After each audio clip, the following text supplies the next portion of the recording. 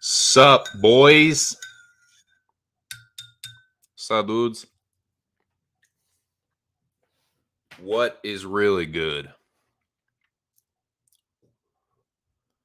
Good morning, good afternoon, good evening, wherever you are out there in the world. I hope you're doing well. You were listening to just my 2 cents. Got a lot to talk about today.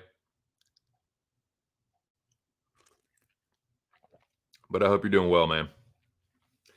It's Monday, August 1st. Jesus Christ, man. I cannot believe it's fucking August already. August 1st, 2022. Over halfway through this year. It feels like it just started not too long ago, man. It just feels like a few weeks ago. But here we are, dude. Got a lot to talk about, like I said. Give me 1 second, man. This fucking clock drives me nuts, and I forget to take it out of here every single time.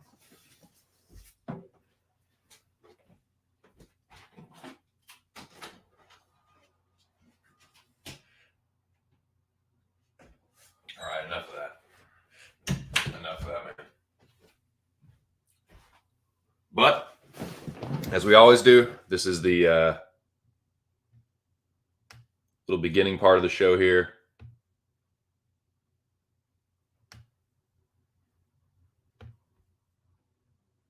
That I like to call the intro / announcements / channel news / pregame smoke sesh portion of the show.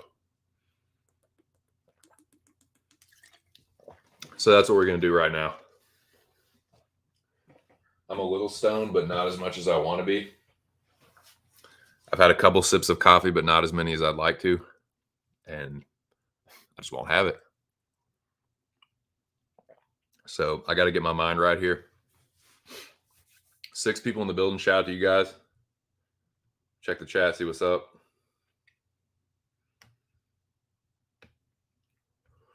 Well, it's the big show. Big bad show tonight. That's me responding. Big Show says, get a hold of me after your stream there, good buddy. Will do. 10-4 there. Everybody Wang Chung tonight. Everybody Wang Chung tonight. Everybody Wang Yun tonight. Everybody Wang Yun tonight. Wang motherfucking Yun. A big os, a big bow, and a big sa, dude. How's the weather there, Wong? It's pretty nice outside. A little breezy. There's a few clouds in the sky. How's the weather where you are, my friend? The motherfucking general, Alex Ramirez. One of Texas's finest. You ain't there. You ain't that light there, brother. Oh, you missed the tune? Oh, well. I can cure you of that ailment right now.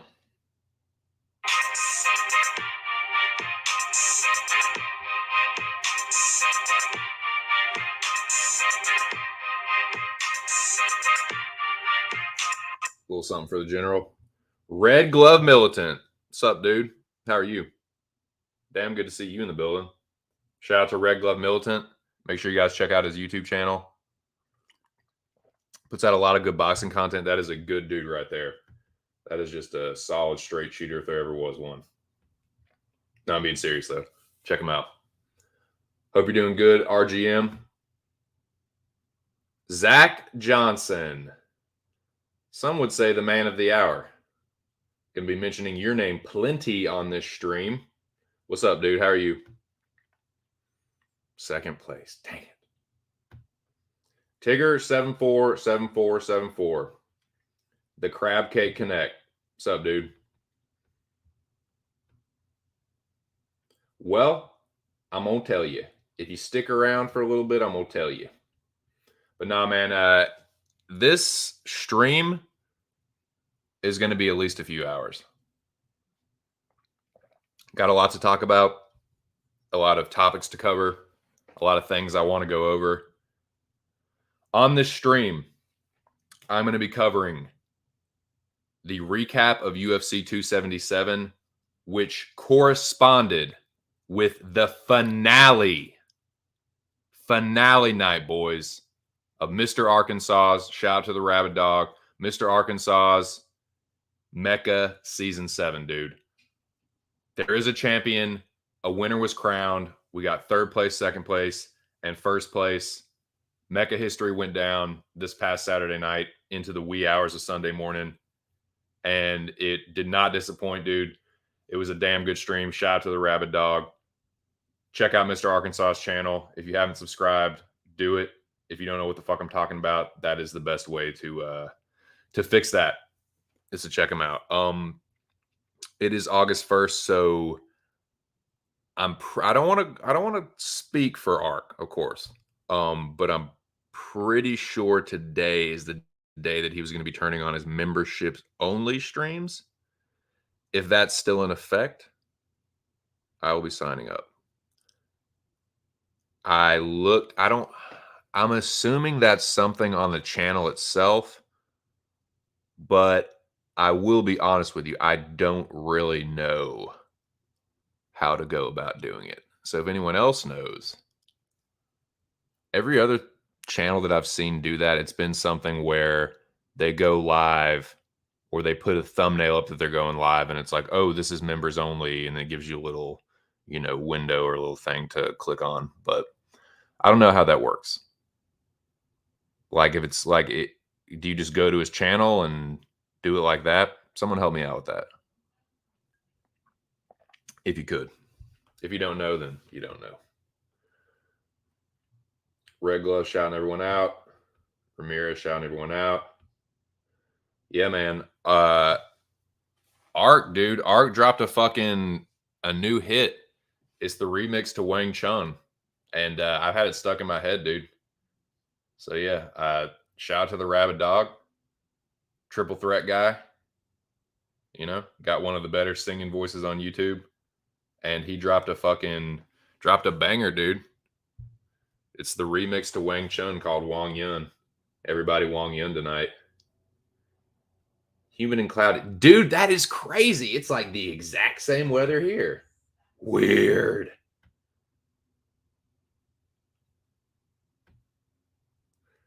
One of the few days it's not humid as balls in Maryland. Yeah, well, it's a goddamn swamp except for Western Maryland. And then you get into West by God territory there. But yeah, Eastern Maryland, Central Maryland, it's just about goddamn near underwater. Thus and so, it's humid as a son of a bitch. As Tigger, I'm sure, knows. Yeah, it's a little humid in the east here on the Eastern Shore as well.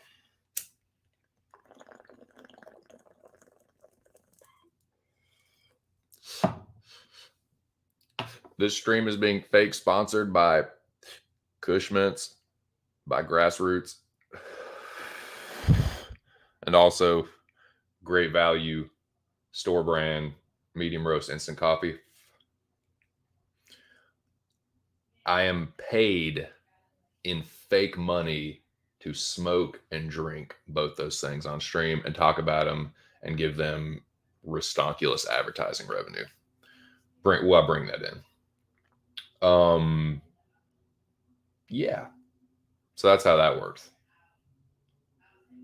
What else is there to talk about, man? Any channel news, 2 cents? Not really. Not really, man. The channel has been going good, man. I want to shout out everybody that's been coming through.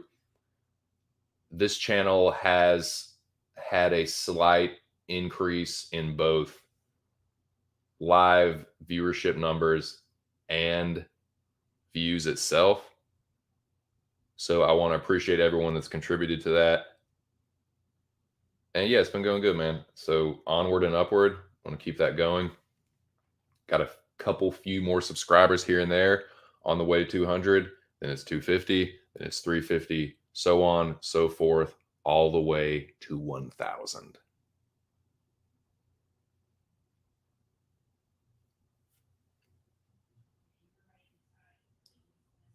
Strength. Masculine man strength. Hey, I appreciate that, dude. Check out Red Glove, man. That's a good dude. He's got a really good boxing channel.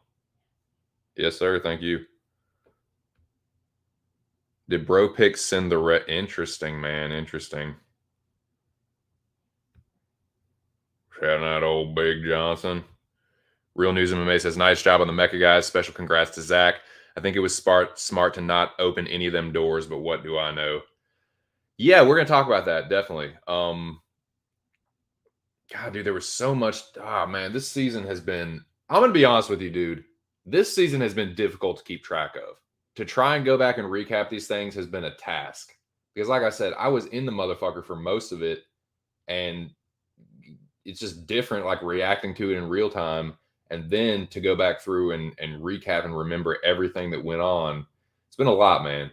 So forgive me if there's stuff that I miss out on. I'm gonna do a couple things on the stream today, and I'll announce them when I get to them. But yeah, man, we had the conclusion of the Mecca. Let me just say, and well, I'm getting ahead of myself. I'm getting a little ahead of myself, boys.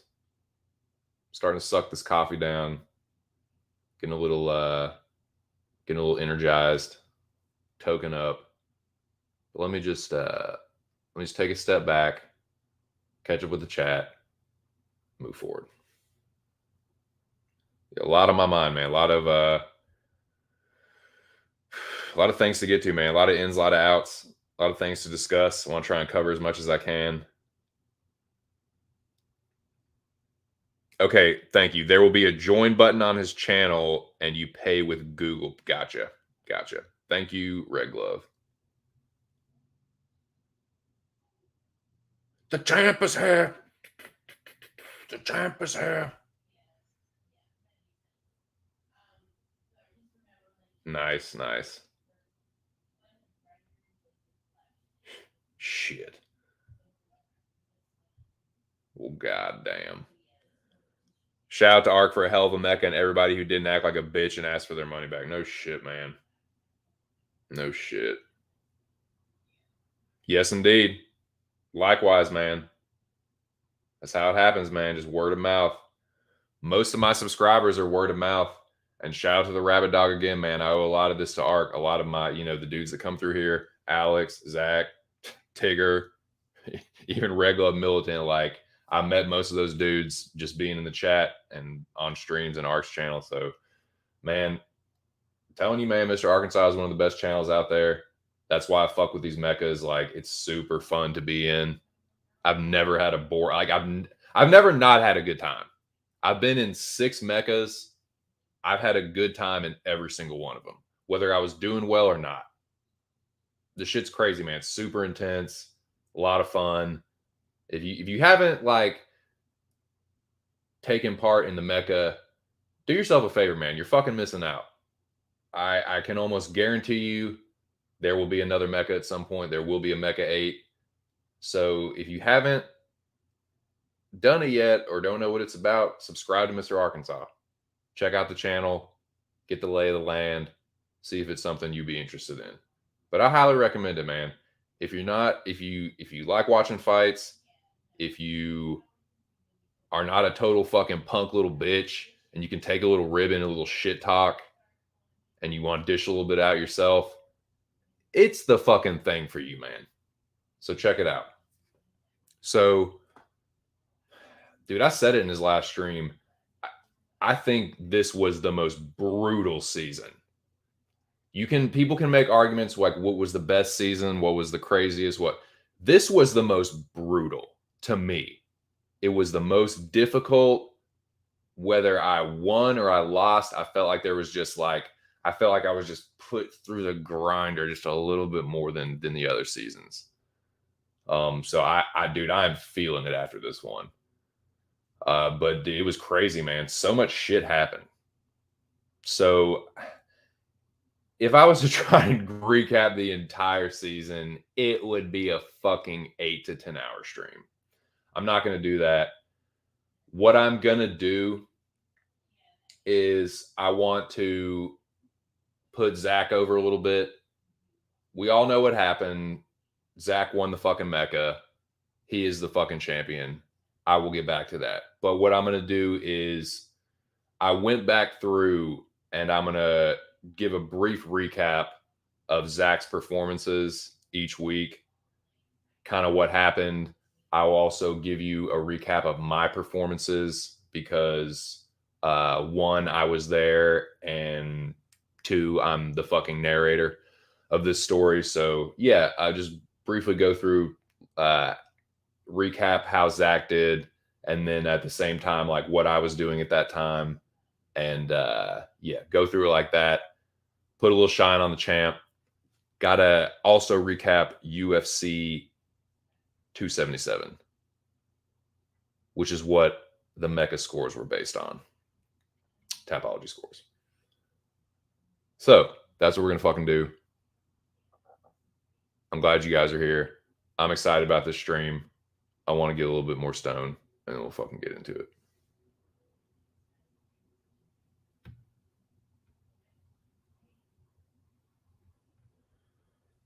This season was fucking insane. To me, yeah, like it's been, I feel pretty safe saying it's probably been the craziest for me anyway. I know Ark said that season 4 was the craziest to him because like he had to do, there was a lot of chaos in season 4, especially for him. A lot of resets, people dropping out, people complaining a lot about the game. That was so like season 4 really put Ark through the ringer. But dude, this season was probably like I said, it was the most brutal. It was probably the craziest for me. This season 7 was the craziest, which I didn't think would be possible because season 6 was so wild too. But this one was nutty.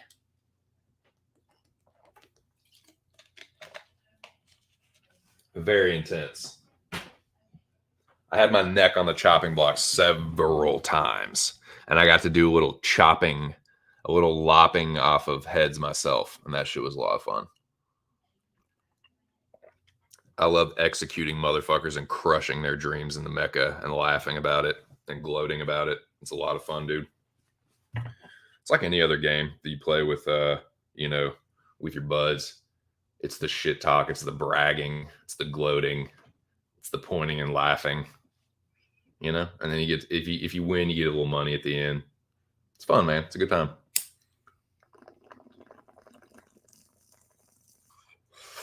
That's why this shit's so brutal, dude. It's public humiliation. It's public glory. It's like, I don't know, man. It's wild.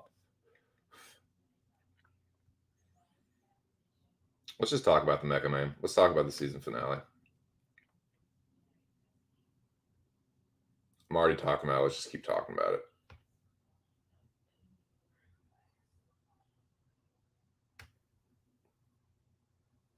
So I made a bunch of notes. I did not make a ton of banners, but I have a bunch of notes. Got about 4 or 5 notes.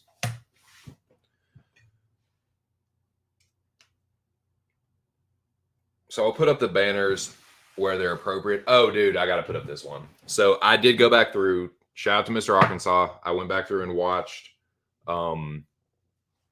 these mecha streams. The shit went on for 2 fucking months, dude. 2 months of brutality. Excuse me. Of brutality, ruthlessness, alliances, backstabbings, betrayals, men getting broken in spirit and quitting, men getting fired, incurring the wrath of the fucking rabid dog, which few can survive, if any. Yeah, motherfuckers got fired, motherfuckers quit, motherfuckers, like, there were public executions, public humiliation, people turned to drinking, alcoholism, drug abuse, all kinds of crazy shit went down. The consequences of being involved in the mecha are they cannot be overstated. So yeah, dude, I went back and I watched these streams, right? Get a load of this, boys. Get a load of this fucking original. Y'all ready for this shit, dude? Get a load of this fucking original cast. This was the original mecha cast, dude.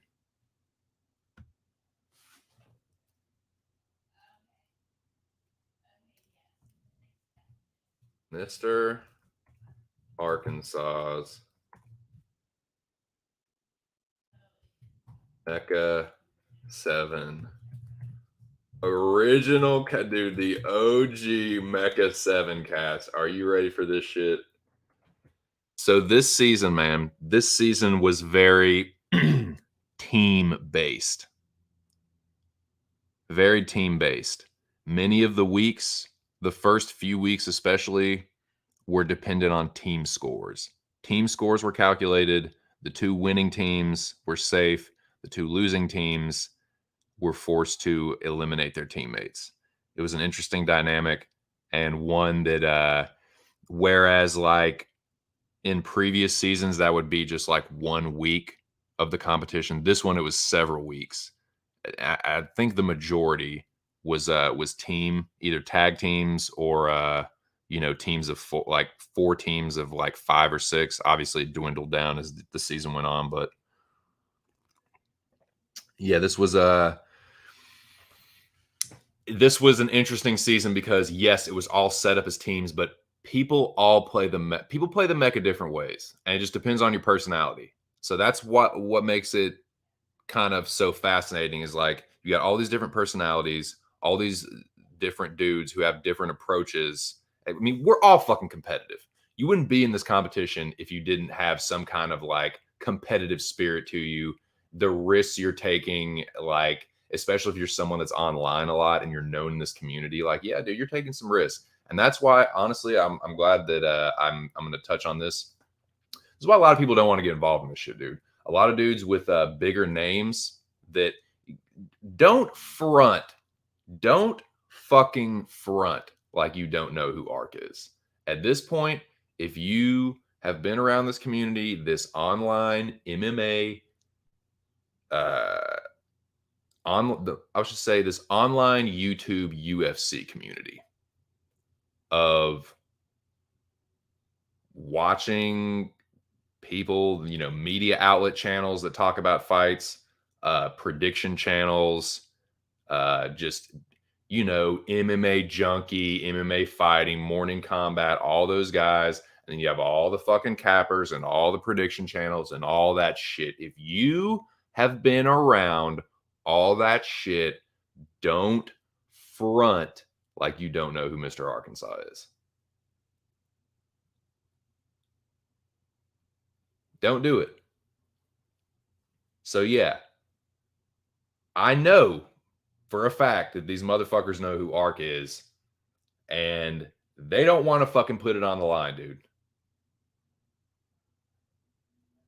The mecha, when you are in the mecha, the shit hits different. The pressure of knowing that if you fuck up, it's different when you're like, you're just on Twitter and you make your picks every week or you make your bets every week and you're just like, You're just like, okay, whatever. I didn't have a good week. I had a bad week, blah, blah, blah, whatever. Everyone supports you. Da, da, da, da. In the Mecca, nah, it ain't like that. It's a ruthless competition.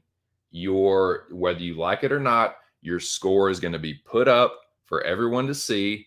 If you shit the bed, you're going to be publicly humiliated. You are going to be possibly executed live, and you're going to have to be in there and fucking stand for yourself. And a lot of dudes don't want to fucking do that. A lot of dudes around here in this fucking community do not like taking the L. I've seen it a million fucking times, dude. I'm not naming any names, but some of these motherfuckers do not like having to go like, dude, you know who you are and you know who you're not. The guys that if it don't apply, let it fly. I'm just saying, man, that is my theory as to why a lot of dudes, if Ark's listening, dude, this is why I think more people don't sign up for the Mecca. They don't want their big name in there getting fucking humiliated when they have a shitty week and getting their fucking head chopped off by some relative no name. Dude, they don't want to do that. They don't want to risk it for they'll fucking throw a bunch of money on some dumb fucking bets, but they don't want to risk it for that biscuit. I'll tell you that right now. So that is my theory as to why it hasn't caught on more with some of the bigger channels. They're scared of that shit. They know about it, but they're fucking scared of it. That's what I think.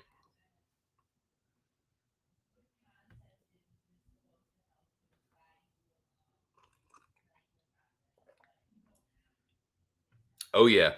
Yes indeed. Yes indeed. Yeah, dude. The last ones over 50. Had 52 in the last one, I think. So yeah, it's catching on. It's catching on around the community, but dude, that's why I think there aren't more bigger names involved. But hey, dude, people are making names for themselves in this competition. I'm going to talk about one of them here in just a second. His views went from 55 to 32 right after he announced the winner. People are there to see who wins. Yeah. I mean, I think that's when it's a stream like that, when it's like, and I was even honest about it too. Like, I was tired as fuck. It was like 2 something in the morning.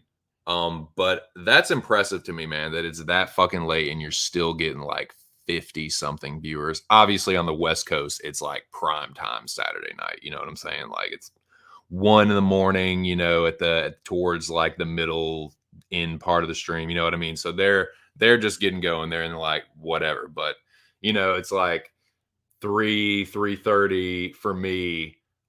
So I think that might be why there was that big drop off. It's like, okay, as soon as the people figured out who it was, like, okay, now I'll just pass the fuck out. I hung in there as long as I could. But yeah, dude, like I said, considering it's that fucking late for the East Coast and there's still 50 in there, 50 plus, that's what's up, man. That's what's up. I hope Ark sees that as a good sign. I feel like the shit has been catching on. I feel like it's been catching on, and I hope that some of the bigger channels fucking sack up and put their shit on the line in the Mecca. I'd like to see that, man. Some of the big shots. But yeah, man, the shit was dope. Well, you know what? That dude right there, Zach Johnson. I'm gonna talk about that dude real quick. Let's go back, boys. Let's take a look back. In fact, that's what I'm gonna title this banner.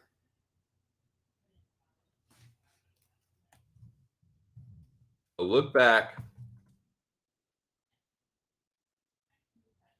at, well, let me just first say this.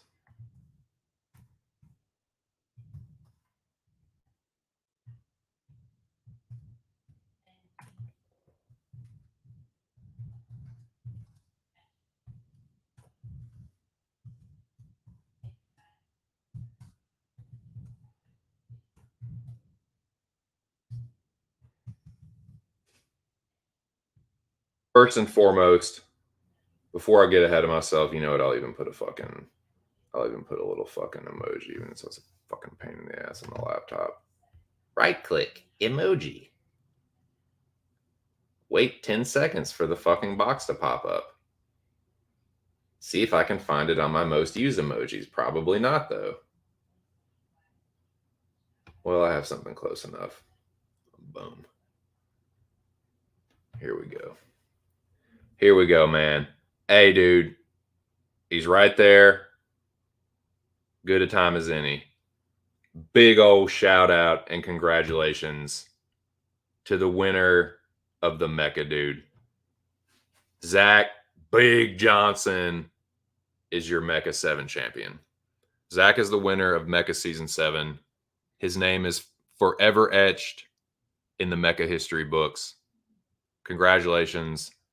Dude, you had a hell of a season. I went back and looked at that shit. We're going to talk about it right now. I went back and looked at how you did week to week. I added up your final score. I got your average. So yeah, we're just going to go back. We're going to take a look back, boys. I'm going to get real fucking stoned on this Cushmint's. And then we're gonna take a look back in time, dude. Back in time. A look back, man.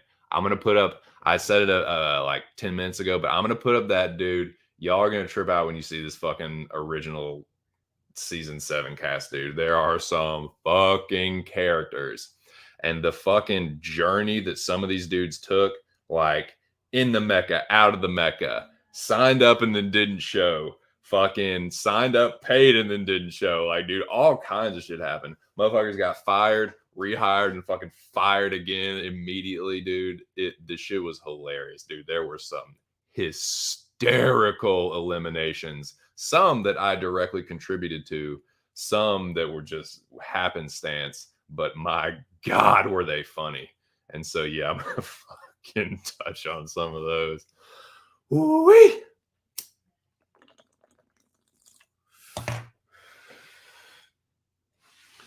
Big old Zach Johnson. How about that Syracuse orange, man? How about old Zach, dude? I bet some people didn't think this would ever happen.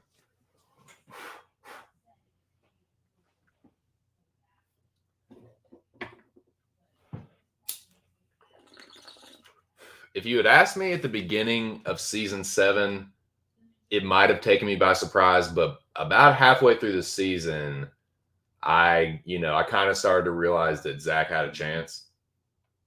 No, I obviously didn't predict him to win. I thought the general was going to win, but man, Zach did have a really, really fucking solid season. But dude, there were a couple weeks, man, where the shit went down in a crazy way, and things could have gone a lot differently. So we're gonna talk about that shit, dude. We're gonna take a look back. We're gonna go through each week, tell you how Zach did, kind of give you the lay of the land, all the shit that was going on, what I was doing at the time. Probably sitting there with my fucking neck on a chopping block, but I didn't do quite as bad as I thought I did looking back, but I still kind of got fucking lucky to make it as far as I did do. But we're gonna talk about this shit, put some shine on Zach, and just have ourselves a good old time. So shout out to the 8 people in the building. There were 9 a second ago. Can we get 10? Can we get that old 10? We'll see.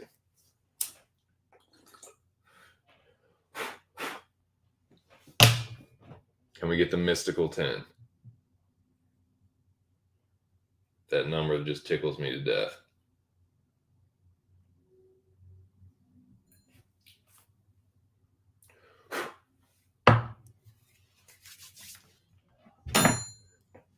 Cushmint's on deck.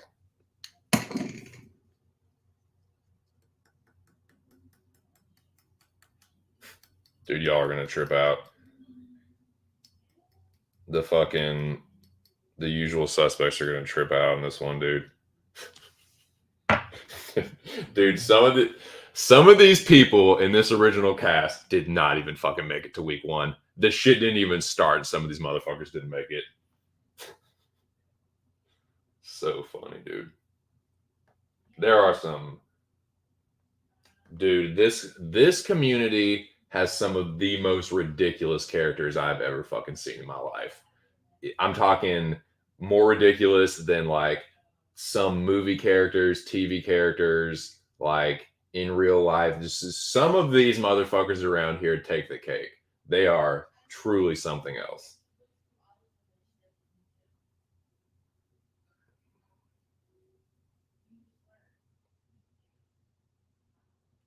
It's like you are not fucking real. Like you dude.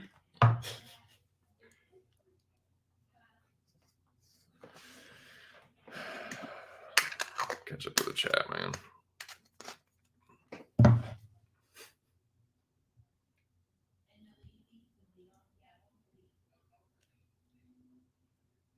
Nice, dude.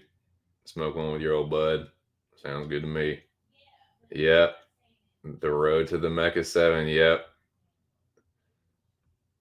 Yeah. It wasn't a bad prediction, man. You he fought for your money for sure. Hey man, Zach did call that. I will confirm that myself. I bore witness to that. Zach kept saying it, dude. He's like, it's my time. It's my time. I was like, yeah, whatever. Is General gonna win again? But no, it's my time. He was super confident about it, man. But dude, these first couple weeks especially are gonna fucking bug y'all out. Y'all ready for this shit? Fucking smoke one with Zach real quick. Dude, I got these fucking companies are something else, man. So Colta and Strain, two weed growing companies here in Maryland. Tigger's probably heard of them.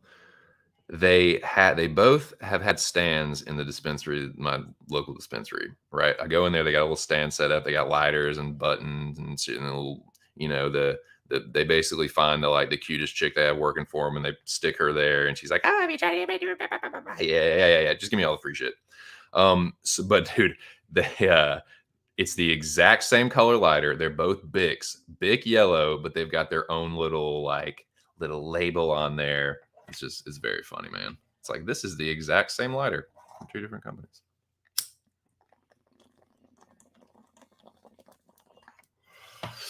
But yeah, I like Strain and Colta. I feel like I've gotten more tree from Strain, but Colta has some pretty good shit too. Curio is another good company, but they're all fucking like, they all have these like similar sounding names. I get Colta and Curio mixed up all the time. It's like, y'all have this. Are y'all fucking? Did y'all all have the same think tank and you just grab two different names out of whatever y'all came up with? It's like, it's funny, dude. Anyways, man, I'm just fucking token up here, about to go into this fucking. That's a look back through time. A look back through time and space. I have the power to see into the future. Centuries into the future. But actually, the past. We're going to look back into the past. Give you this fucking original Mecha cast, dude. Here we go. Dude, Arc's Rogues Galleries surpasses Batman, surpasses Spider-Man, and, well, let's face it, those two have the deepest Rogues Galleries. It surpasses both those two.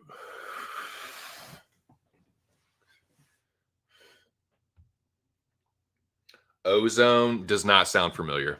No. It's SunMed, Grassroots, Grow West, Curio, Colta, Kind Tree. What are some other ones? Those are the big ones. But those like 6 or 7, I mean, District Cannabis is another one. District Cannabis is Gelato Cake and Cherry Kim. Those are like they have a couple others, but those are the main two they grow. But that's all they fucking need to grow, dude. Cherry Kim is dank, son. Cherry Kim is super bomb. It's very reliable, and it's you can usually get it for a pretty good price. That's what I like about those two, man. Gelato Cake and Cherry Kim. I've never paid more than 45 an eighth, and usually you can get it for cheaper than that. So Midwest. Oh, laughing at my dumb Merlin shit. My fucking sword in the stone bullshit. I'm in the Midwest. Nice, dude. Nice. I used to live, man, like I consider Arkansas the South, but it borders the Southwest. It borders the deep South. It borders the Midwest. And it's like, what the fuck do you consider Tennessee? I consider Tennessee the South, but it's like you go to the north, like on top of Tennessee is the Midwest. It is the Midwest. And Tennessee, depending on where you are, like it's got a kind of a Midwest vibe. Like Middle Tennessee got a bit of a Midwest vibe. I'm just saying, man. It's the same. Like my brother used to live in Kentucky, and like the same shit. Kentucky, Anna. That's up in Louisville and like northern Kentucky. It's a bit of a Midwest vibe, dude. But then you go down to fucking like you go to like southeast Kentucky, and it's fucking Appalachia. Ding ding ding ding ding ding. You know what I'm saying? It's funny, man. Region this country is fucking a trip, and I'm starting to get real high and go off on tangents. But I'm not gonna lose it, man. I'm gonna regain my bearings. I'm gonna focus, focus, motherfucker.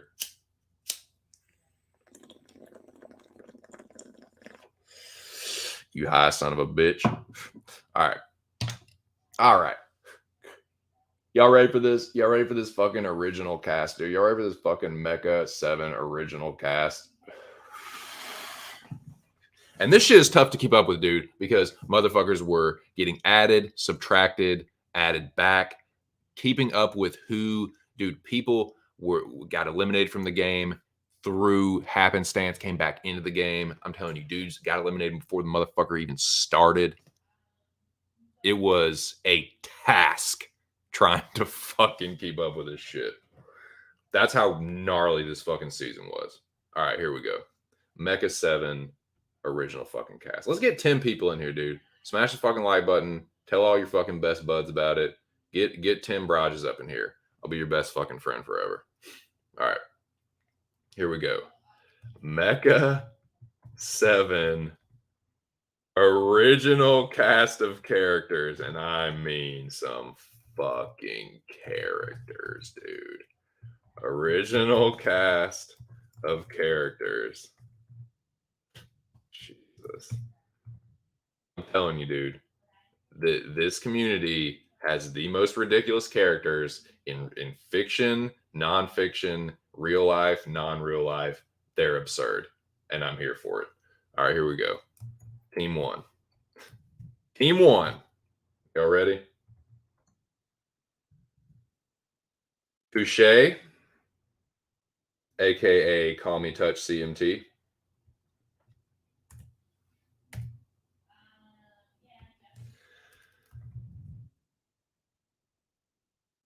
Is best now. All right, so this concept for this season was conceived of by the evil genius, the rabid dog, Mr. Arkansas.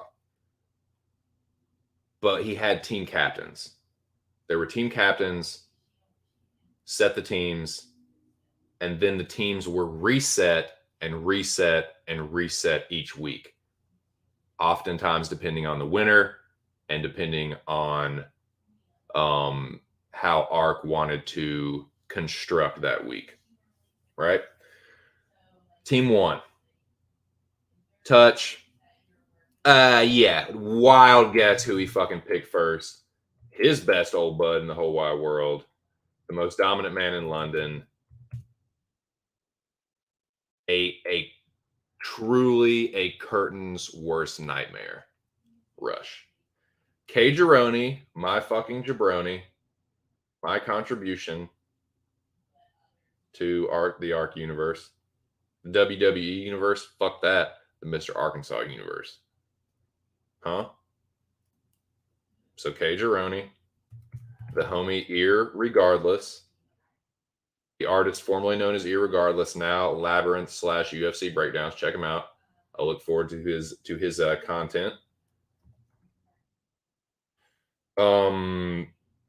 This motherfucker had a heck of a season. This God, fucking bro picks. My old bud bro picks. He has had a He has had a hell of a 2 months. And Neil the security.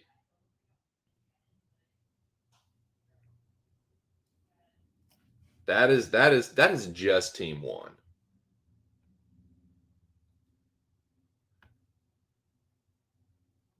Touch, Rush, K. Gironi, Ear, Scorpion Picks, which he became Scorpion Picks during this season. He transformed into Scorpion. There were some transformations, dude. There were some metamorphoses.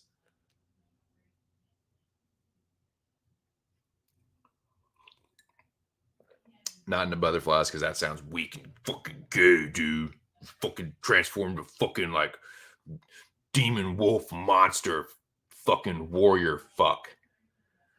No, but there were some transformations, man. There were some ascendances. Some people definitely took the next step. Zach Johnson. Big Johnson, excuse me. Excuse me, forgive me. Don't beat me up now, Zach. I'm getting used to the new nickname. But yeah, look at that. Look at that shit. Neil. Fucking Neil. We're gonna talk about Neil here in a second. Don't worry, Neil. Fucking Neil. Neil the security. What the fuck are you securing? I'll tell you what you're securing. You're fucking jabronydom. We're gonna talk about that here in a second. Chip Diamond, unreal. Neil the security, unreal. That was just unreal. All right, so that's team one. Get one more person in here, man. Fuck. That's team one. All right, you ready? Team two. Team two, what you gonna do? Straight from me to you. What do you know? We had El Capitan, El Campeon, the captain of Team 2, old Big Johnson, old Swinging Dick. And we had the General, Solar Warden. Shout out to Solar, formerly the artist formerly known as Turn It Up MMA. The homie Noah. Squid? Spicy squid, dude. Yeah. I get to 9, and then the lurking pieces of shit, my detractors who are just like lurking and trying to like poke holes in your boy's game. That's who fucking dipped out. Fucking rotten sons of bitches. It's all right. I love the hate. As Ark said to fucking Neil, this is a direct Mr. Arkansas quote. And it's one of my favorites, dude. And it had me fucking rolling this season. I don't want your love, Neil. I want your hate. I want your fucking hate. So yeah, that's the fucking haters that just dipped out, dude. We had 9, and I was like, come on, man, let's get 10 in here. See ya. I see you, motherfuckers. That's all right, though. I will press on in spite of you pieces of shit. In spite of you naysaying. Fuck the naysayers because they don't mean a thing. Because this is what style I bring. Bo Jackson was the captain of Team 3. Drunken Boxing. Shout out to the homie Drunken. The artist formerly known as Pubehead, now known as Everybody Wong Yun Tonight. Everybody Wong Yun Tonight. Wong Yun.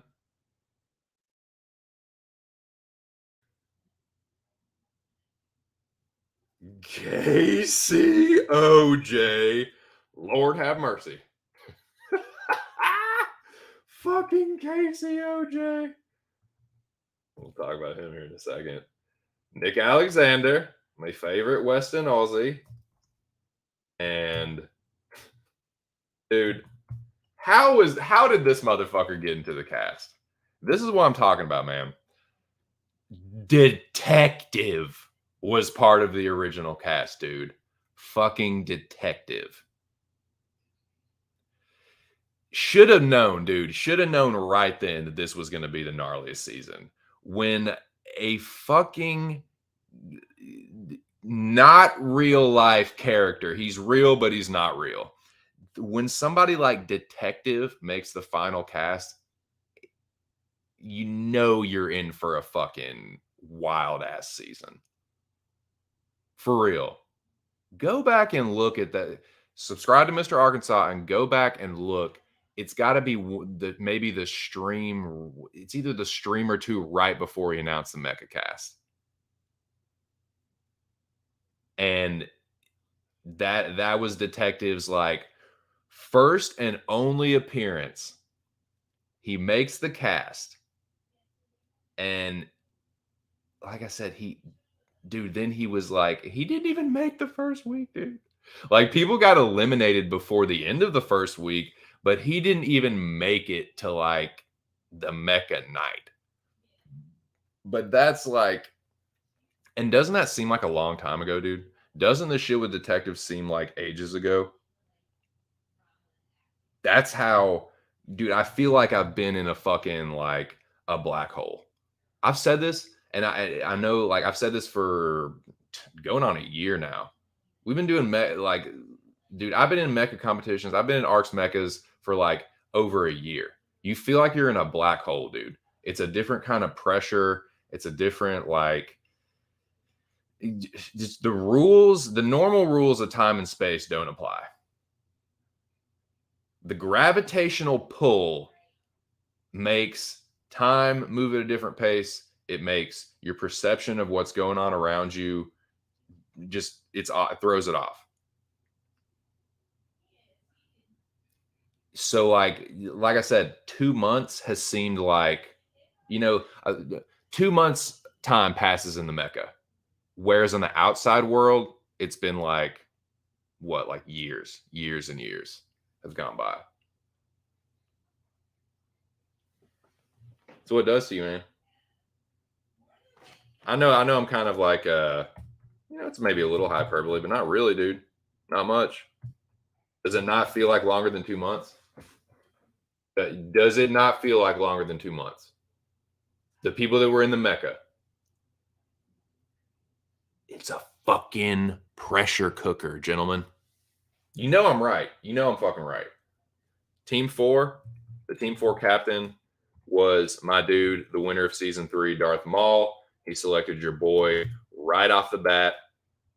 Shout out to Darth Maul, the bipolar Jedi, the casual Jedi. He goes by many names. I just call him Maul. I call him Darth Maul.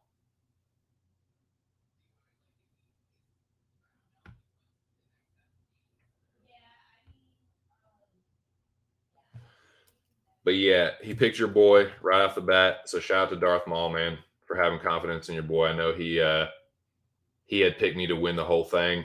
I feel like I let him down. I will at some point commit seppuku for that. I'm gonna dark saber myself, and then I'm just gonna I'm just gonna go hand it to him, and then just cut my head off. Or you can do it with your own double-sided dark saber. I mean lightsaber. Red lightsaber. Dual lightsaber. DUAL, not DUEL. Anyway, man. Yeah, Chris picked me first. Then the wretched nutria swamp rodent, the heel of all heels, Jonathan Cardone. Beefly out of West by God, Virginia. Gaymon, the Fosse boy, the Ross Clot to wipe all asses. Gaymon, prime with Anon to round out Team 4.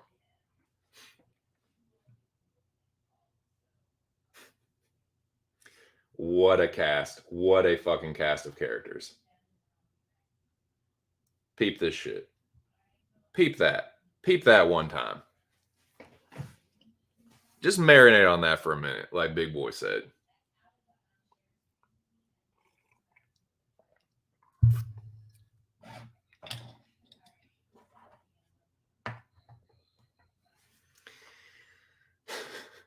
Detective. Just the names Casey OJ, Detective, Game On, like that's and the shit didn't even start. That the shit hadn't even started, and that's what you're working with. Wild. Wild, dude.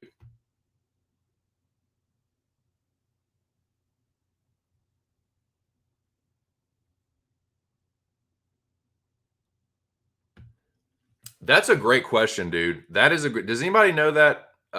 Stat dorks, no offense. I'm not smart enough. Statistics makes my eyes cross, makes me want to throw up. Um, dude, it was one of the longer ones, if not the longest. Shouting out the homie ear. I am also a Neil, and I have also dude, man, mind blown. Real news is Neil is a kid. Nah, dude, you're actually a decent dude. Neil is a sack of shit. Neil is a drunk sack of duty. Duty, Spalding, no. Duty. Mecca 10. $50 great. You are drunk in the morning time. You're drunk for the morning. That's no good for your life, baby. 20 contestants, grip in the pot, winner take all. I think that's possible the way it's growing. I mean, I like where your head's at. I like your ambitious nature. Miles over. See, this is what I'm talking about, dude. A motherfucker, and I don't know who you are, but you're not. Yeah, someone named randomly a dude named Miles Oathgirth just happened upon these two channels. I'm so fucking sure. Whoever you are, I know you're someone that's been around here before, and that I find that amusing. But yes, no, I fucking Oathgirth. That is not it. You are something else. But all right. But yeah, no, I don't think that's crazy. I don't think that's crazy. I know I'm busting your balls a little bit, but nah, man, I don't think that's too wild. Maybe not Mecca 10. That's a pretty big jump. Like, dude, all right, think about it like this. Look how difficult it was. Dude, getting $20 out of some people was like pulling fucking teeth. And people give me shit for, oh, Jason, you making what? Yeah, dude, it won't nothing to fucking cough up that 20. We ain't broke, goddammit. You know what I'm saying? Some of you motherfuckers is broke for real. Don't give me that bullshit about principal. I don't want to cough up. It's $20. And dude, this is another. Ark has been hammering this home for a while, and I've been trying to drive this nail home too. Dude, I do find it incredibly amusing. And how ironic that the dudes that be flexing the most about how much they fucking make are the ones that are that like, and I was joking about this with Anon the other day. Like they're the most reticent, the most like unwilling. But so yeah, I don't buy that shit. It's $20. And it's like, yeah, I know that is how some people that have money have their money. They're fucking stingy with it. But if you're claiming that you're balling outrageous and you're flexing about it, and that's the attitude that you have about your money, it shouldn't be nothing to slip off a 20. Dude, that ain't even if you making it rain like that, that ain't you don't even have that in the stack, dude. You slipping off hundreds on that fucking titty hoe. A 20 is nothing. You wipe your ass with that. So yeah, that's like now for like some people it's just being a heel, but dude, I just think that shit's funny, man. I think that shit's really funny. And it's usually like just fucking jokers. Jokers, not to be taken seriously. But yeah, man, I don't think that's crazy. The people that are serious about it, I just feel like Mecca 10, maybe more like Mecca 15. Dude, Zach, man. When I was going back through and looking at this shit, I was really stunned how some of this shit unfolded. And dude, I got a couple surprises for you, buddy. There were a couple weeks that you, woo, yeah, get on the fucking blood clot. I thought about signing up before I even half understood the game. I think you guys needed one or two, but I didn't end up going with me. That would have been a mistake for sure by me. Hey, dude. Well, hey, now you kind of got to see a little bit, got the lay of the land, kind of know what you might be in for, dude. Throw your name in the hat. Throw your name, but you just have to know that what you're committing to.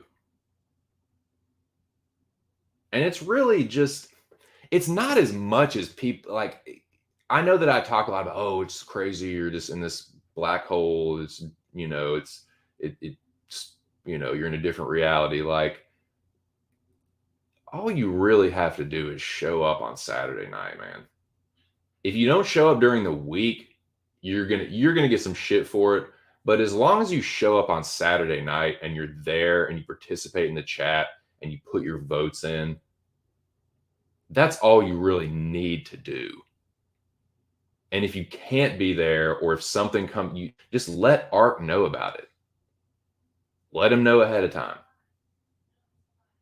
He's not that unreasonable that you can't talk to him.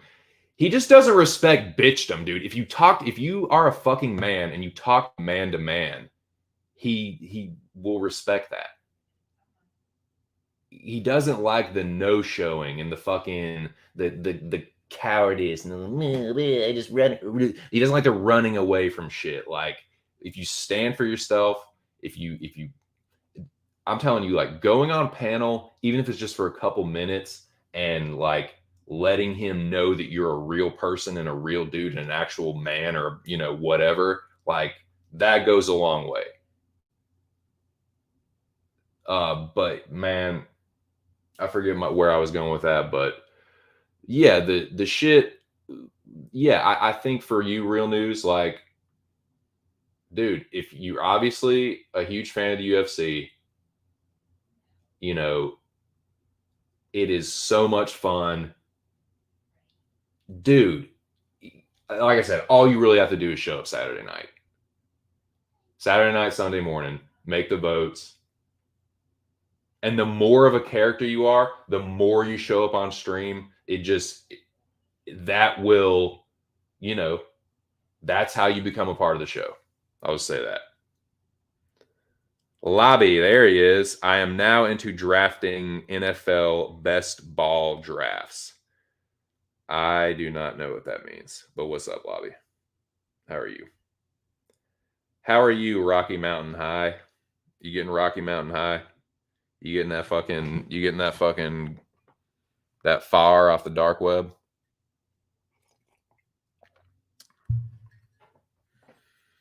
Yes, that is bipolar Chris. One and the same, Darth Maul. Yes.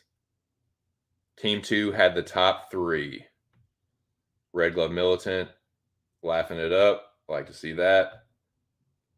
We can't be killing the finale stream with money issues anymore for sure. Yeah, I'm glad that Art got on top of that. He definitely put the kibosh on that. I agree, man. Like the dude is tough enough running, and I've said this before, dude. Running that, I don't know how he does it. I don't know how he hosts that shit. Like for me, like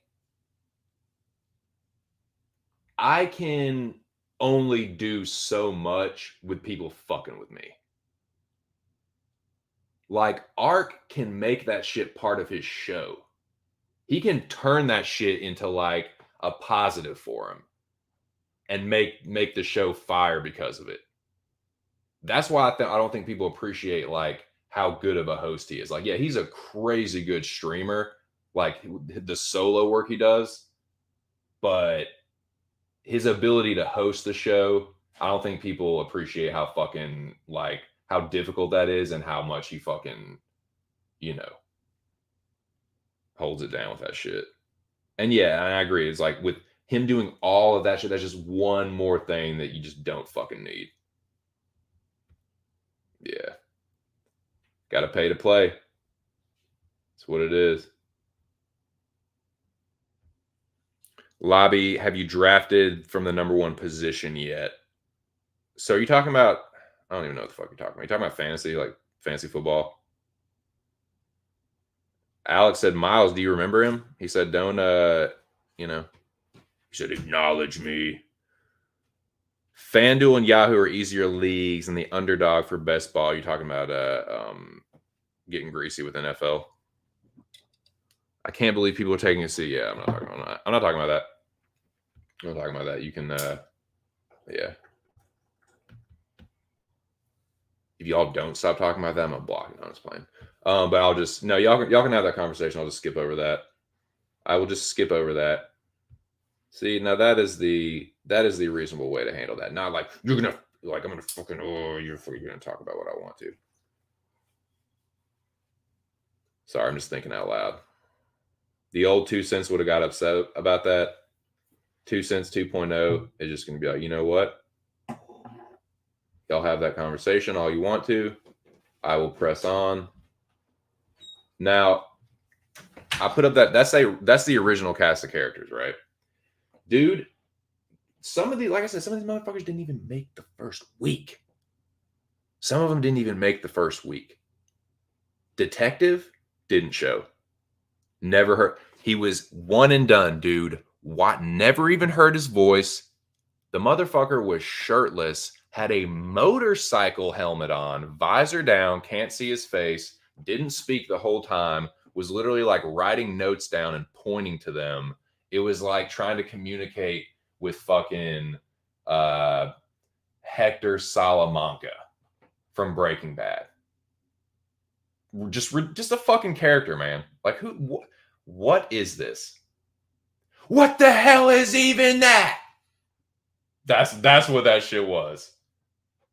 Detective said, "Daddy, chill."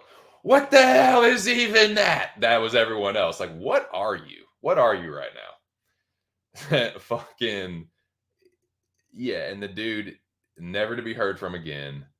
Agreed to be in the Mecca, and dude, A for effort, because if he actually would have come through, it would have been wild having him like come on streams and like him writing down who his vote was and like making that part of the show. Like that would have been cool. So I definitely understand the appeal of trying to get a guy like that in, but it's like, yeah, we probably should have known that was never gonna like just gone. Like one and done, probably will never show. Dude, I will be fucking how crazy would it be though, right? If all of a sudden Detective like popped up. Just like jumped on stream, like there's Detective again. Like who knows what the fuck happened to that dude? He did like dox himself 3 or 4 times though. I will say that. Like he you know, definitely don't do that as much. Definitely don't give people access to your like personal information like that. Maybe. But yeah, man. That is just the wildest cast of characters and the motherfucker ain't even started. Should have known. Should have known.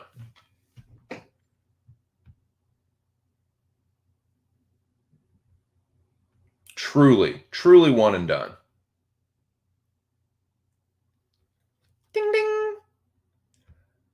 Dude, I don't want to fucking like confirm this, but maybe actually, yes.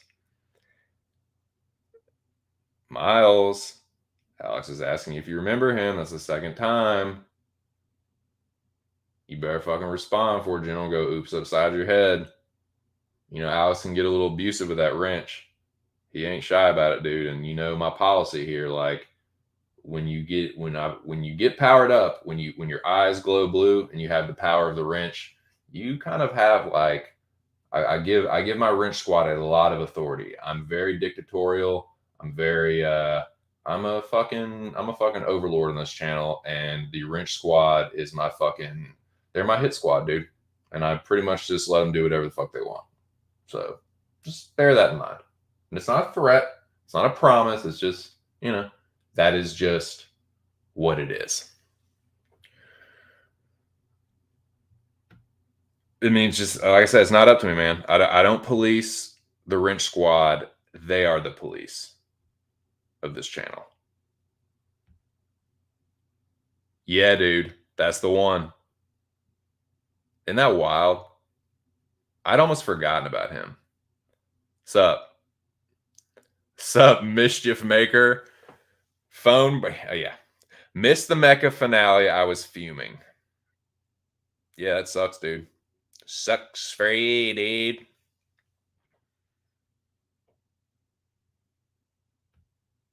My money says it's Rush. How funny would that be? Rush, is that you? Is that you, Rush? You rascal, you?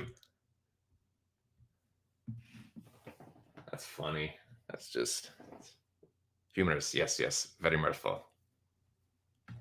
Jocular and congruous. Yes, yes. I have hidden the portal behind the humanities building because no one cares about the fine arts anymore. It will not be disturbed.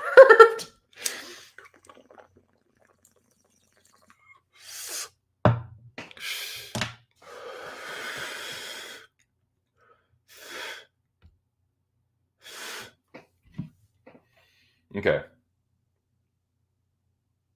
So, like I said, Detective did not make it to week 1. Fucking Cabbage the Savage replaces Detective. But dude, that motherfucker runs his mouth so much. For someone that doesn't show, who runs their mouth more and shows up less? Let's. I want to take a poll on this. I want to take a poll. I'm gonna go off on a little tangent here. Who runs their mouth more? I might do it. Can I do a poll? This might be my first poll that I ever do on my YouTube channel. Who runs their mouth more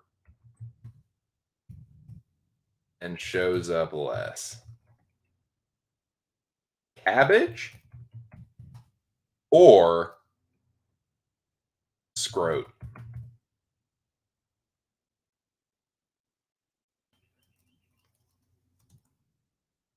And just so people know what their real handles are. Like, Cabbage? Who's Cabbage? You know who it is. At least now you do.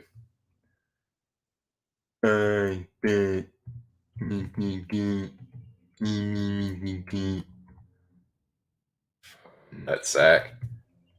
Yeah, how's the crypto going? How's that crypto market going? Scroat. You fucking nitwit. All right. But yeah, this is a good one, dude. I think this is a good one. Who runs their mouth more and shows up less?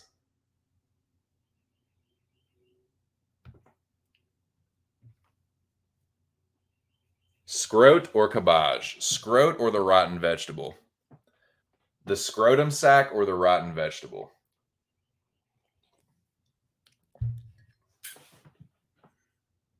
Let me make a poll. Let me make a poll. I'll do that right now. I will now go. Now is the time to overlord. Enough of this StreamYard.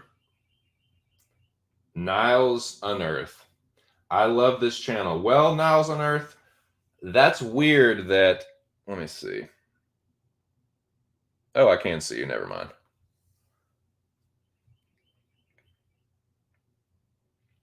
Let's see. Let's see. How do I.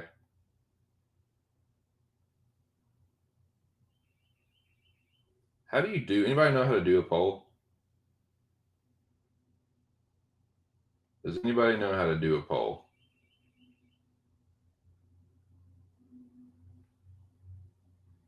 Do you have to go to the fucking studio?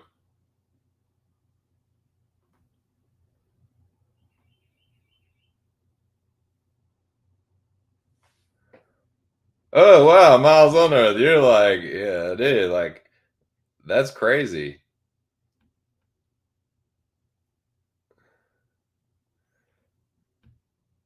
That's what I'm saying, dude. Who is it? Who is it? Both of them run their mouth like they are two of the biggest shit talkers, two of the biggest bed shitters, and they just are so fucking scarce. It's just like pop in, throw some shit everywhere, and then just dip out.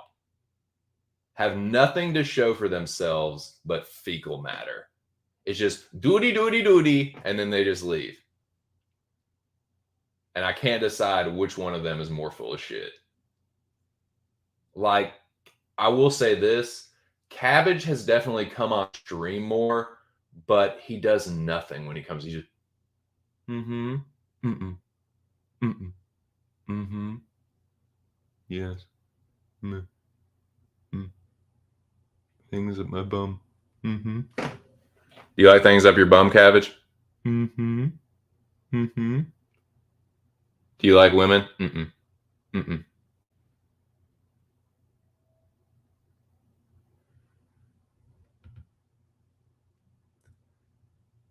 Dude, playing with fire. Playing with fire, Niles Unearth. I think that Miles Ovgirth and Niles Unearth might be that same that person in the same that makes the different accounts. That's what I think. I'm not dumb. Well, I am, so I'm glad you're here, Alex. I'm smart enough to know who to give a wrench to. So, week one. Week one. So Cabbage. Well, I'm gonna wait on. I don't know how to do the fucking poll. I'm not smart enough, but I'll just put it in the chat. Lobby defying me. Lobby, if you weren't such a stalwart of this channel, I would just I would just wrench smack the living shit out of you right now. But you know what? You are. You're a character around here, so I'm gonna let you live. I might, sir. You keep testing my patience, and I just might. No, I'm just playing. You can keep talking about your random shit. The general be cutting heads, dude. The general's ruthless, man. The general's ruthless. In the Mecca, general don't care about nothing. Y'all should have fucking learned that by now, man. How hard is the general to kill? How many fucking finals has he made it to? The dude's won it all. He ain't nothing to fuck with, dude. He almost won it again, dude. It was literally down to him and Zach. Fucker almost got it again. You cannot sleep on that dude. He will cut your motherfucking head off.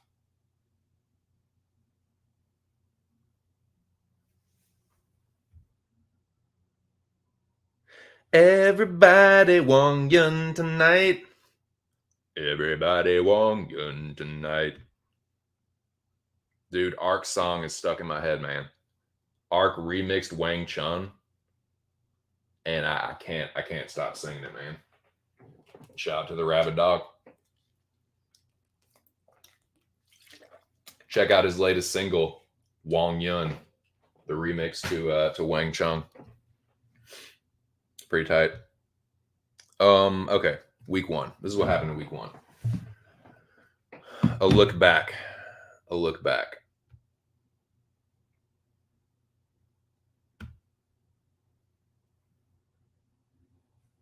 I'll put that in the chat. Put that in the chat.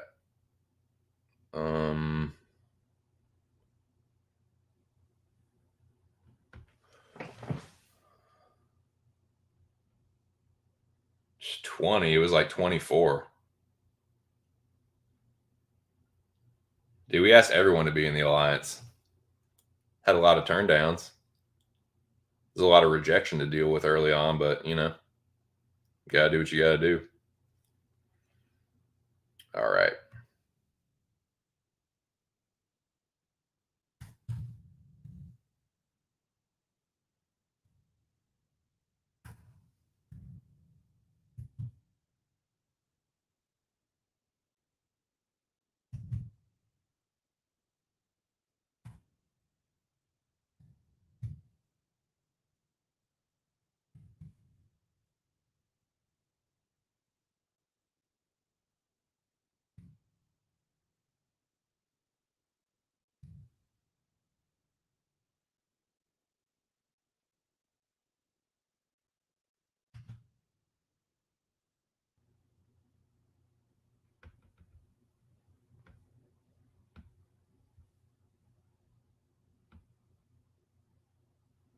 Yeah, I'll just leave that in the chat. Because I do that. I'm racking my brain, man. That's a tough one. Okay. A look back at Mecca, at Arcs Mecca 7. Just for people that are new to the channel, man, I want them to know that I want them to know about Arc's channel and about this competition that he created. Look back at Mecca 7. Look back in time, gents. That's what we're doing right now.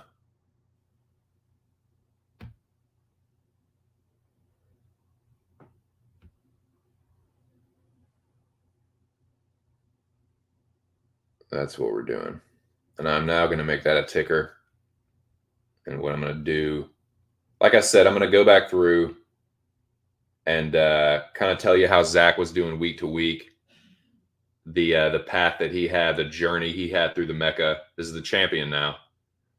And then also tell you kind of like what I was doing at the time, just because, like, why are you talking about? You didn't, well, because I'm the fucking narrator. And this is from my point of view. So, make your own fucking channel and talk about it if you want to. But yeah, man, so this is what we are doing now.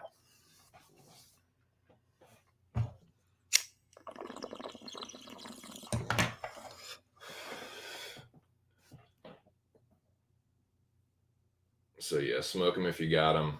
I'm gonna repack this old Kush Mints up, and it's story time, boys. Well, this isn't story time. This is the reporting of history. This is a retelling of one of the craziest events in recent human history. What else crazier has happened in 2022? The Ukrainian invasion? Psh, unreal. You can put that over Arcs Mecca? Psh, unreal. Nah, dude, can't hold a candle. Nah, man, I'm not trying to make light of that, but I think Arcs Mecca is a close second on some real shit.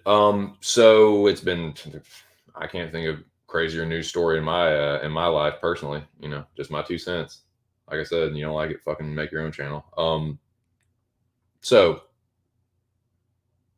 week 1.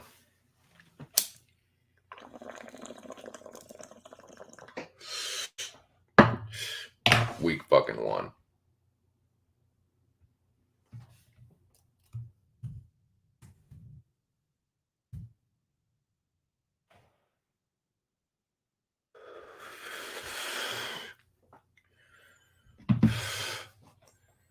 Dude, week 1.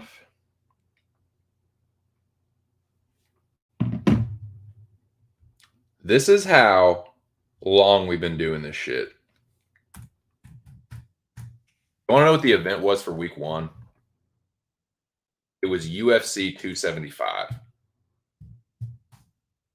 The Mecca has spanned 3 UFC pay-per-views and every fight night in between. Gone to fucking Austin, London, back to Texas. Shit's been wild, dude. Long Island. All over the place, man. A global Mecca competition. It's like Street Fighter, dude. Been taking these like everywhere, man. Every fucking setting. Doing Tapology battle in every fucking setting imaginable. Jiri versus Glover was the first Mecca event this past season.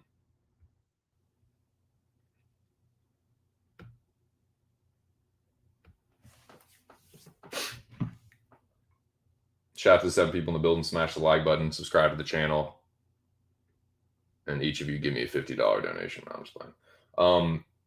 Nah, man. Shout out to everyone that's donated to this channel. I really do appreciate it. I'm just joking about the donation thing. Not really that everyone donate. Where are we at? Week 1. Okay. Dude, Jiri versus Glover. That's how far back this is going. So, like I said, fucking Detective didn't even make it to week 1, dude. Cabbage replaces him. All right. I'm not gonna put a banner up for all this bullshit. That's Cabbage is not getting a fucking another banner. But yeah, Detective replaced Cabbage replaced Detective, who's a fucking no show, and do the no showing. The no showing would be a trend of the Mecca. It just a lot of people just got lost in space, dude. They were just cast asunder. Never, dude.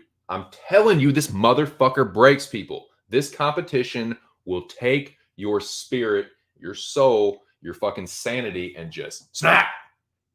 Like fucking Bane taking Batman's spine, his thoracic spine, just snap, just rock. Motherfuckers are dropping like flies, and some of them never to be heard from again. For real. You think I'm bullshit? I'm not exaggerating about that. Some of these dudes that either signed up or said they were going to be in Mecha 7 were actually in Mecha 7 when they got eliminated or didn't even fucking show up at all. They have been, and I mean, ghost, dude, in the wind, on the lam, never to be heard from again. Some of them might show up later, but I don't know, dude. Telling you the Mecha breaks people. Mentally, psychologically. It's kind of not a joke, dude. And we have the evidence over a year of streams. You can go back through where are some of these people? They got booted from season 7. Didn't even make it to week 1. Detective, scarce, gone. Where the fuck is he? Probably never gonna see him again. Right? So fucking Cabbage weasels his way into fucking the Mecca. I think he did pay though, so at least he did that. But someone that, like I was just saying, dude, the first elimination. Let's see, I'm gonna put this up here. The first elimination of season 1, last place, 24th place. We're just, you know, just the highlights.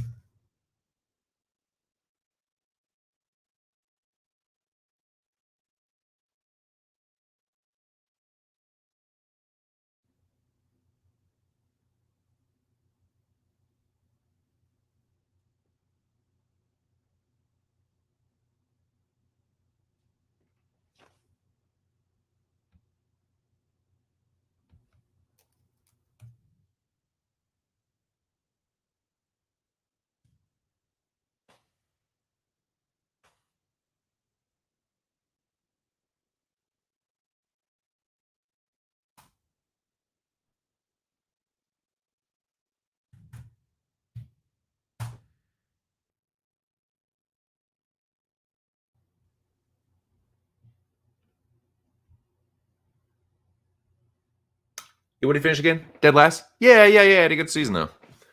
Squid, man. Another dude, like, I'm not mad. I'm just disappointed. That's all. I'm just disappointed. I'm not gonna shit on Squid. I'm just gonna kind of make fun of him a little bit. Um, dude,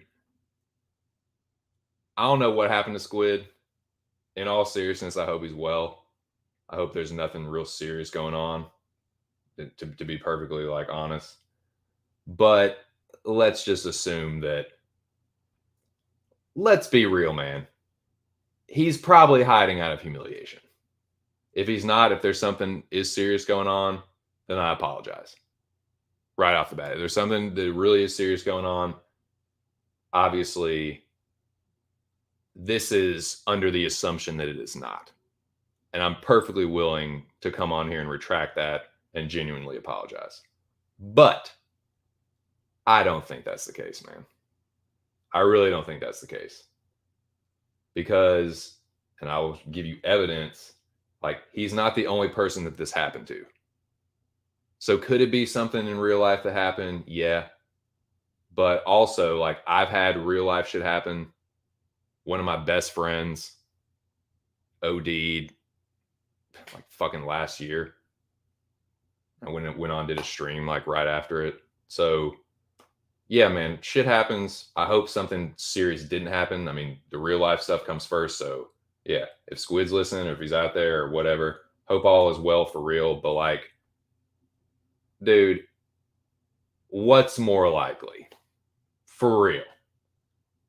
The dude scored, what is I have it written down here? 265,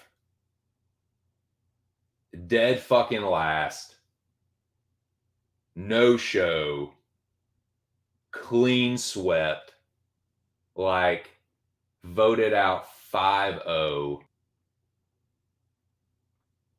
and he has been gone. Just fucking in the wind.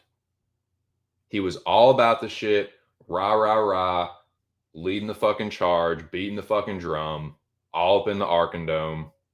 Now he's gone. It's just a little too coincidental. I hope that I'm wrong. I hope that, I mean, I don't hope that, man, because that means that something serious happened. But like, you know, probably not, right? Probably not. Just gonna leave that there. Because Squid didn't do anything to me personally, but it's just like, come on, dude. You fucking get bounced. Like, I know it's embarrassing. It's definitely embarrassing. You don't want to be the first one eliminated. That's definitely embarrassing. But like, it just shows a lot more if you are able to like stand for yourself and be like, oh, that sucks. Like, dude, there has been 7 seasons and someone has to be eliminated first every single time. You got to start somewhere. It's not that embarrassing that you just disappear. So like I said, I hope something serious didn't happen, but like, that's just a little too coincidental for me. He just fucking tucked his tail and ran. Hope that's not the case, but I hope the other thing ain't the case either. But yeah, that was the first. And dude, I'd even forgot that it happened so long ago, 2 months ago. Like almost forgot it even happened. So it's just like his fucking season, was gone before it even started.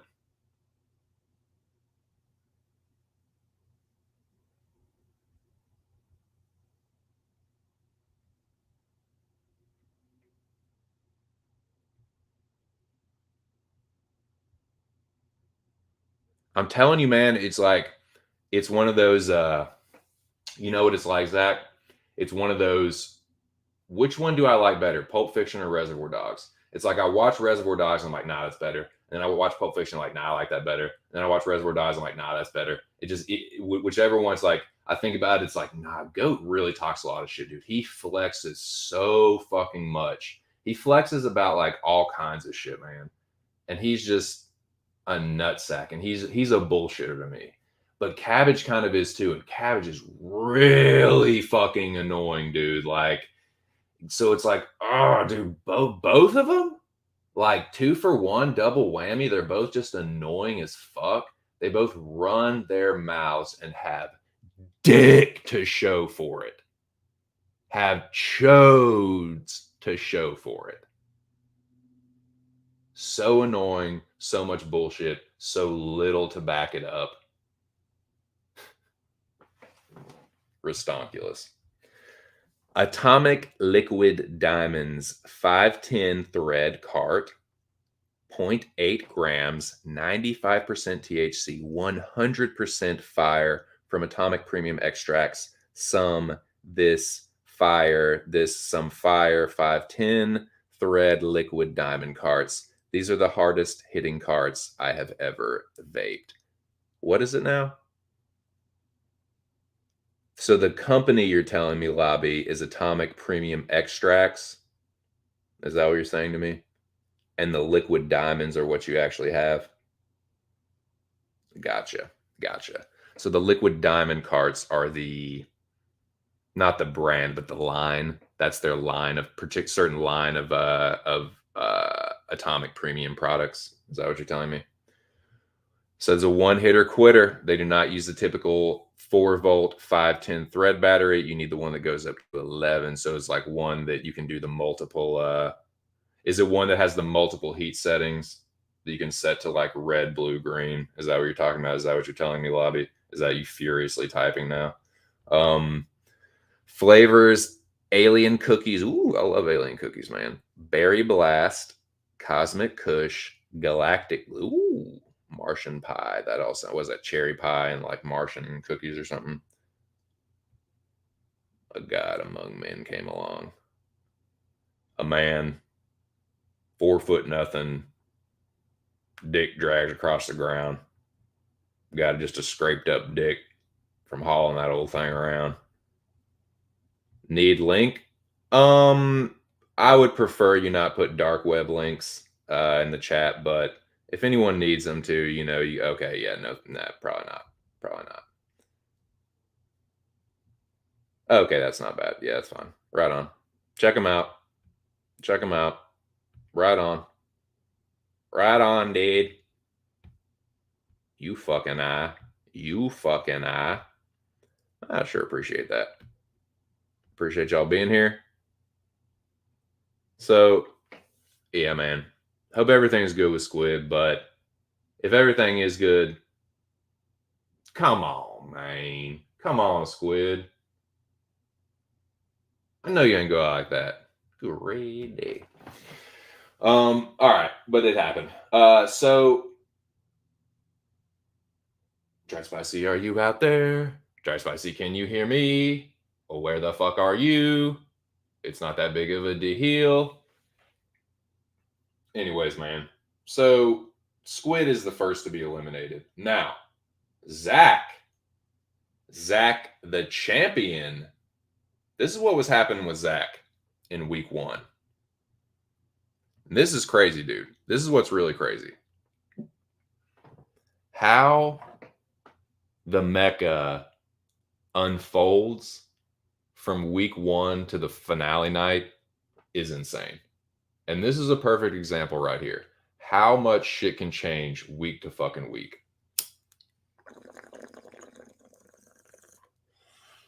All right. So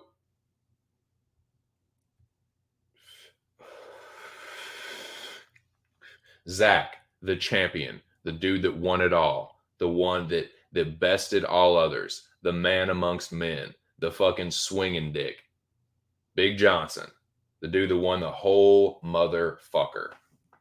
All right? That dude, that's the guy I'm talking about. Zach, week 1. Y'all ready for this? Was in the bottom 3.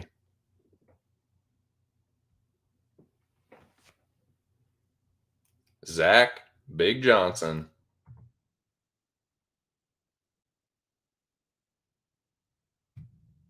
Was in the bottom 3.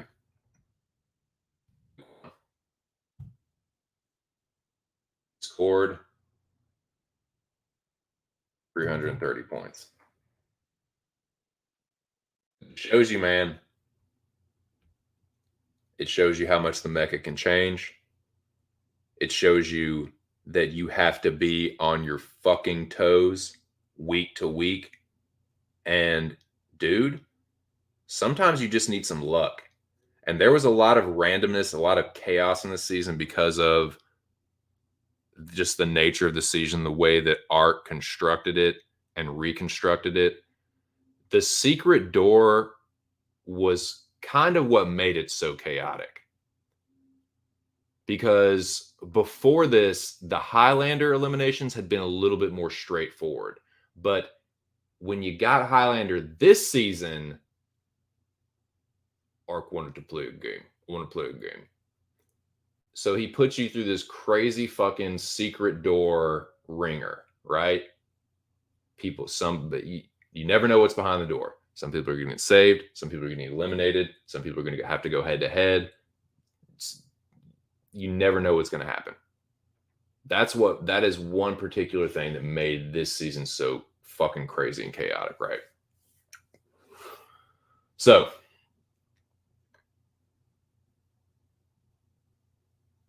just to put things in perspective, the champion was in the bottom week 1.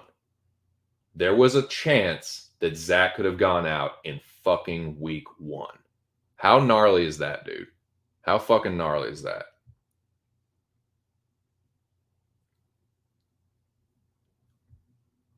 Sup, Artem?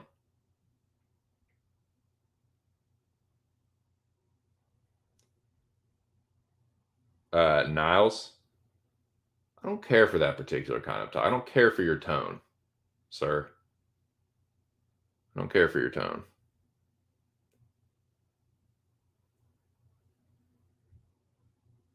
Yeehaw! Ride 'em cowboy. Gnarly, right? Gnar. Nectarish. Gnarly to the nectar. That's fine. Black Crow 16 shells from a 30-aught bow. I took my 30-aught and I put one right in that deer's fucking heart. I shot its fucking heart out with a 30-aught bow. Whittle you down into kindling, bow dick. Shaving off my whittling stick, bow jock. Hell. Shit. What were we talking about, man? Just shenanigans. What's up, Artem? You think you're fucking funnier than me? You fucking think you're fucking I'm the fucking chucklehead around here. So yeah, dude, but isn't that crazy? Could have got Zach could have potentially been eliminated in week 1. Drunken got the Highlander week 1. Drunken got the fucking Highlander, and he had to play the secret door. And by random, that's what I'm saying. This season was the most chaotic. This was the craziest season to me. And just thinking about it now, like how, and this is just a fucking perfect example. The only reason it wasn't Drunken got his pick and just decided not to vote out Zach. No, Zach was behind one of the doors to get bounced and just happened to be saved. Because Drunken played the shield. So, like, behind each of these doors, it was someone to be saved, and Zach got saved. I had a shitty week 1. I only put up 290. It wasn't the lowest score. In fact, did I write down who the lowest score was?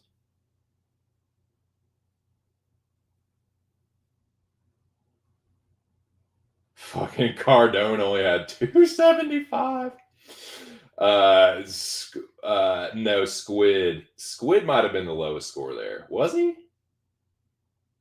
I know 1 week Cage had a really fucking low score. I can't remember if it was this one or not. 1 week, dude. Somebody put up like 190 1 week. Just fucking unconscionably low. So yeah, fucking the fucking Nutria only put up 275.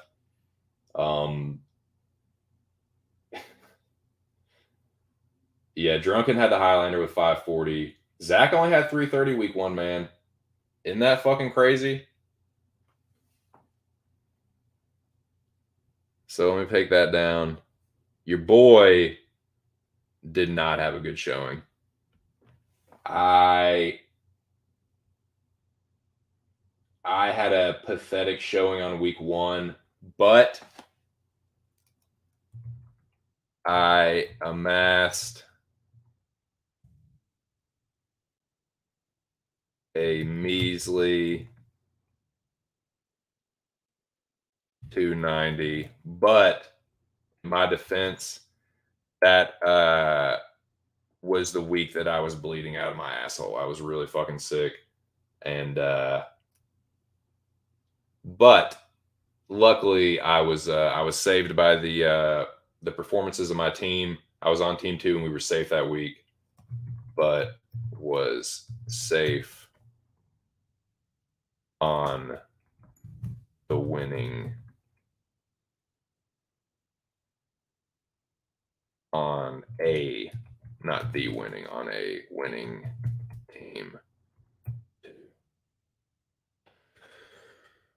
So yeah, I didn't have a great week 1. Neither did Zach. So that's how it started. It's not about how you start, it's about how you fucking finish. Let that be a fucking lesson right there. Let that be a note to you. Let that be a lesson. It's not how you start, it's how you finish, dude. Week 2, I'm just gonna kind of skip through some of this.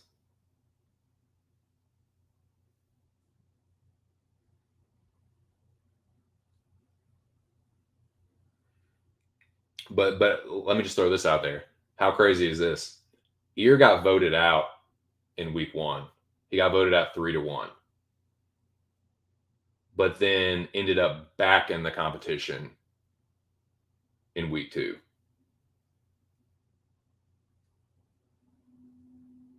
Like it was like it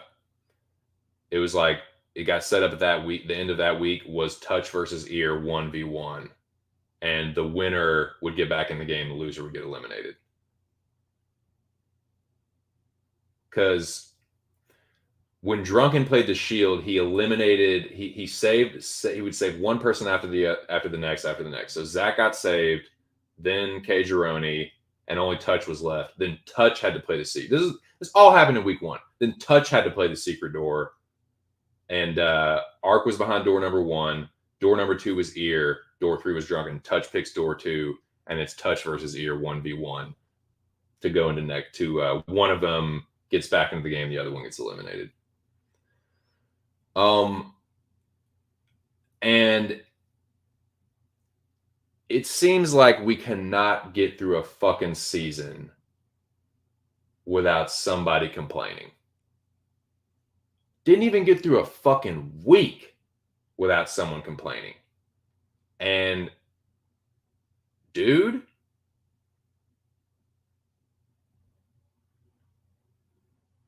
let's see. Oh, and I didn't even fucking talk about. Oh yeah, I fucking skipped right over this. There were not one, dude, this is week 1. There were not one, but 2 firings in week 1. 2 firings in week 1. One was fucking no-show Neil. That fucking drunk bozo who, another guy, flexed so much and never, just a total fucking no-show, super fucking flaky, talked all, like, got drunk, was talking all this shit in this weird, like, unfurnished, empty, like, sort of upscale apartment. Like, it was like he's getting, like, evicted or something. And, like, it was just really weird, dude. And then he just makes a drunken fool of himself before the mecha even starts. Rah, rah, rah, I'm gonna do all this shit. Doesn't fucking show up. He actually had a decent score week 1, but he doesn't fucking show up, and Ark won't having it. And Neil got fired before the shit even fucking got going. Like, there was only one elimination before that. Squid gets voted out unanimously. Fucking Neil gets fired. Right off the bat. And then, fast forward, all the shit happens. And we couldn't even get through week 1 without another fucking fire. So Neil gets fired, and then fucking Batty Boy is in the chat bitching, and Ark just fucking cut. He's like, you know what, motherfucker? And he's such a troll. Like, he fucking knows what the deal is. He's already knows. Supposedly that motherfucker's been lurking around for God knows how long. So he already knows the lay of the land. He already knows that Ark does not tolerate people questioning him rigging the game or bitching about how he sets it up or any of that. Like, so he already fucking knew what he was doing. That motherfucker is a glutton for punishment. Gaemon loves to get his fucking ass beat virtually. Like, he loves to get blocked. He loves to get timed out. He loves to have people just, like, virtually beat the shit out of him, and he just comes back for more. Thank you, sir. May I have another? And it happened. Like, I'm not talking out of my ass here, dude. I do it sometimes, but, like, this happened. Like, there are just example after example after example. There's evidence, evidence, evidence. Like, motherfucker gets fired week 1. All this shit talk. I'm the captain of the team. We're gonna name it Dang Liars. And then your fucking ass gets fired because you can't keep your fucking dumb mouth shut. You can't keep your dumb ass mouth shut and you get booted. Week 1. Week fucking 1. Sweet, sweet irony. So, yeah.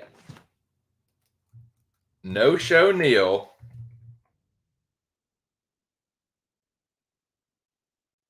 And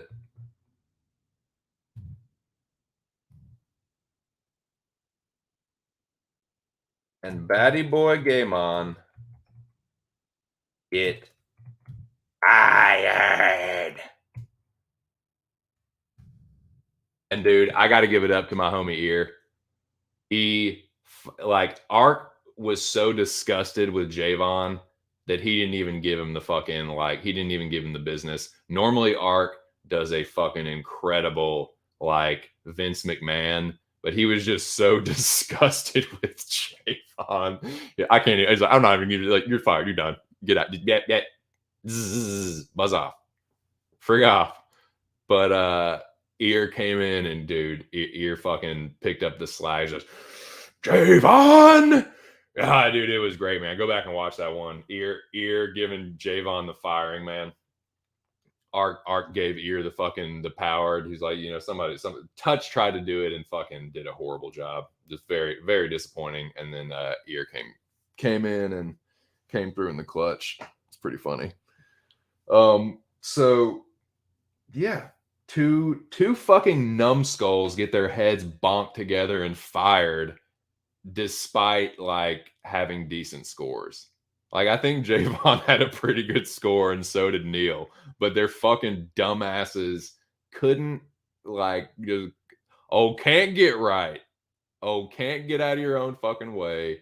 Can't, like, not shoot yourself in the foot. Just fucking retardation, man.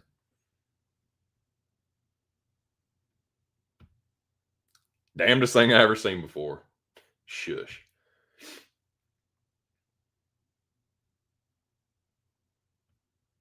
You like that? Just 2 firings, dude. I know, dude. This was a treat, man. Going back through and like reliving some of these moments. Yeah, dude. Scrote is such a dumbass. How's that fucking crypto working out? How's that crypto market? How's that fake money market? Okay. I got to piss, dude. Almost 2 hours in. I haven't taken a break yet, but I'm going to, man. Rush, dude. I got your favorite song coming up, buddy. So I know you're sitting there. You're about to get your third curtain kicking in of the day. So you can just. I know this is how you do. You just throw this track on and kick away, my friend. This one goes out to Chav.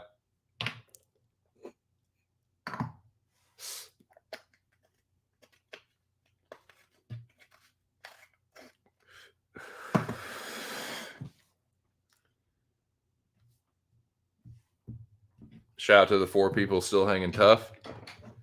We were flirting with 10, man. We had 9 people in here a couple times. Couldn't quite crack it, but we'll see. The stream is still young. We'll see what happens.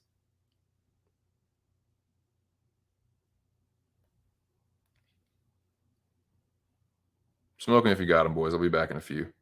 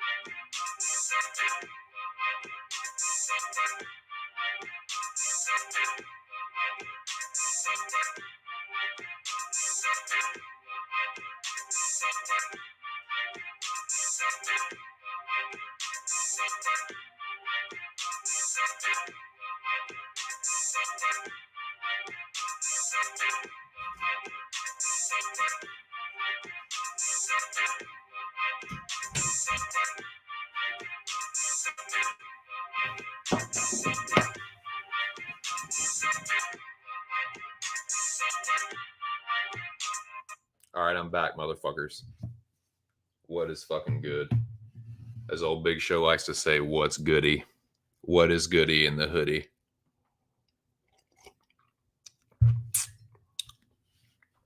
All right. If you're just joining me, it's just my 2 cents. We're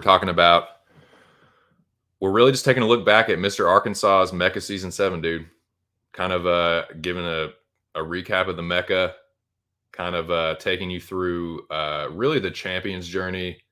But I'm also kind of narrating, so I'm telling you what happened in my Mecca journey as well. Just kind of pointing out some of the highlights, some of the, dude, like I said, when I went back through and watched some of these streams and listened to it and like looked at some of the banners and some of the stuff that was happening, it was pretty crazy, man. Like the paths that some people had and the chances that were taken and like just the crazy circumstances and chaos was pretty it was fucking palpable. It was pretty substantial. It was real. Shit was real.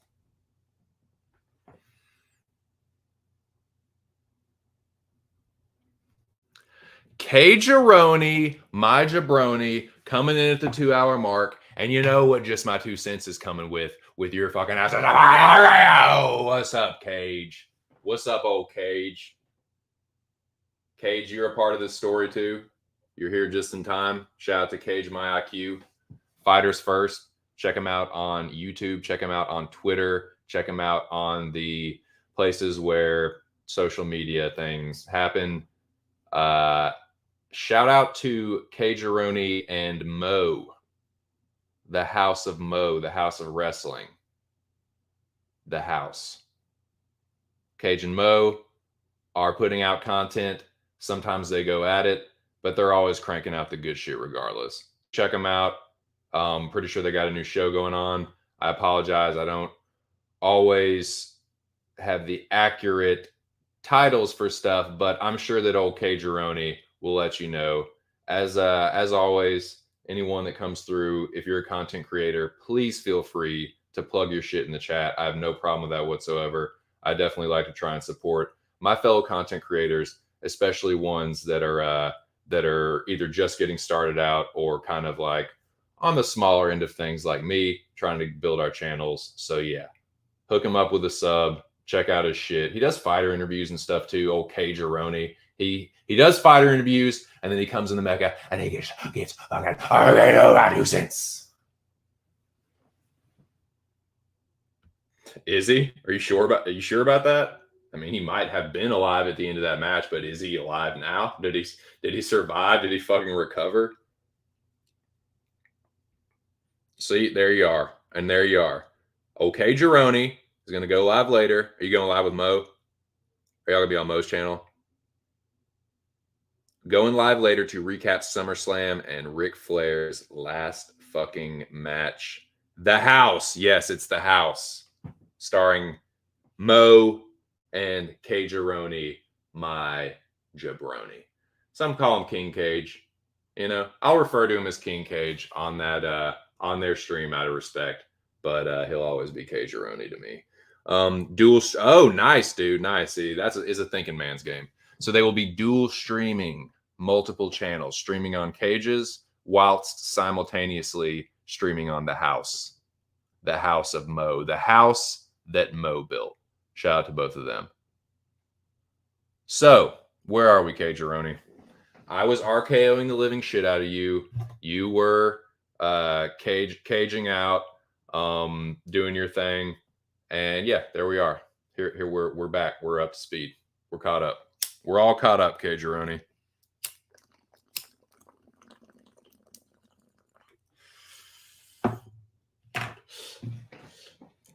Back to business. Back to the recapping business.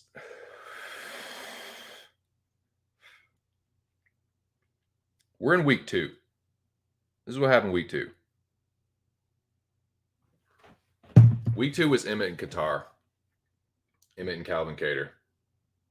I feel like these fight cards have been pretty crazy. There's been some upsets. There's definitely been some controversial decisions, especially in the main events. The main events have been really throwing things into chaos. They've either been controversial results or they've been like injuries that end in the first round in like fights that were supposed to be like these wars or fights that could have gone either way. In other words, they really made a difference and like they ended very quickly and in a couple of there were controversial decisions like Gamrot Sarukian, and Emmett Qatar, man, is another one. They really made a difference. And like, I'm not saying either of them were quote unquote robberies, but like, yeah, there was a little bit of controversy. They were both close fights that you can make an argument went the other way. So that was week 2. Week 2. Let me delete some of these so I can make room because fucking StreamYard, even though I'm paying $25 fucking a month, only gives you 50 banners. Trying to do a fucking stream here. I gotta, he's bitching about it. Anybody can fucking give a fuck anyway. So yeah, week 2 was Emmett Qatar. Try and speed this up a little bit as much as I can.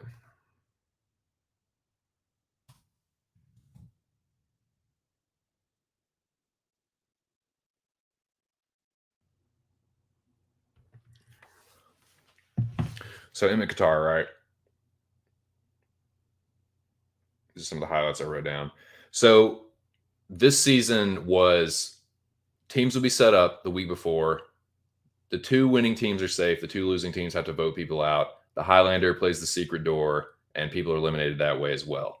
Then at the end of that week, the teams are reset. So I'm not going to go through and tell you every single team. That would just take way too fucking long. But this one in week 2, this was a week where, like, I was safe in week 1. I was not safe in week 2. I performed very shittily week 1, but I was safe because I was on a team, and that was kind of a theme too, man. I was not the only one that happened to, but like, dude, it happened a couple times to, like, people were on winning teams, but they had really shitty scores. So some people were safe by virtue of being on a good team. So that was an interesting dynamic, that like how the team structure kind of changed things. You know, some people were either carried, some people flew under the radar, some people just dominated week after week and then shit the bed later in the season. Some people didn't do well early in the season and then came on strong late. Here's looking at you, Big Johnson. You know what I'm saying? So yeah, a lot of different paths in the Mecca for the players. So that's what I'm doing right now, man. I'm going back through it, seeing if I can jog y'all's memory a little bit. Mine was definitely jogged. There was definitely some blast from the past moments, especially from early on in the season that I kind of forgotten about. But we're in week 2 right now. So I was on team 4 in week 2. Team 4 was Bo, the General, Darth Maul, Drunken, and myself. So I can't remember what team it was, but before the shit even started, there was another. I want to say it was a firing, but it was sort of by way of firing, but Ark ordered a vote off. Basically, like, Ark was like debating what to do with another fucking no-show, dude. This was the season of no-shows. This was a season, dude, multiple no-shows. Really pathetic from some of these guys. Like, especially this dude, man. This is another guy where it's like, you know what the deal is, motherfucker. You have known about you of all people do not have any fucking excuse. Truly living up to his nickname.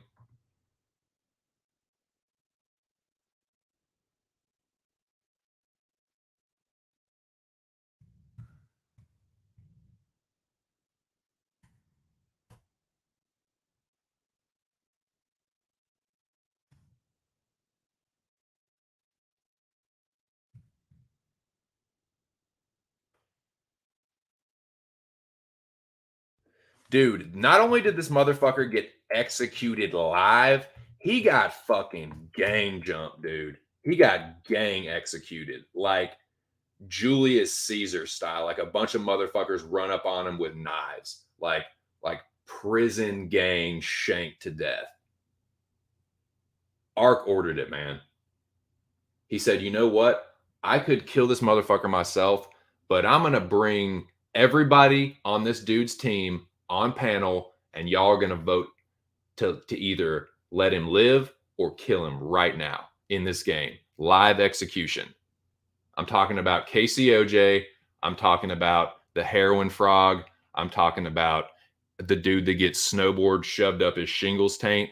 Don't just, this is not coming from me, man. This is all fucking, this is from the mind of Ark, and it's all true. He is a heroin frog. He did get a snowboard shoved up his up his shingles taint, and he's a fucking no showing flaky ass, like, can't, dude, like, fucking KCOJ is something else, man.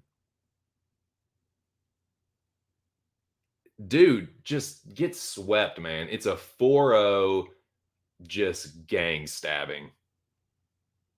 Motherfucker got virtually stabbed to death live in front of everyone. Live on TV, live on online TV. Crazy. Craziest, like one of the craziest live gang executions ever. Yeah. Who are the perpetrators, you ask? I can't remember because I didn't write it down, but yeah, they all shanked him. So 4-0 for no showing. Uh, I my score wasn't abysmal, still pretty low, and like I scored 395, but I was still on the chopping block. Me and Drunken had bad weeks. So here we are. It's week 2. Already got my head on the fucking chopping block. Like, here we go again, man. Off to another shitty start. Um, it's down to me and Drunken. This was a theme for me this season. Being on the chopping block and just skating by the hair of my chinny chin chin. Dude, it was literally there were 3 votes that decided who got the fucking axe. Me and Drunken both knelt down, heads on the chopping block, in front of the fucking executioner, on the fucking elevated platform in front of the town square, everybody watching. Hush falls over the crowd. Who's gonna get it? 3 fucking votes. The fucking axe falls. We both close our eyes. The axe gets dropped, and I open my eyes, and I'm still alive. 2-1, man. I survived the vote. Drunken gets voted off 2-1. So I barely survived week 2. That's what was happening to me. So like all this other shit going on, but then there's this like this execution in like this one corner of the fucking square. And it's like, I barely survived. So this whole thing in real time was just like, I just had tunnel vision. Like I couldn't really concentrate on anything else that was going. I was just like, am I going to live? Am I going to die? Like in the Mecca, like, am I going to survive or not? So I did. Now the Highlander this week was someone that was an early front runner to win it all. Like I'm talking about bro picks. Bro picks, again, like I was talking about transformations. The dude ascended, he transformed into fucking scorpion picks. Again, a transformation, a metamorphosis, if you will. Right? So he gets the Highlander. But dude, I'm telling you, with these fucking firings, before bro picks can even get started. God, I feel like such a broken record, dude. Before he can even get started, there is yet another firing.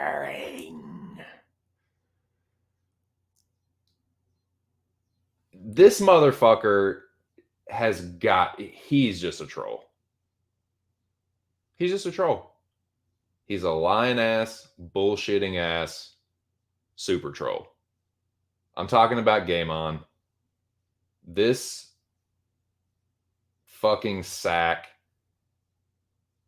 was fired, rehired, mind you. So, with all the shit that happened in week 1, the teams are reshuffled. And even after he gets fired, Ark graciously allows this fucking alcoholic back into the game.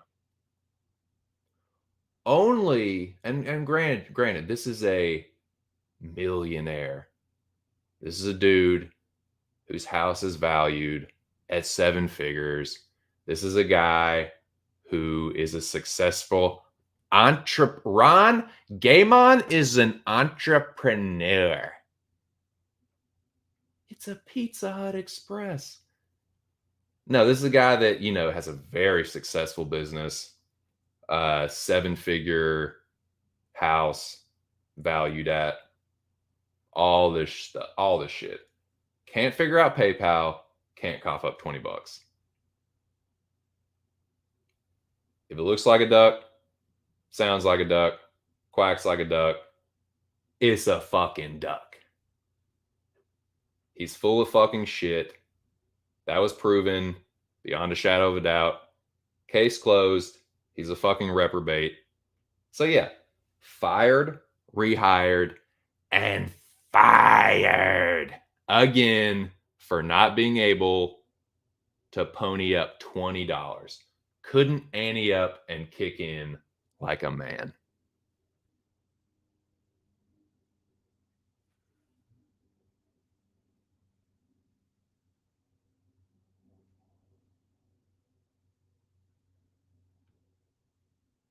Me Rush, Game On, and forget who else voted him out. Oh, you're talking about OJ. Yep. Thank you, K. Gironi, for the update there. So Game On gets fired. You know, broke everyone's hearts. You know, he's a real charmer around Arc's channel. So it was truly a loss for everyone. Still kind of recovering from that. So Game On gets the axe. And dude, this is how crazy this shit is. This is how fucking crazy this shit is. Just like week 1, the champion, the eventual champion, Zach Johnson, is on the chopping block for the second week in a row. And I'm not trying to pick on Zach. I'm just showing you like that Don Henley song, in a New York minute, everything can change. Week to week, minute to minute, you got to be on your shit. You could be almost executed one week and winning the thing a few weeks later.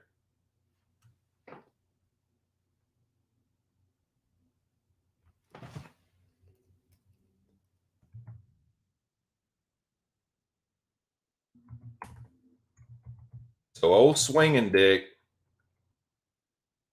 longer than his sword, is on the chopping block for the second week in a row, dude.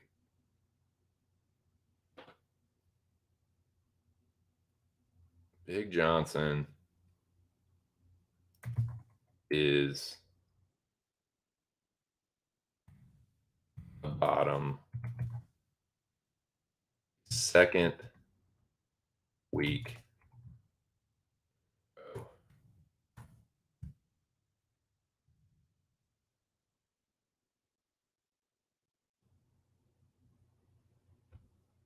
It could have all been over, dude. It could have all been over for Zach. He scored, let's see, week 2. Yeah, Zach scored worse than I did.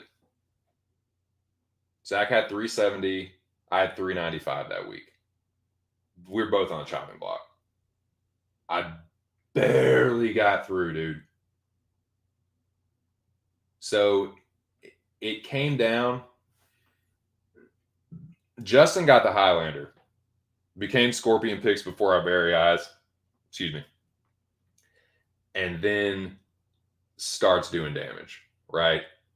So Justin plays a secret door, but he's like, instead of saving people, well, he kind of is, but he's getting to the point where he's like narrowing it down to 2. So this is how close Zach got to getting eliminated. 6 people in the building. Y'all listening up? This is how close the eventual champion came to getting eliminated. It was down to Zach and Cabbage. Zach Johnson and fucking Cabbage. That's how close Zach came to having his dreams dashed and not being champion. Isn't that fucking wild, dude?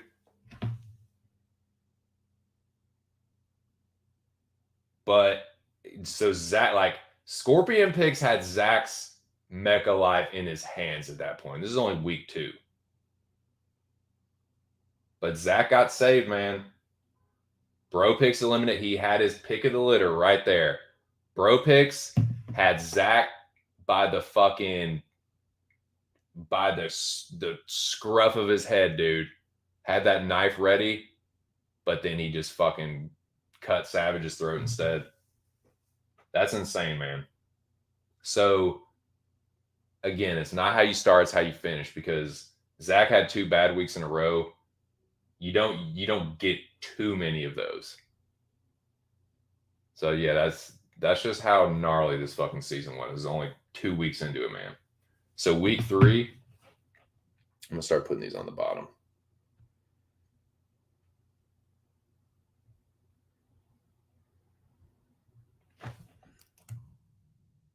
Mecca 7.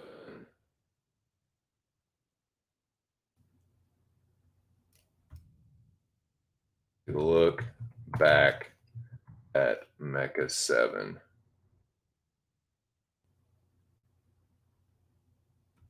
Whoops. Look back at Mecca 7, week 2. Now we're in week 3. Okay. This is how I'll do it from now on. Look back at arcs.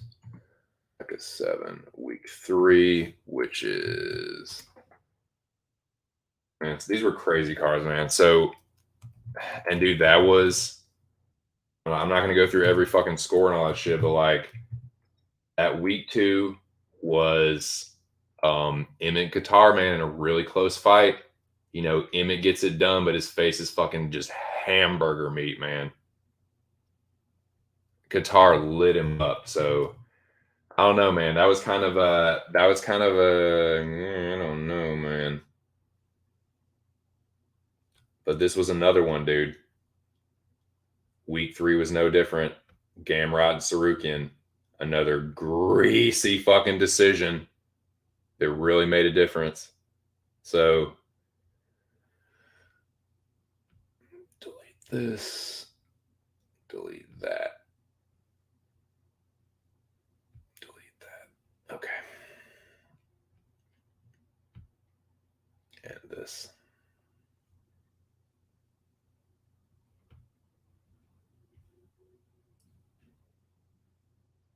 Week 3. Week 3, like I said, Bro Picks became the Scorplander, but in week 2, it was like, dude, it was like metamorphosis upon metamorphosis, dude. It was like it's like the first stage and then the second stage.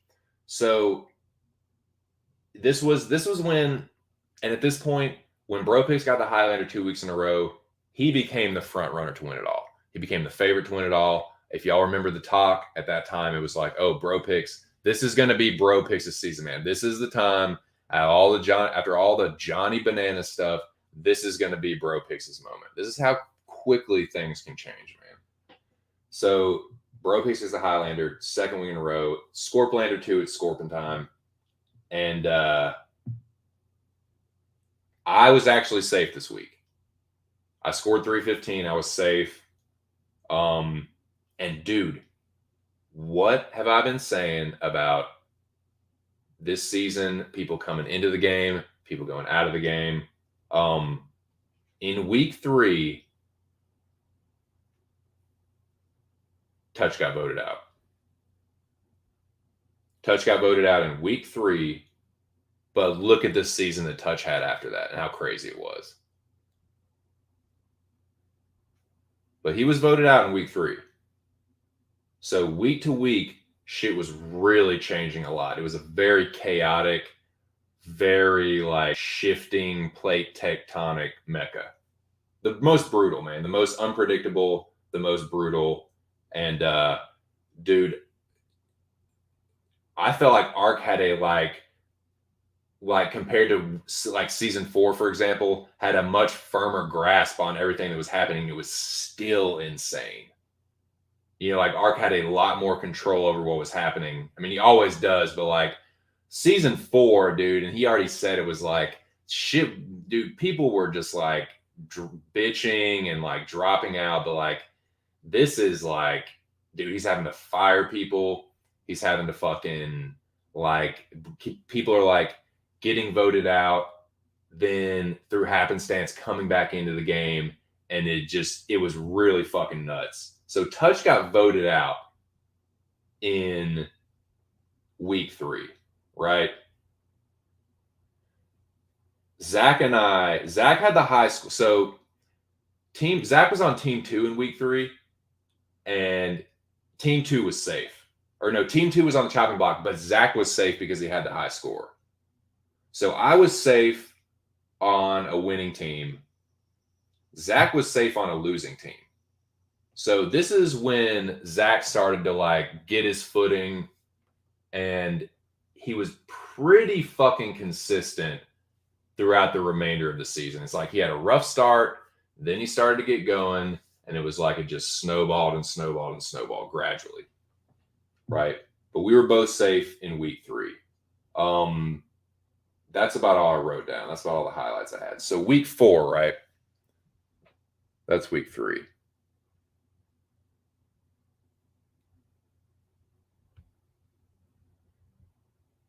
Week 4 was UFC 276, which was Izzy versus Cannonier. Is that okay? So Adesanya versus Cannonier. Gosh, it pissed me off. Again, I was safe. I was on a winning team. I didn't have a super great score, but it was 440. It wasn't that bad. But Zach, not only was he safe, but he led Team 2. He had the high score again on Team 2 with 490. Some other things that happened. This was when I think it was Darth Maul and old Cageroni were up for elimination.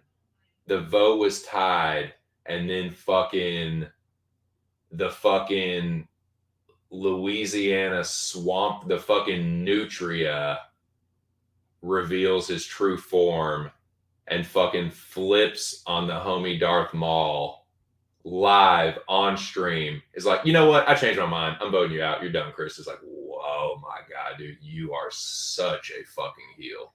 So yeah, Cardone, aka the human Nutria, yeah, reveals his true form. Human sized, rodent of unusual size, ROUSs from Princess Bride, just walking nutria. Flips on Chris, Maul gets eliminated. That was the week that Rush got the Highlander. So I was actually, Justin had made the teams for week 3 Scorpion picks. But Rush actually got the better of that and became the Highlander that week.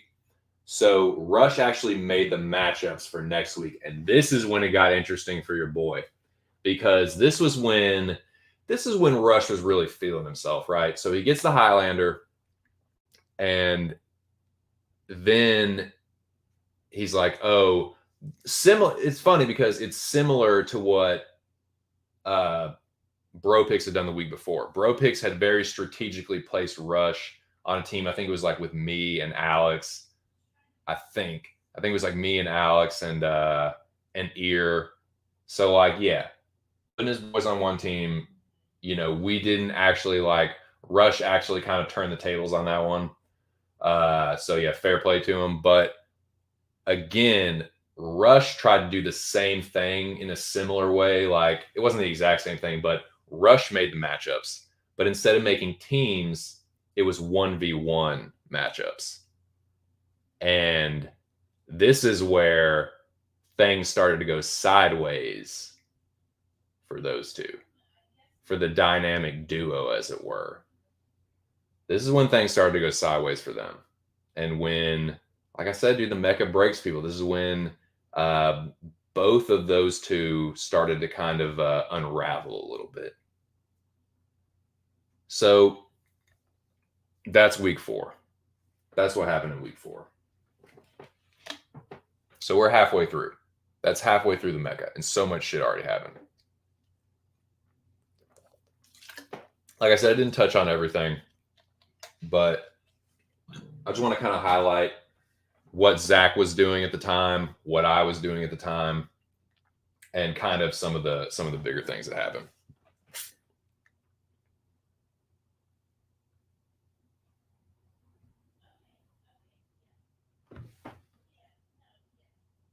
Oh, sorry, I forgot to change the week. That was week 4. Excuse me. That was week 4. Week 5. Week 5 was when your boy had his best week of the Mecca. This was the high point of my Mecca. This was week 5. This was Iziev versus RDA.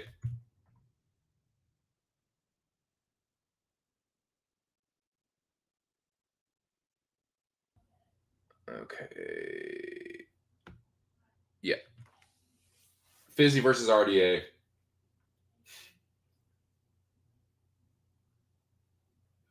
The champion, where was the champion at this point, you ask? The champion was placed in a 1v1. I won't say it was a death match, but it placed the loser on the chopping block. Zach was in a very important one-on-one, hand-to-hand combat, so to speak, virtually, with one Cageroni, my jabroni. So it was Zach versus Cage, and it was kind of a sloppy fight. It was a very sloppy affair, but Zach put a whooping on him. It won't pretty, but it was a whooping. He beat him by 100 points, and Zach was safe that week. So it wasn't an incredibly great score, but all you had to do that week was win your matchup and you were safe. Now, losing the matchup wasn't an auto elimination, but it placed you up for elimination. So there was a lot of people on the block that week, dude. I think there were 6 matchups, 6 or 7.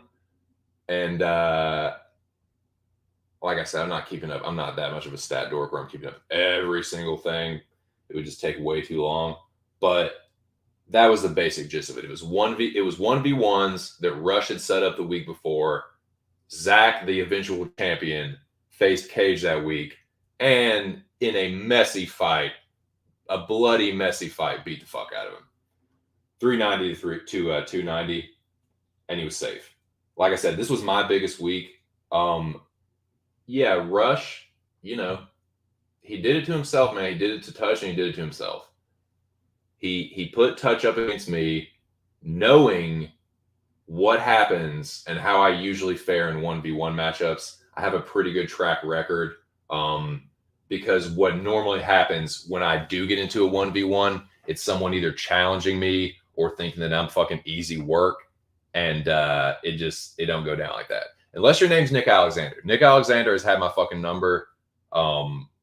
He's kind of been my kryptonite in 1v1s, but that's been the exception to the rule. Everyone else has gotten their fucking ass whooped.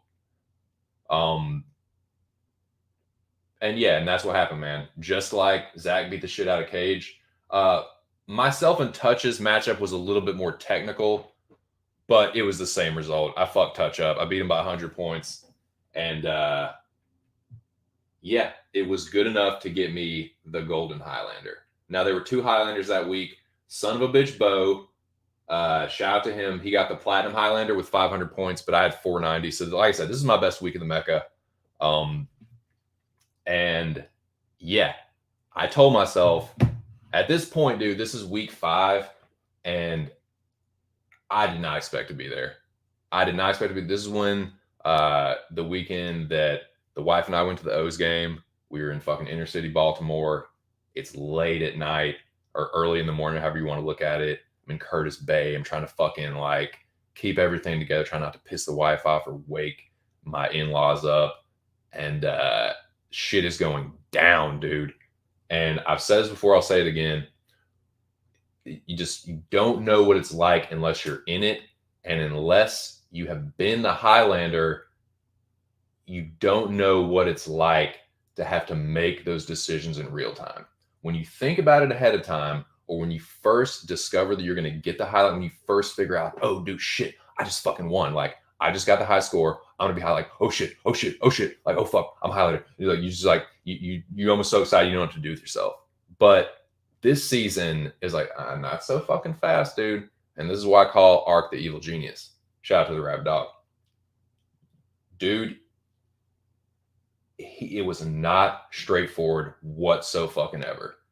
You you had to play a twisted game of secret doors, unknown, do all kinds of unknowns. And dude, you're on. Not only are you having to make these decisions in real time, you're supposed to, like, you're doing it on stream, live on stream, and that's different too. If you've never been on stream before, you don't know what the fuck I'm talking about. And that's not only being on stream, but having to have all these fucking curveballs thrown at you and reacting to them in real time. Like, you're trying to be part of the show and be entertaining and have to deal with these fucking twists. And like, it's a lot of fucking pressure, dude. So it's not all wine and roses being the Highlander. And this was a crazy week, dude, because I got to eliminate somebody. Bo got to eliminate somebody, but it wasn't straightforward. It wasn't like, oh, pick who you want to eliminate. It's like, no, you got to play this fucking game. And Bo, long story short, Bo played the secret door, eliminated Touch. So this is the second time that Touch, I skipped over it, but Touch got back in the game because another just crazy twist after crazy twist. By chance, Touch was behind one of the doors, and Rush selected it, brought him back into the game. He was returning the favor that Rush did. Rush paid to Touch the season before, or Touch paid to Rush, or whatever, So yeah, by crazy happenstance, Touch is back in the game. And he's right back out of the game, thanks to me. Thanks to your boy. Man, they just don't learn, dude. They don't fucking learn. Justin Jr. didn't learn. Rush didn't learn. Touch didn't learn.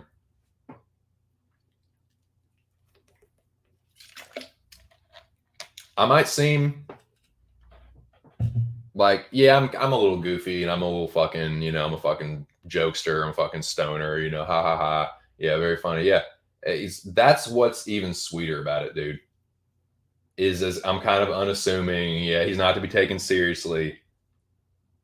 But when I get the Highlander, not only am I going to chop your fucking head off, but I'm going to make a joke of it too. And then I'm going to come on stream the next Monday, and I'm going to fucking gloat like a son of a bitch about it. And it's happened time after time after time again. I haven't won a mecha, but I do damage in every single fucking season. And I am proud of that. Haven't won it, still planning on winning it. I do my damnedest to every season. But when I get that Highlander, I fucking do damage with it. And I did this. This is just another example, dude. So I fucking whoop Touch's ass, set him right there on the chopping block. Bo cuts his head off. I do the same thing. I play the secret door. And so yeah, Platinum Highlander's Bo. I'm the Golden Highlander. This is who I had my picks of.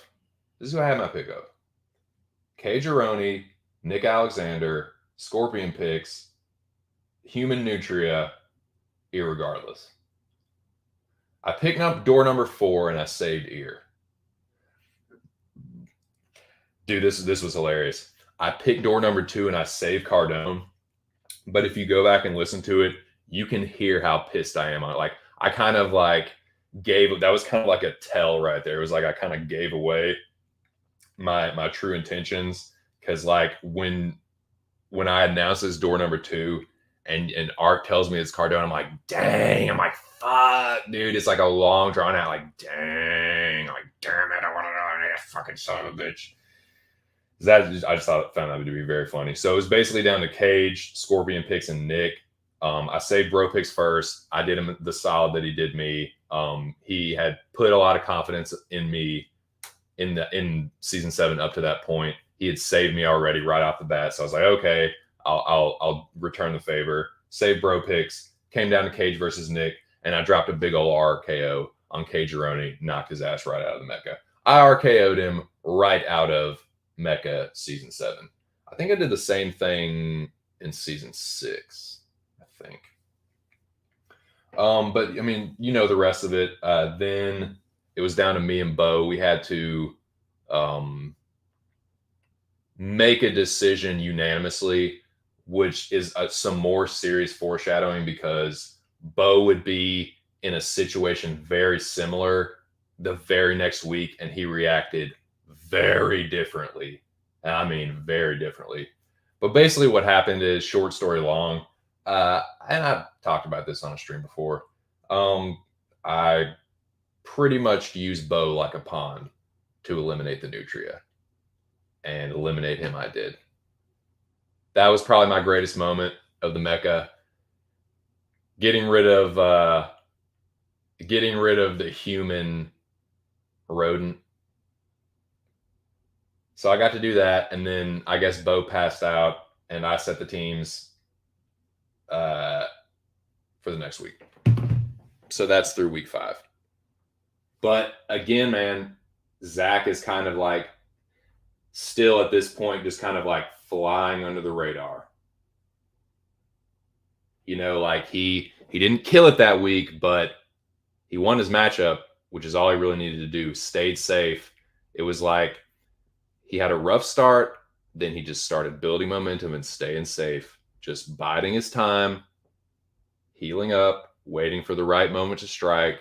And it was just like, if you go back and look at Zach's scores, it's like steadily, steadily increasing, steady, steady, steady. And then it was just like he made this really strong push at the end.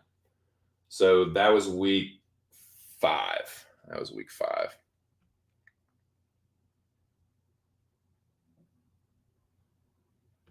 Week 6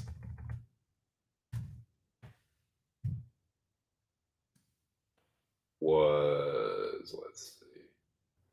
Week 6 was another main event that ended in controversy.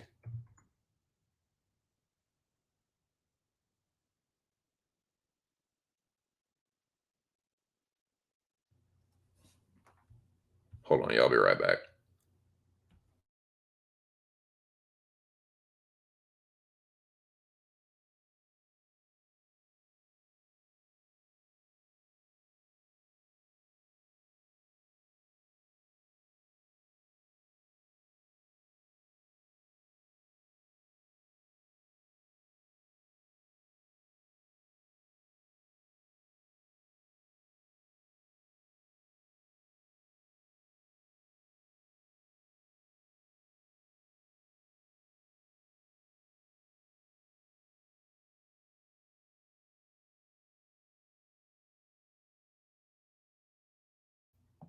Sorry, I had to handle some house business real quick. Had to help the old lady with something. Shout out to 3 people still hanging tough. Just going back through the mecha. Kind of just a recap of Zach's season and kind of what was happening with me, like my season, kind of just simultaneously.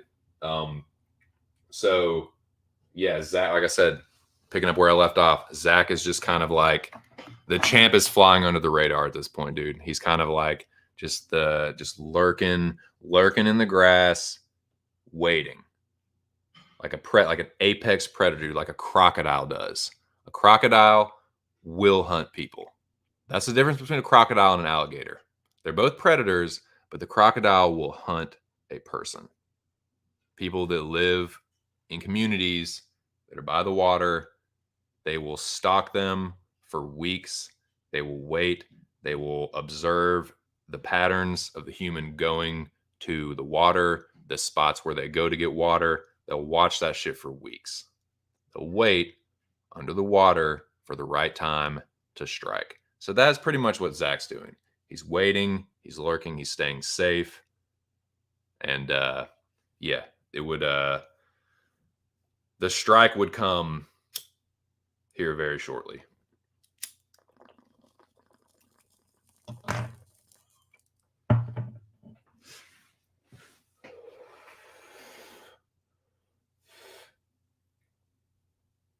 So yeah, like I said, I basically took over the Highlander role I was one of the Highlanders, but I basically took over things by virtue of just staying up later. So yeah, it helps. It pays to stay up in the Mecca. So I yeah, it was my highlight, dude. Like I got Touch eliminated, and Touch, man, that's when Touch like really went off the rails, man. Like he came in drunk, like screaming, really just all out of sorts. And like, just another example of the Mecca just breaking people. Like you just don't know how people are going to handle the eliminations. You know, some handle it better than others. But yeah, man, sometimes it's just, you hate to see that because Touch is a really good friend of mine. I just hate to see, hate to see my old bud just is in a bad way like that. But yeah, it happens. That's what the Mecca does. So that was week 5. Week six, boys. Week 6. Week 6. You understand? Week 6 was which event? Another controversial one. Ortega, Yair versus Ortega.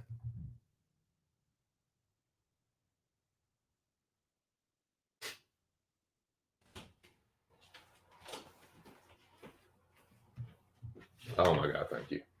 Oh my God, I love you so much. Thank you.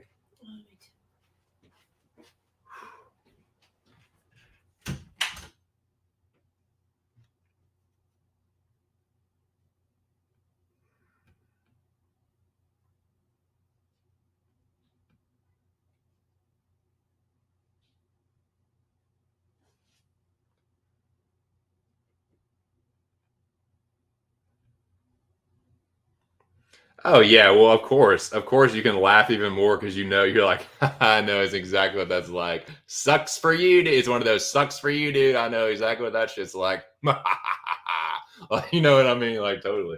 Fuck yeah. Um, sorry guys, I'm really hungry, man. The wife just made me just heated up some leftovers for me. Dude, she made this dank meal. It's like pasta and it's organic like sausage, right? From responsibly raised pork, and but it's like almost like hamburger meat.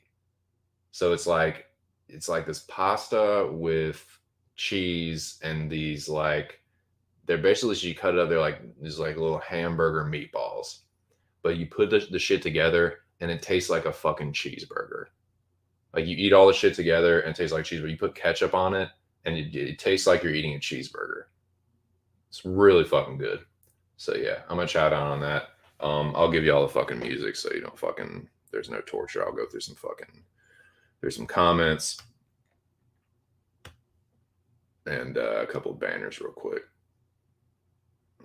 If I'm gonna mukbang it, I'll at least I'll at least muffle it a little bit.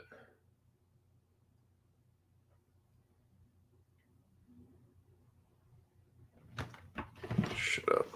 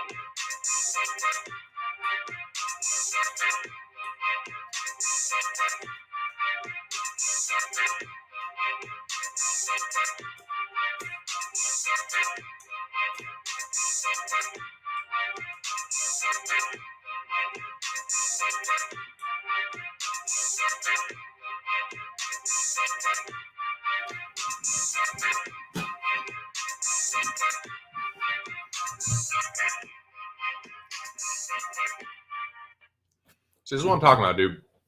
Ark is built different. Ark didn't need to do this shit. Ark is a machine. He can just like He can push through hunger and thirst and fatigue and all that shit. I constantly need like fuel. I constantly got to eat something, smoke something, drink something. You know what I'm saying? When this shit here, nonstop, drug free, and I don't consider weed a drug, but substance free. None of that shit. Just pure, rabid aggression. The dude's just built different, man. I can stream for extended periods of time, but it's not nearly as long amount of time. And like, I need like the constant, like, okay, I need a break. Get some water. Snug a bowl. I can schmick a bear, you know. God, shit tastes good.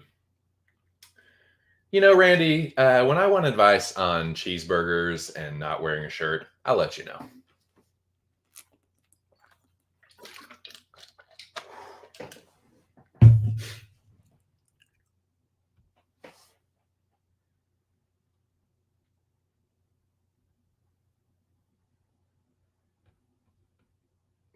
You were, dude, picking your shots. I did Wit Quinlan tape last night. It was like, fuck that dude. You probably burnt the fuck out. Right? Crack a cold one. Nah, but I don't. Nah, he doesn't get drunk. He doesn't like slur his speech. It's just like pure rabid energy. It's wild, dude. Dude's one of a kind. One of one. Whole art. But yeah, we're talking about his Mecca right now. The Mecca competition. We're deep into it, boys. Week 5. Week 6 now. We're week 6.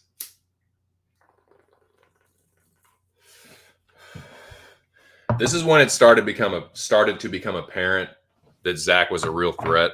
Like I said, going into finale night, I had kind of like talking about everyone's kind of the narrative or the story behind everyone's season. And Zach's was like, this was the first season, started in season 6 kind of, but this is the first season where it's like Zach really emerged and started to become known for his picks and his consistency with picks, because it was like, it kind of just forced everyone to acknowledge it, like fucking Roman Reigns. You know what I'm saying?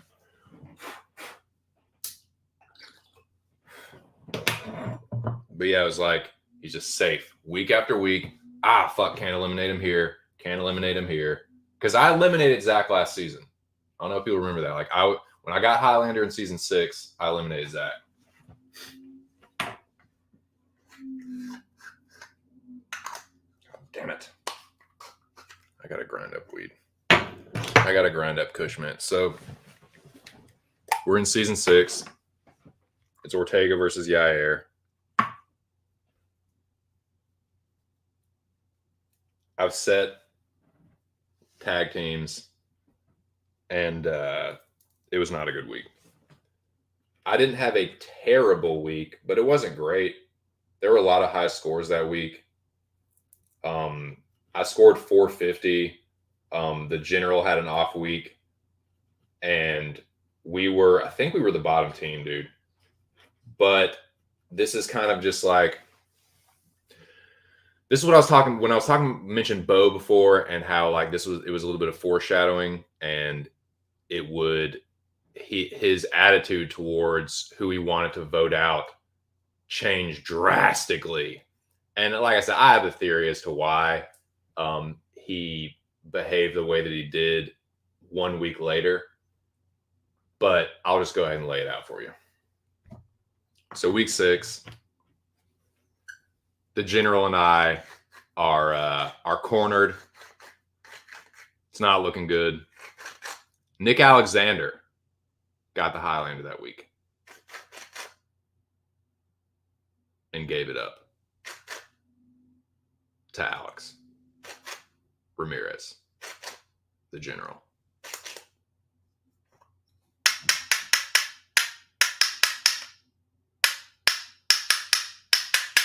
Dog show. So Nick gives up. How many times do I have to say it? How many seasons do I have to say it? The Mecca breaks people. How many? Just example after example after example after example. The shit breaks people in half. Nick, the pressure got to Nick, man. Think about it. He should have been like elated. But I said it this season in particular, dude. It's not wine and roses getting the Highlander.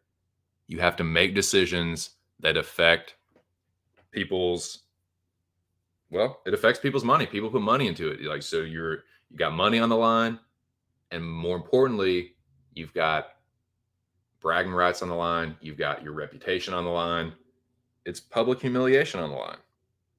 So Nick gives up the Highlander to Alex, right? And Alex like basically gets his revenge on bro. He eliminates Scorpion picks, Unforgiven style, like deserves got nothing to do with it. Go back and check that one, man. That was actually pretty cool. Alex got super fucking revisionist Western on Scorpion picks. Basically busted in the saloon and you know, said if he basically should have armed himself if he was going to go decorate in a bar with the general's friend. I'm here to kill you, Scorpion Picks, for what you done to Ned. So yeah, the general did some serious damage there because, dude, I was saying earlier, Bro Picks at one point was the favorite to win. It was y'all know I'm not lying. All the fucking MVP talk was on Scorpion Picks early in the season. He got 2 Highlanders in a row. It was kind of, that was fair talk at that point, but just goes to show you how shit changes drastically week to week.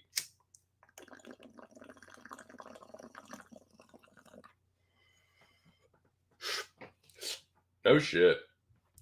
Right? Gears started turning on that one. Little mini fridge right here. Ooh. Woo. That's the next thing. Yeah, if you feel like donating to the channel, if you like funding my my mini fridge. Garage fridge. No, I ain't got no fucking garage. I wish. That'll be in the future.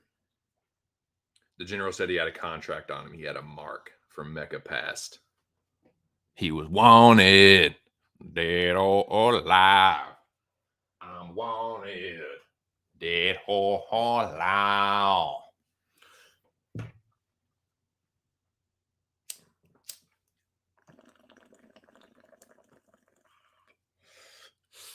I'm sitting here ninja smoking with the old lady.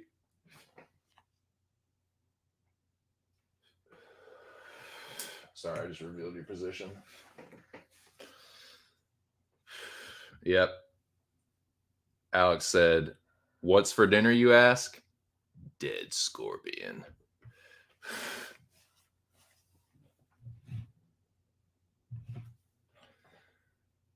So that week was wild, dude. Nick basically gives up the power to Alex. This is all happening. This is not scripted. This is just the chaos that unfolds naturally. This is what Ark has created here. The chaos, the horror, the glory, the Mecca.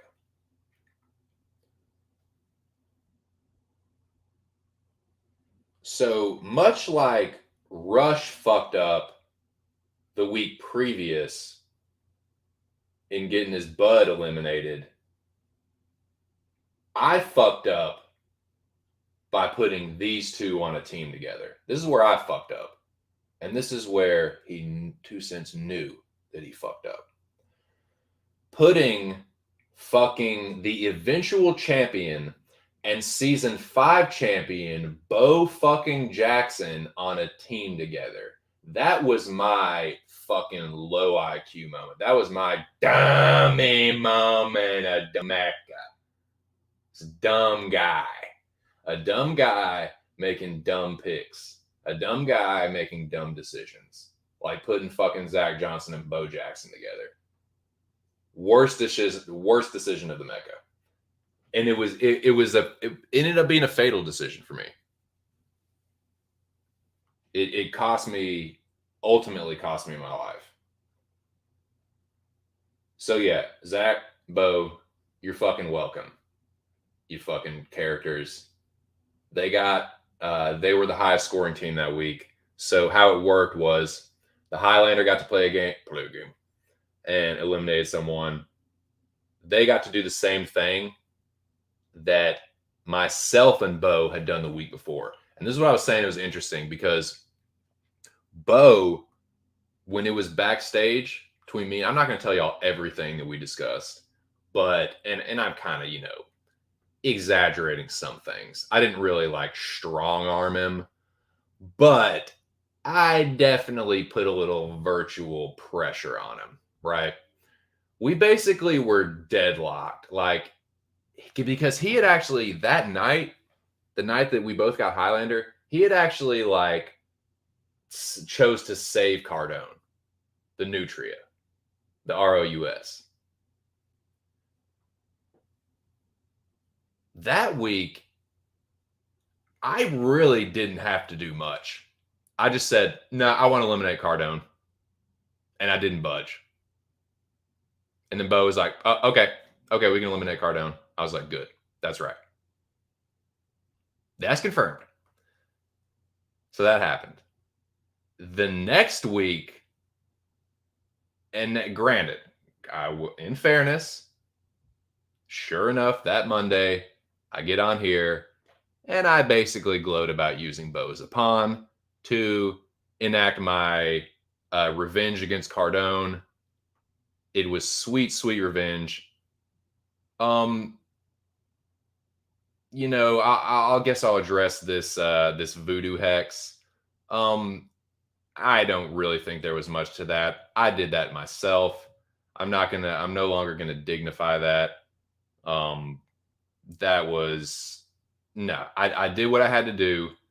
I eliminated him. That was a success. That was the highlight of my season. And I did it using Bo Jackson like a pawn as an instrument, like in chess, like a trap. And that was where checkmated Cardone, you're done. So, yeah, that was awesome. But it backfired when I put Bo and Zach together because then they get the fucking winning team. And sure enough, now Bo can't be budged. Bo and Zach could have eliminated Rush right fucking there. Right then and there. But Bo would not. So it's like it takes next to nothing for him to fucking switch up on Cardone and just topple that little fucking piece. But then when it comes, but I mean, like I said, I did fucking gloat about it and brag about it and point and laugh. So yeah, I guess I fucking did that to myself. I shot myself in the foot there. Still worth it. Still worth it to snipe the Nutria. So where are we at? Where are we at, boys?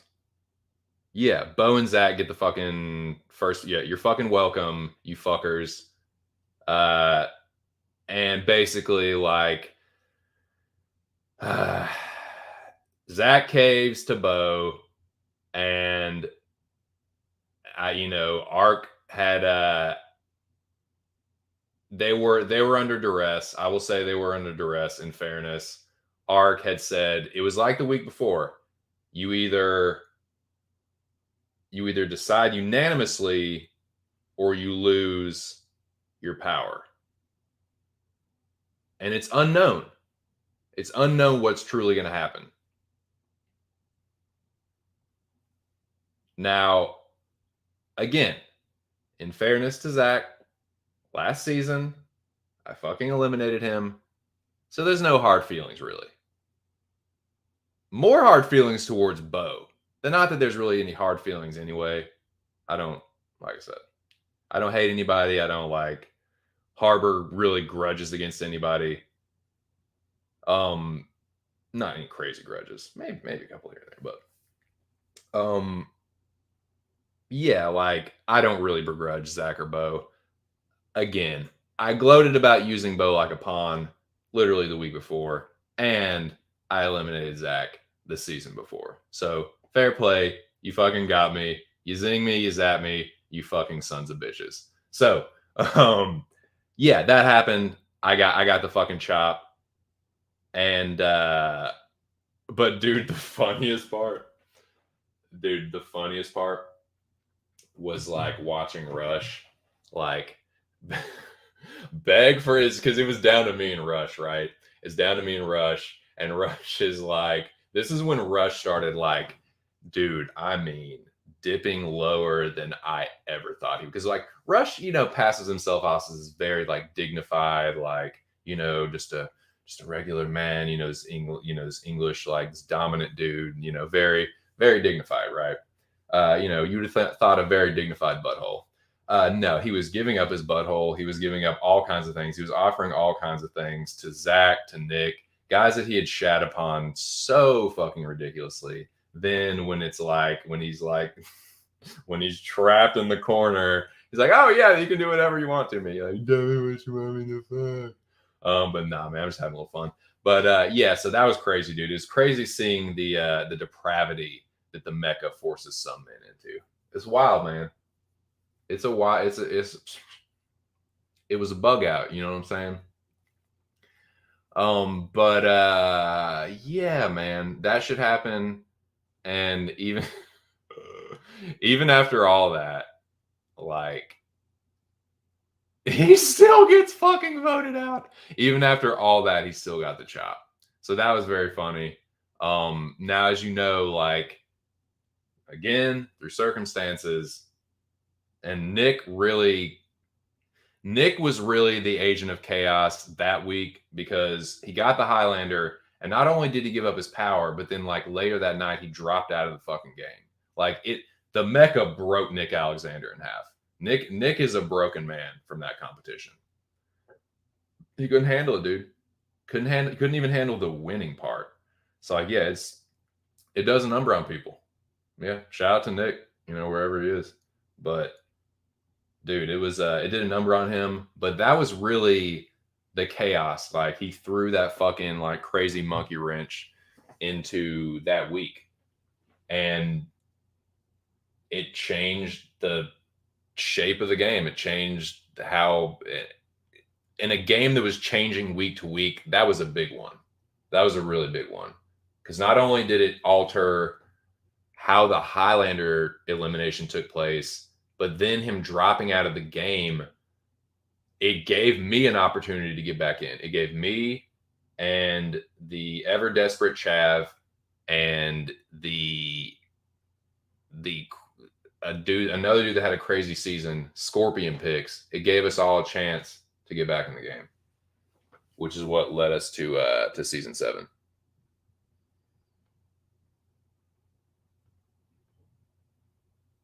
Good trip, but my wife and I were not seeing eye to eye. Oh, the beach trip. Oh yeah. I'm in so much trouble with my wife for talking with Bo Jackson more than my family. Now that it's over, that week I'm at the beach. Yeah. Yeah, I feel you. Yep. Yep. Bam. As the Mecca turns, dude, boom, just like that. In a New York minute. Woo. Everything can change in a New York minute. Ooh. Things are getting pretty strange. In a Mecca minute. Ooh. Everything can change in a Mecca minute. No, but we're getting down to it, man. We're getting down to fucking, this is week 7. We're already at fucking week 7. So again, Zach had the champion in that week had 465, which was a pretty good score for that week. Bo had 525, but yeah, my dumbass put those two together, and they just that I basically eliminated myself by putting them together. Hold on. Let me see what this is all about.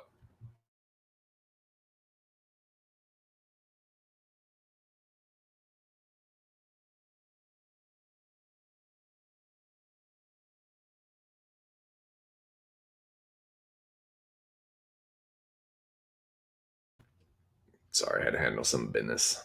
It's the Mecca, man, as the Mecca fucking turns.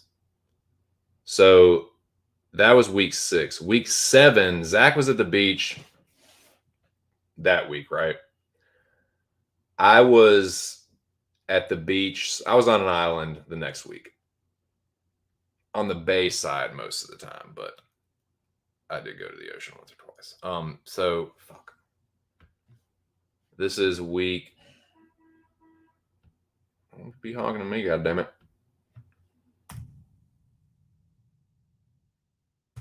Shove that honk right up your ass, motherfucker. So week 7. Week 7.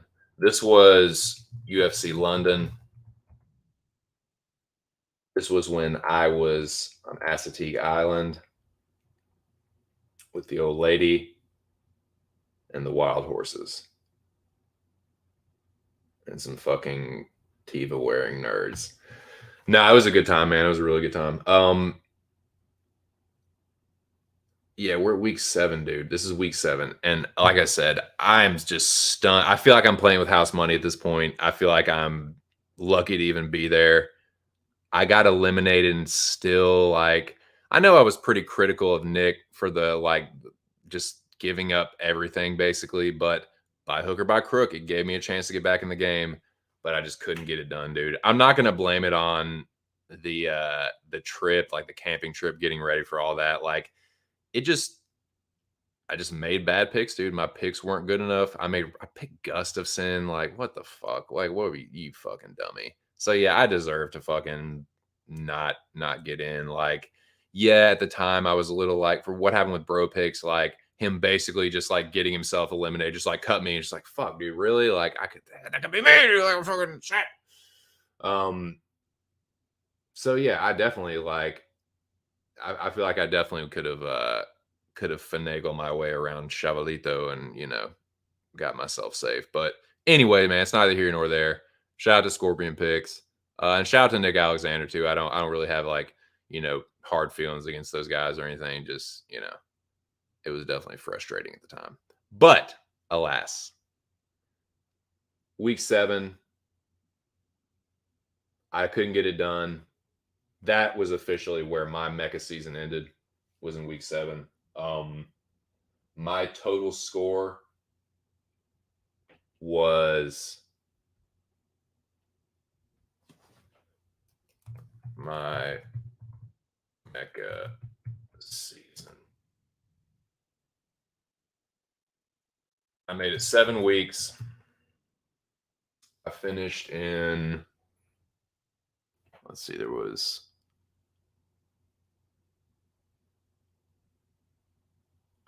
fuck. There was, who was there? Zach, Tigger, Alex, Rush, Justin,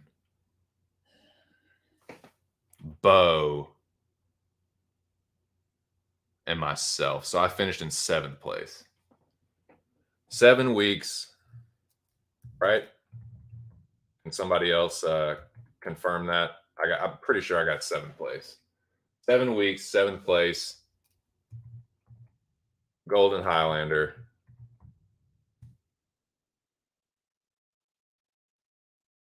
This is where my season ended. 7 weeks, 7th place. Um,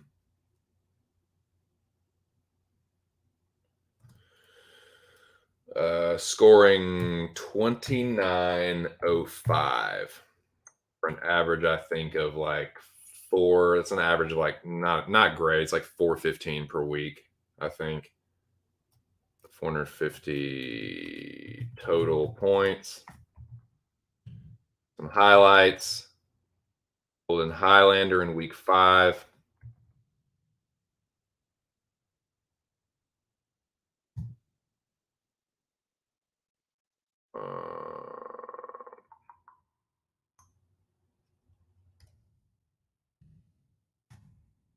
eliminated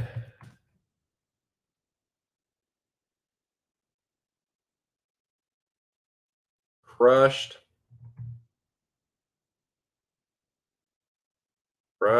touch 1v1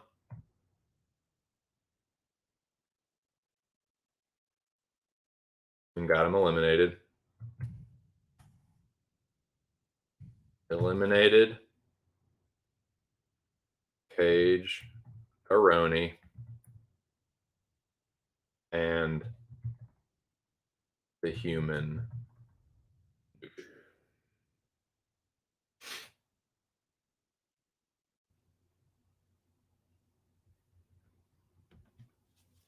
That's what happened with me. That was my season. You know, didn't expect to be there as long as I was, but overall, still disappointing. Had a chance to get to finale night, couldn't get it done. I'm not going to blame it on anything else but my bad picks. I'm certainly not going to fucking attribute it to some bullshit fucking Creole, Haitian, fucking hoodoo, voodoo, fucking rat's blood, cat's toe, fucking, you know, sulfur bullshit. It was my bad picks, inconsistency. I was up and down. I actually did a little bit better than I thought I did. Like I was safe more weeks than I wasn't. I was on the chopping block one in season or in week. I was on the chopping block week 1.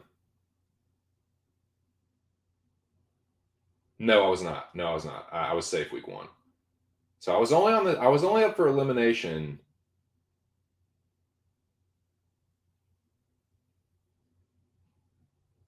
Let's see. I was only up for elimination week 2.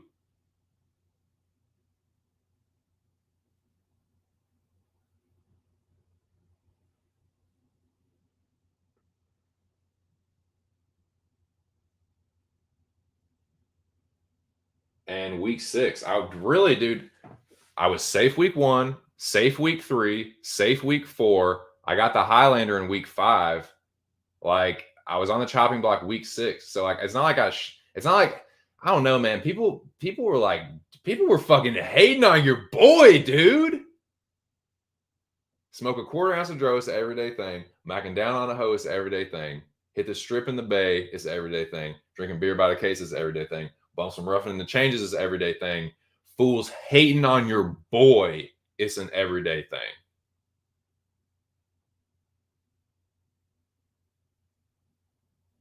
Ninjas hating on your boy is an everyday thing. I really didn't have that bad of a season. I almost made it to finale night. I chopped a few heads off. I got Highlander. Whatever. Shout out to the Rabid Dog, Mr. Arkansas. I appreciate the spot in the competition as always. Will always be game for another one if I am granted a slot. I promise you, win, lose, or draw, I will bring the action. I will bring the entertainment. And if I get the power, I will be very fucking destructive. And I'm gonna win this motherfucker, dude. If I get in Mecha 8, I'm gonna win that motherfucker. I swear to fucking God, I will. But yeah, that was where my season ended. But again, that week, Zach Johnson, fucking Zach Johnson.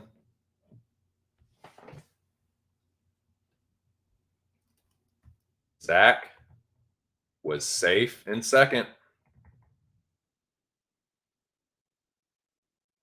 Is safe in second for week 7.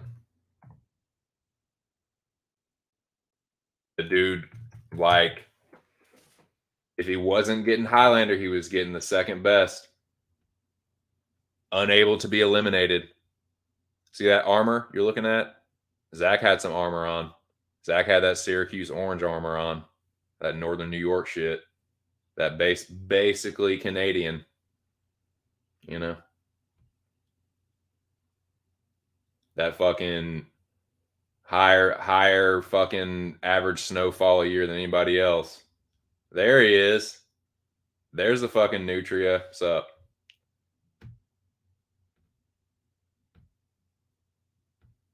Wild horse. Yeah, dude. Wild horses couldn't drag Cardone away.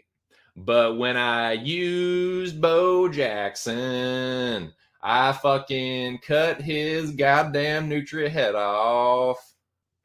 And it was great fun. Cardone, are you going to try and get your revenge next season? Are you going to try and, because I just basically said that it wasn't your Mookie Dookie Hex that got me out. It was my own shitty picks. I'm not gonna take the easy way out with that. But yeah. Interested to see if you, sir, are gonna make a fucking appearance. You human rodent. The heel to end all heels. The Mecca corrupted my soul. Damnedest thing I ever see. I told man, what have I been saying, man? The Mecca does things to people, dude. The Mecca corrupts people. It breaks people in half. Telling you. I'd rather quit you than shit you, boys. So that brings us to the season finale. The fucking finale night. It's down to 3. We all know what happened.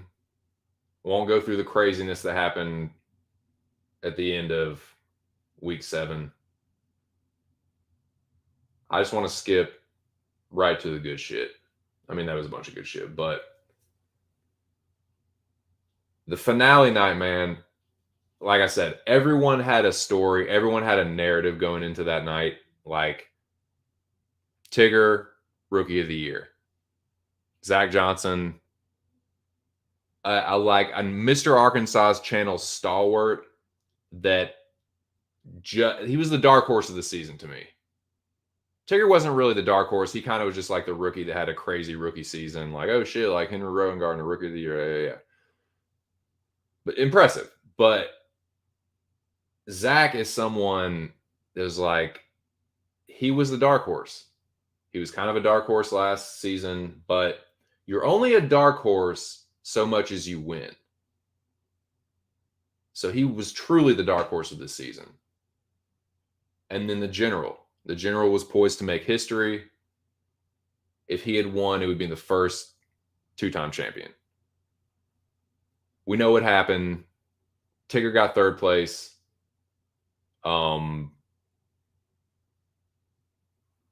Shout out to Tigger. Man, Tigger had a really good run. For a rookie, that's about the best rookie season that I can really think of.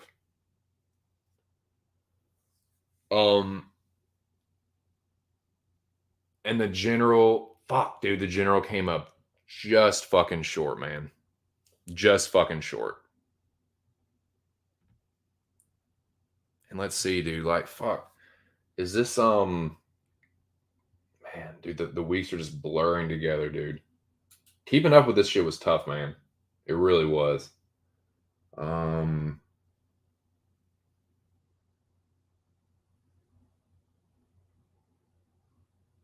So yeah, let me put up a banner. We're at week 3. I mean, week 3. The finale 3. Week 8. The finale.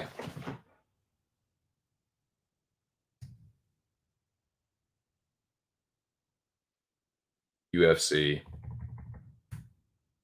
277.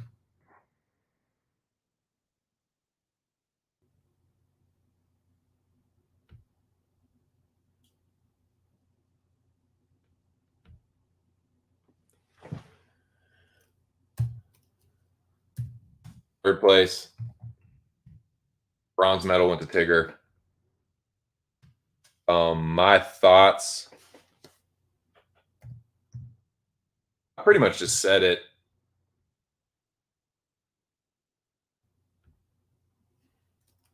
That's the greatest rookie season yet, man. Really made a name for himself in a short period of time. I'm sure he'll be back for another one if Ark, you know, gives him a spot. Like I'm sure he'll accept it. But yeah, man, shout out to Tigger, man. That's how you make a name for yourself, dude. You do big shit quickly.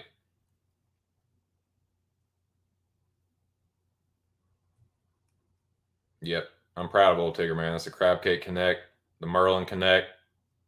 You did Merlin proud, Bo.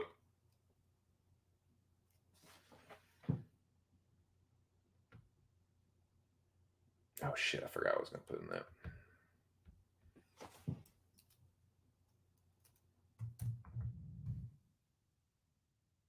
Rookie of the year for sure. Who's in here earlier? So Tigger, wherever you are, shout out to you, dude. You had a great run. I'm sure you'll be looking to build on that. Definitely some good competition. Had some good weeks, had some bad weeks, but made it very, very far, all the way to the fucking finale. Congrats, dude. Gotta tip my hat to you, man. But Tigger had a wild season too, man. Like, check it out. So Tigger made it all the way to finale night, right? But if Nick Alexander hadn't gotten Highlander, if Nick Alexander hadn't gotten Highlander and given it up, I wouldn't have made it the extra week. And who knows what would have happened to Tigger, because he didn't have a great score that week and was like saved by virtue, similar to like me in week 1 and week 3, I think. The week Rush won Highlander, because I was on Rush's team. Like, him and Alex did really well, and I like didn't have a terrible score, but I got carried by them. Tigger got carried by Nick Alexander, and then had a good week the next week, and then made it to the finale, man. And that was crazy too. That whole negotiation with Tigger, and that's kind of where the monetary corruption got brought into things. Yeah, the greed, man. The greed got to Tigger a little bit, and that's shit happens in the Mecca, dude. Shit happens in the Mecca. But Ark was able to restore order. But nah, man, Tigger had a great season. And I'm just giving him some shit. He saw the error of his ways, and yeah. I think everybody's on the same page with that now. Ark, like I said, Ark restored order, and the sanctity of the Mecca was preserved. And dude, Tigger made it to finale, got third place. Hell of a run. Good job, dude. Congrats. Congrats also to the general.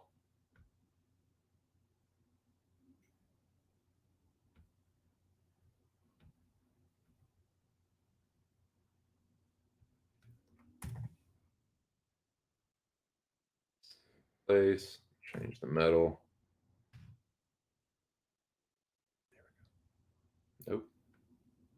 Nope. There we go.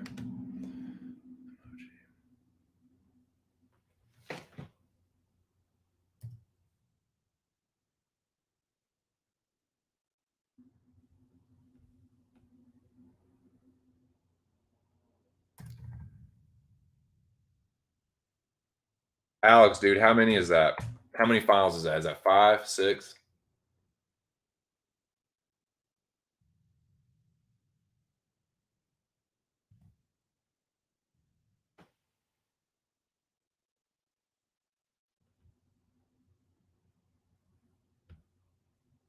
He was this close, dude. Alex is probably the most consistent Mecha player. Whether you want to call him the GOAT, whatever. He's been the most consistent.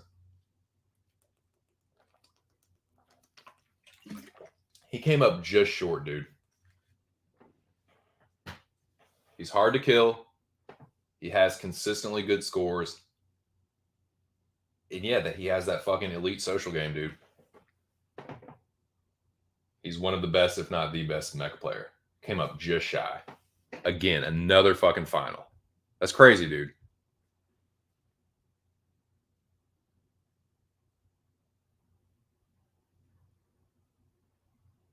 Sup, the MMA professional. I will give you my thoughts on 277 here very shortly. I'm just about to get to it. You're just in time.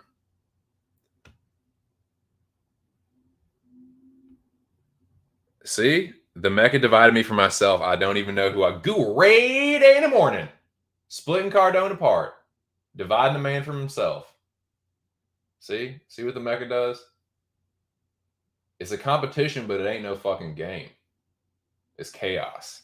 It's fucking chaos, dude. Little bitch is getting the money back, corrupts the mecha.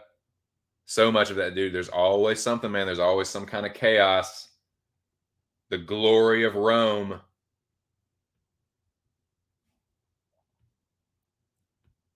Five fucking finals, man. Wang Yun. Everybody Wang Yun tonight. Everybody Wang Yun tonight.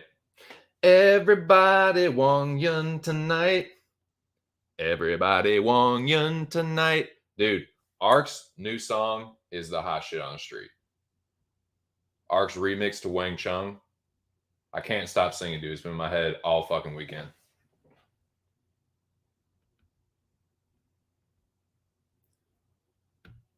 But in the end, people had great runs, great seasons, multiple Highlanders like Bro Picks.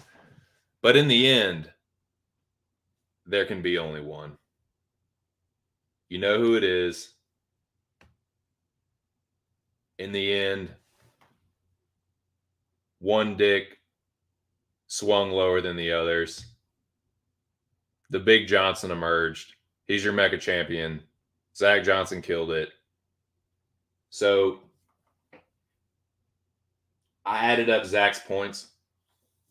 If you remember, my total score, like I said, not as bad as I thought. Almost made it to the finales, 29.05. Respectable. Respectable. Not great, but respectable. Zach Johnson, his total score. Let me show you.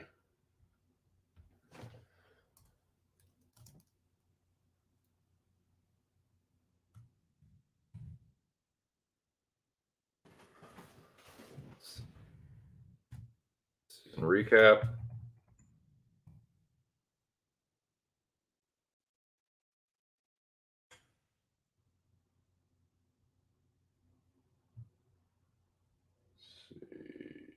Week 1. So yeah, rough start to the season for Zach, but then he started to build momentum, and he flew under the radar for a while.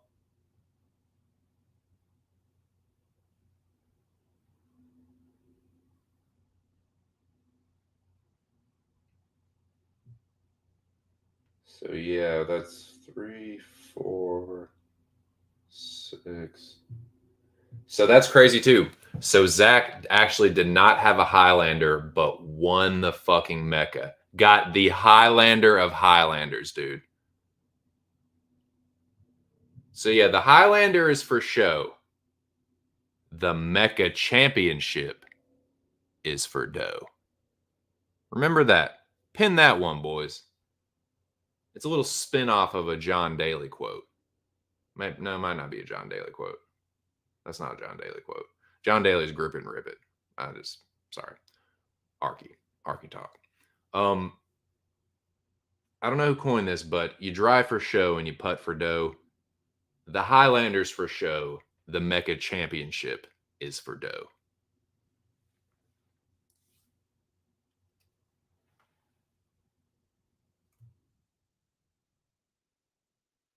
Total points.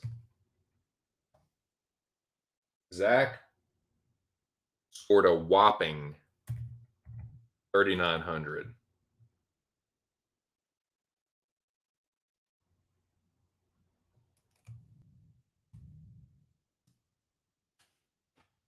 which was an average of almost 500 a week. Fucking strong, dude.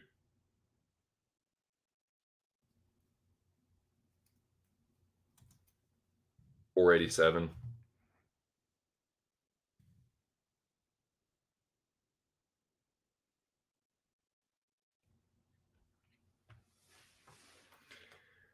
There you go. There's your champ. Hey, I'm happy for that dude.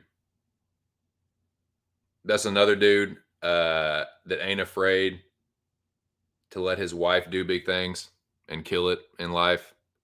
You know, he's a good father. He takes care of his kids. He gets shit done around the house. So yeah, man, I have respect for Zach in that regard. And yeah, dude, you got to respect his fucking picks. The dude was consistent as fuck. Finished very strong as you can finish. Survived the chaos by staying steady. Didn't have to worry about getting Highlanders and having all this pressure. Just stayed safe. So he could just make his picks week after week and struck while the iron was fucking hot and got himself a fucking Mecca championship. He is your season 7 champion.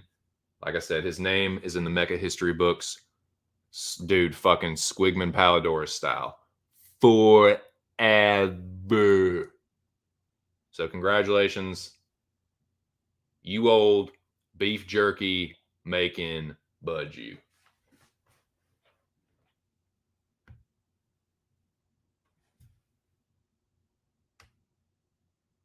So once again, man, shout out to Mr. Arkansas, the rabid dog, the dude that made all this shit possible. He has created the greatest competition ever.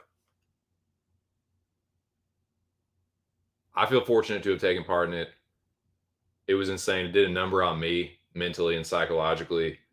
The shit is a pressure cooker. Zach will tell you, anybody else has been in the shit will tell you. Week after week after week after week of not knowing what's going to happen. Having, like I said, dude, I went back through. I had decent scores, and it's still just nope. Decent doesn't do it. I have definitely said that more than a few times since this has been going on, and I've been covering the Mecca on my channel. Good ain't good enough. Good ain't gonna fucking do it. You have to be great every week, or you are rolling the fucking dice with your Mecca life. You have to.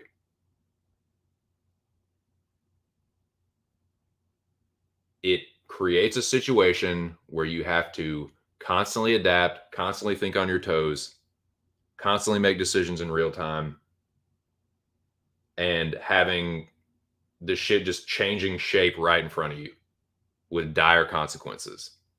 That's what the fucking evil genius has created. So yeah, looking forward to season 8, dude.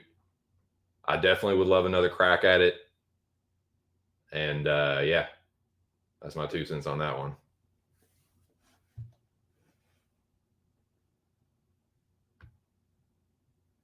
Once again, man, this was the original cast.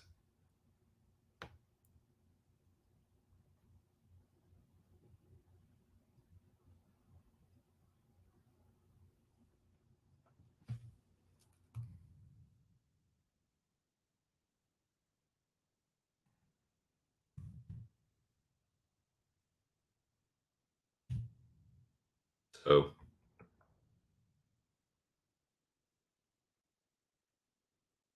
season 7,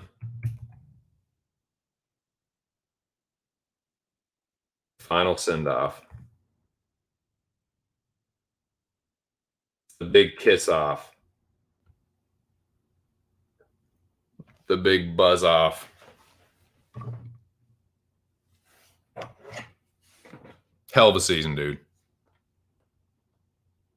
Once again, tip my hat to Ark, tip my hat to the champion, the finalists, everyone I was on a team with.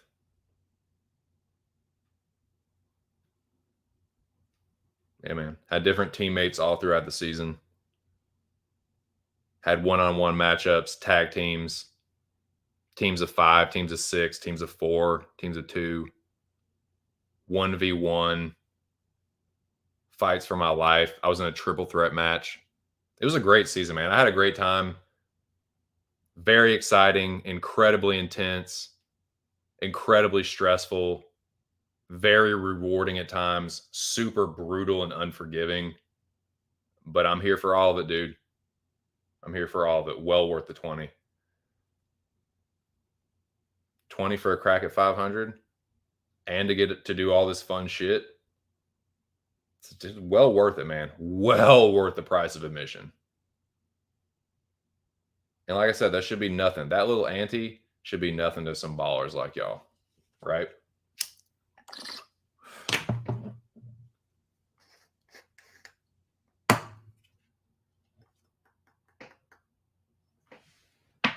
So that's pretty much like my final 2 cents on my Mecha 7, dude. That's my take on it, man. Once again, shout out to Zach. Shout out to also to Tigger and Alex, the finale 3. Shout out to everyone, whether you fucking quit, whether you got fired, whether you no-showed, whether you showed up all the time, everyone that was in it, just a big old shout out. Final send off, man. Mecha 7's in the books. It was the craziest one yet. The secret door, the Highlanders, multiple Highlander kind of incarnations or whatever, reincarnations. Wild fucking season, man. How many firings were there? Let's see. Neil got fired. Game on. Casey OJ more or less got fired.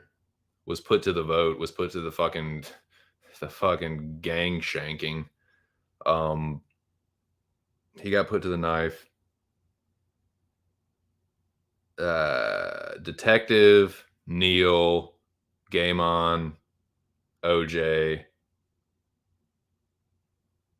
Bro Pigs got fired. Bro Pigs got fired too. I forgot about that. Justin got himself fired. Basically, it was like, cut me. All right, it was literally like in the span of a minute. Cut me. All right, you're fired. Like gets through on the fucking like Ark even adds a spot like actually you thought only one of you was going to make it through. Two of you actually get to make it through. Hey Justin, you made it through. Cut me. All right, you're fired. It all happened in like a minute and a half, dude. That was wild. That was fucking wild. I was actually sitting there trying to fucking get the charcoal lit for the fucking hobo meal we were eating. That shit was hilarious. It was like, are you fucking serious? Like, Justin, what the fuck, dude? Wild, man. So yeah, 5 firings. That's got to be a record, dude. That's got to be a record, man. Stat Dorks, hit me with that one.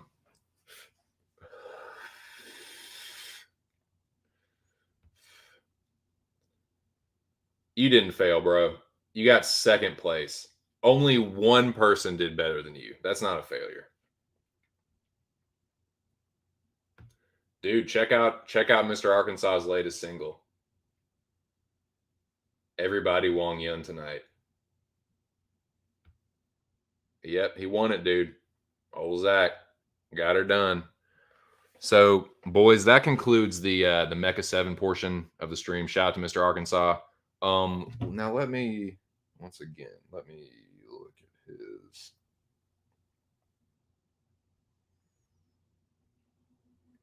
Shout out to Red Glove Militant. He told me what the deal was with ARCs.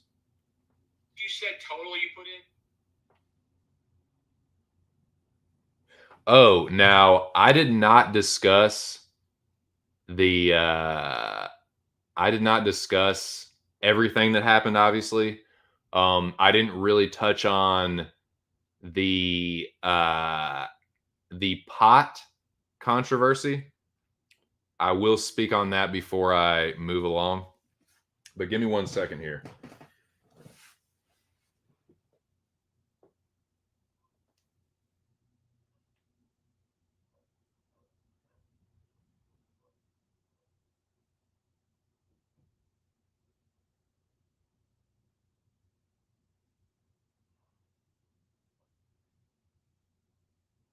Okay, now create.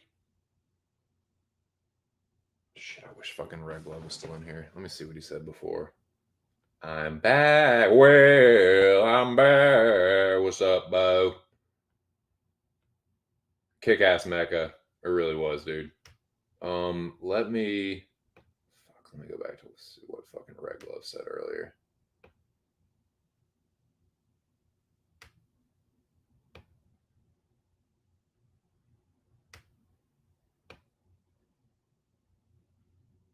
Okay. Gotta pay to play. Chris.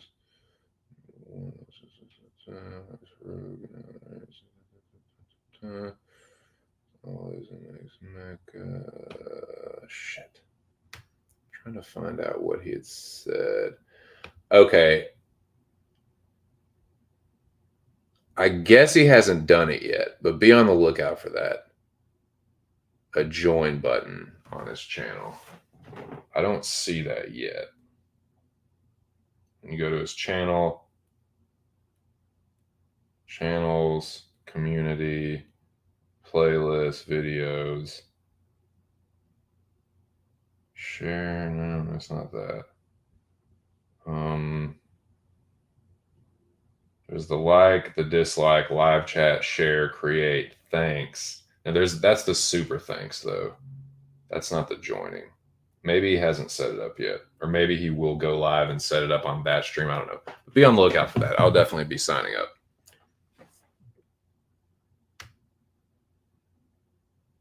And shout out to Red Glove Militant for providing the information on that. So be on the lookout.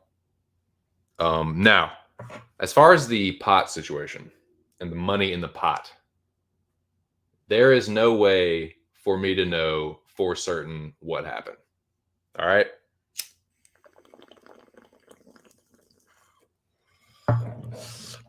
There's only a few possibilities. There are only a few possibilities.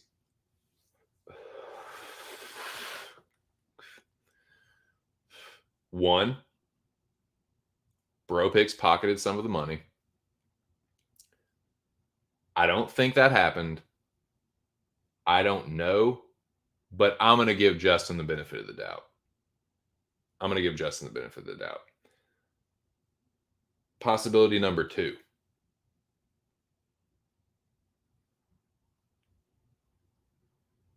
People didn't put in as much as they said they originally put in. The people that said, I'm donating this much, I'm adding this much, I'm going to do this and then add this, there's a possibility that they didn't put in everything they said they were going to put in. Again, I'm not saying that any of these are true. I'm willing to give everyone the benefit of the doubt because I don't know what happened. It's a doubt. It's speculation. I don't know. Just giving you my 2 cents on it. So I again, possibility number 1, BroPix pocketed it. I'm going to give him the benefit of the doubt and say no, he didn't. Number 2, dudes didn't put in as much as they said they put in. I'm going to give them the benefit of the doubt and say they did. Possibility number 3, and this seems like the most likely one. I don't know for sure, but this seems like the most likely one, thinking about it logically and objectively. The shit won't calculate it right to begin with. There were people that maybe donated and by mistake, BroPix didn't either didn't account for them, or when he was giving out figures in the streams, he was maybe just kind of not giving the accurate figure out, not on purpose, but just kind of incorrectly throwing out figures. I tend to lean more towards that, a miscalculation, Justin maybe being a little white clawed out and just a little aloof about the figures. As far as moving forward, I would just say that, Justin's a grown-ass man. And I've been on record saying that every time, and I will say this, I will reiterate this.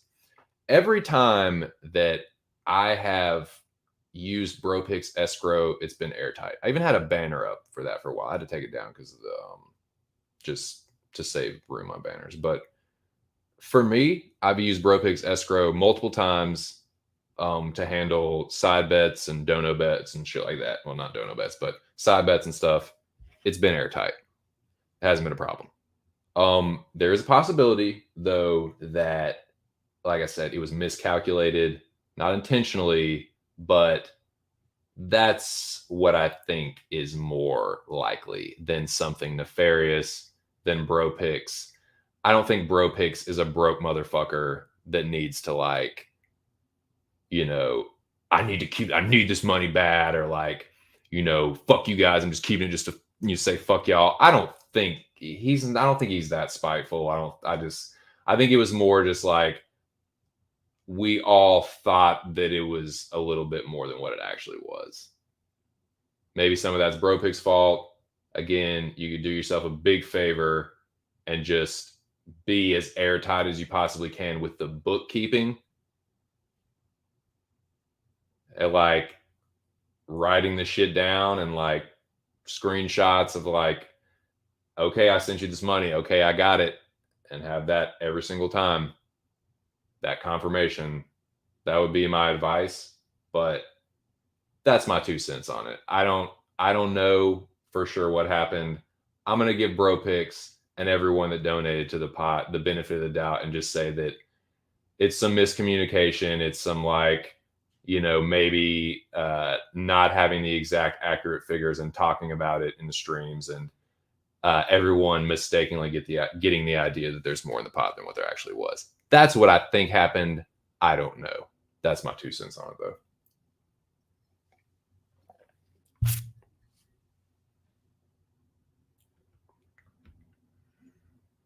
What's up, Anon? Let's freaking go. Zach Big Johnson. Daddy daycare no more. He's going to retire from that. He don't even need the daycare. He don't even need that daycare business. But yeah, man, shout out to Zach. Shout out to Ark. Shout out to everyone that was in the Mecha Man. It's the final send-off. These were the original teams, though. Oh, how much has changed since then, dude?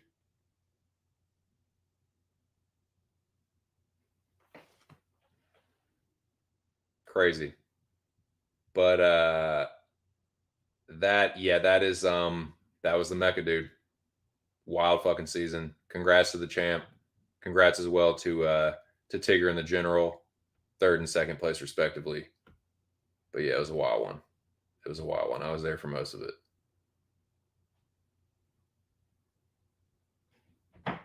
Nice. Per Scroat's advice, I'm sure. No, I'm just joking. So, where are we at, boys? Where are we at? Well, I guess it's time to talk about UFC 277. Damn it. That sucks, dude. Trey Mancini was one of my favorite Orioles, and the Astros got him. Damn it. That's the one thing I don't like about baseball is like every season someone is on a different team. It's like, fuck, dude. Like, not everyone, but still, man.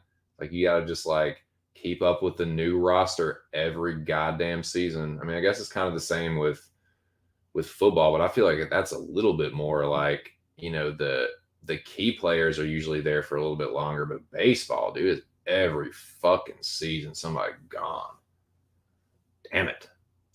Yeah, my top 5 Orioles this season were Trey Mancini, Jorge Mateo, Rougned Odor,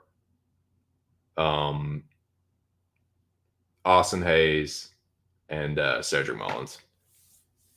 Those are my top 5. Pissed. Clint on Witt, Justin on Quinlan. Who to fade? God, don't beat yourself up over that one. That'll drive a man insane, dude. Man, I'm not gonna dog on Clint. Like, that's bad karma, man. I'm gonna talk about the grease. Maybe that's a more appropriate time to talk about it, but I am not going to throw stones from a glass house. and I'm certainly not going to dog. I mean, Clint's never done a thing to me. Everyone has their opinion on him. I certainly think there's some things that Clint could do to maybe mitigate some of that. But again, I'm just getting started with this myself. I'm learning a lot week to week, and I'm gonna talk about how I did though. Talk about these fights, but as far as Clint goes, like he has been on a rough one. I would have been on a bit of a skid myself, so I definitely would be a hypocrite to shit on Clint right now. That man needs love and Jesus. He does not need criticism. You know, even if it's constructive. You know, I'm sure that. Well, that's the thing. I hope that he knows like what he needs to do and isn't just like I don't know, man. It just and I've been doing this too, like making a lot of the same mistakes. It just seems like that's what happens with Clint. Like makes the same, like going way too dog heavy, like just I don't know, dude. Way too heavy with these dogs. Not only dog heavy, but then heavy with how much he puts on them.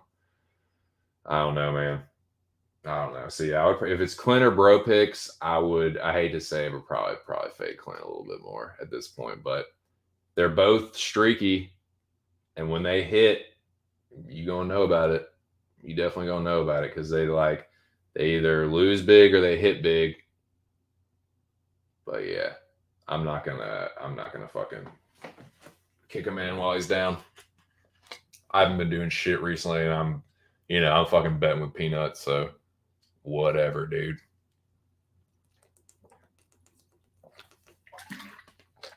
But I'm gonna talk about what happened. I got some crow to eat. I'm gonna kind of shift gears here. But once again, man, shout out to the Rabbit Dog, Mr. Arkansas. Be on the lookout for his membership only stream or streams. Be on the lookout for that. Like I said, shout out to Red Glove Militant too. He was saying there should be a button for it on his channel to join, either when the live stream goes or when he sets it up, and then you just use Google Pay or whatever. So be on the lookout for that. I will be signing up. So real news is on Quinlan. I believe I saw him saying it's an automatic bet because he's doing a Dana White Contender Series fade experiment. I would agree with that. Ask Alex about my betting week. Cha-ching, cha-ching, cha-ching. There you go. 4 foot nothing with a 2 foot dick. That's Zach. That's the man. Better listen to him. Winning Meccas, cashing bets, cock slapping whores. You know, raising kids, making beef jerky.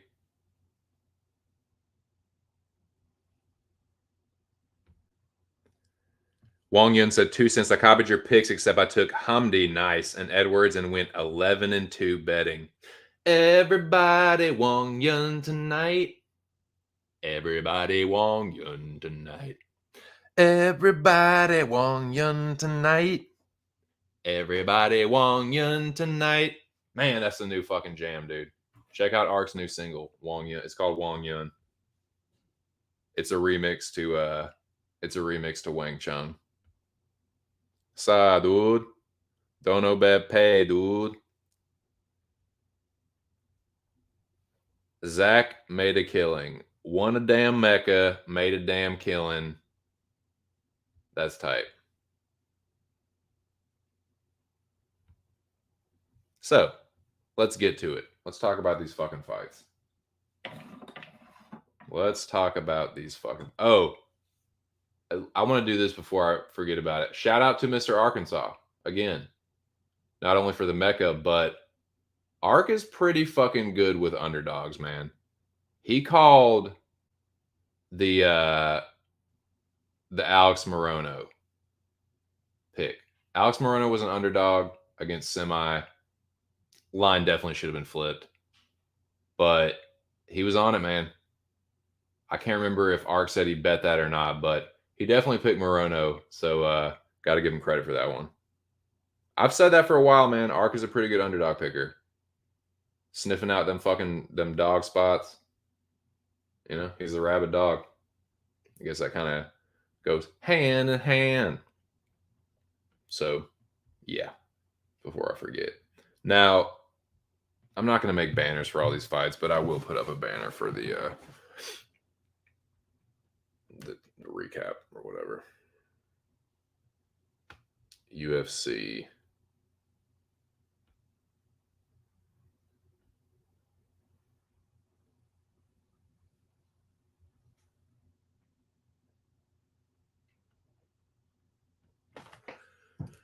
UFC 277 recap. Hobos. That's what we're doing right here.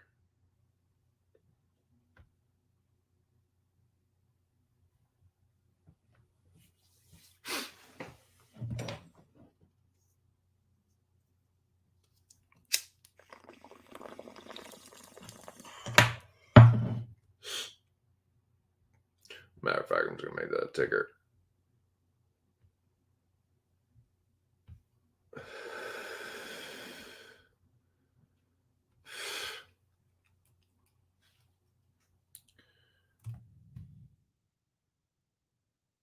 Prediction results. Boy, I actually didn't do too bad, man, on my picks. Wasn't incredible, but I didn't do too bad either.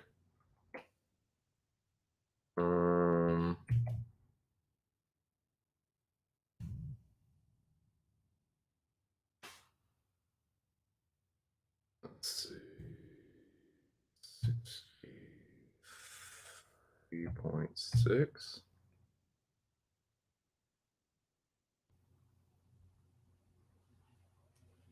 Percent. God damn it.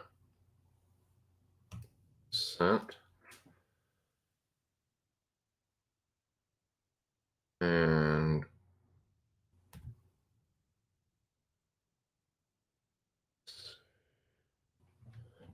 Tapology. And that is for. What's my. Let me go look on top quick. Shout out to the 6 people in the building. Tapology. How would Schwab say it? You guys sound topology. If you sound topology, we got you in. You sound topology. A Schwabism. Topology.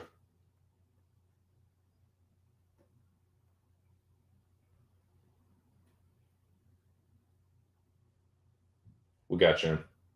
We'll get you in. We'll get you in. That's what that's my favorite. That's my favorite new Schwabism. We'll get you in. We'll get you in. What's got you in? What's got you in?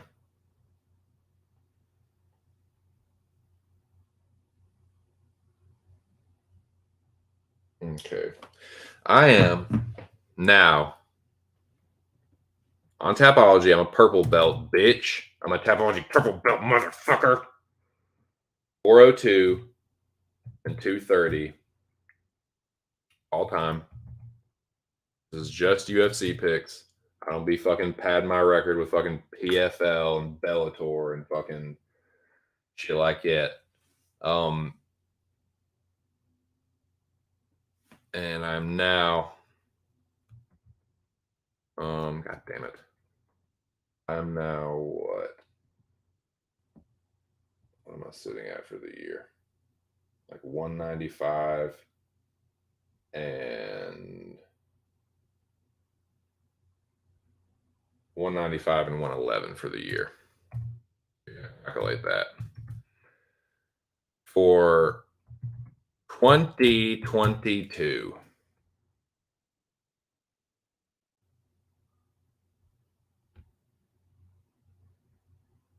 Not too bad. Not too bad. Could be worse. There are worse predictors out there. There are better predictors out there, but there's worse predictors out there too. I will take 9-4 compared to some of the weeks I've had this in this fucking year. Yeah, I'll take that for sure. So let's get to the fights, man. I'll give you my thoughts on these fights.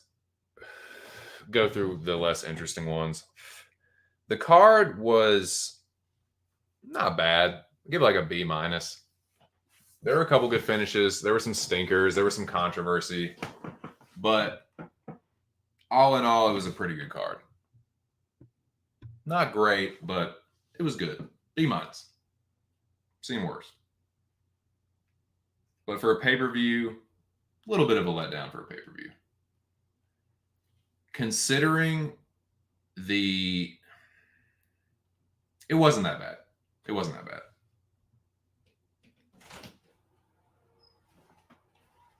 Okay, sweet. Can I take it for a little bit? Yeah, we need to. Will you bring it back in? Yeah. You're saying We just if will you bring it back in when you grind one up? Yeah. Thank you.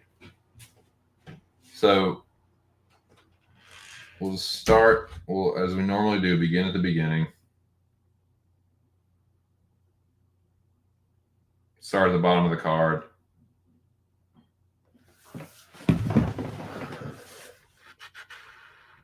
So Kosi decisions. Blood Diamond. I think I had Kosi by submission. I think I had Kosi by like second or third round submission. But I did get this pick right. So yay for me.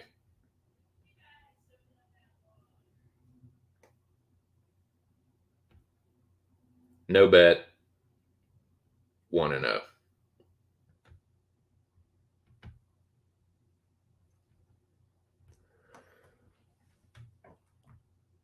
This is one that I'm kind of.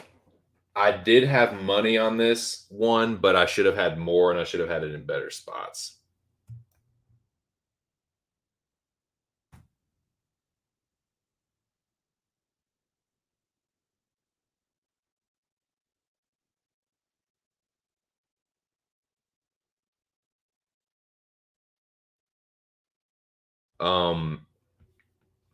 Man, what's the deal with people shitting on Negamarianu? Like, what up with that? Did y'all bet Kennedy or something? I'm thinking that's what happened, man, because yeah, I've called Kennedy a jobber. I called him a jobber last week, I think.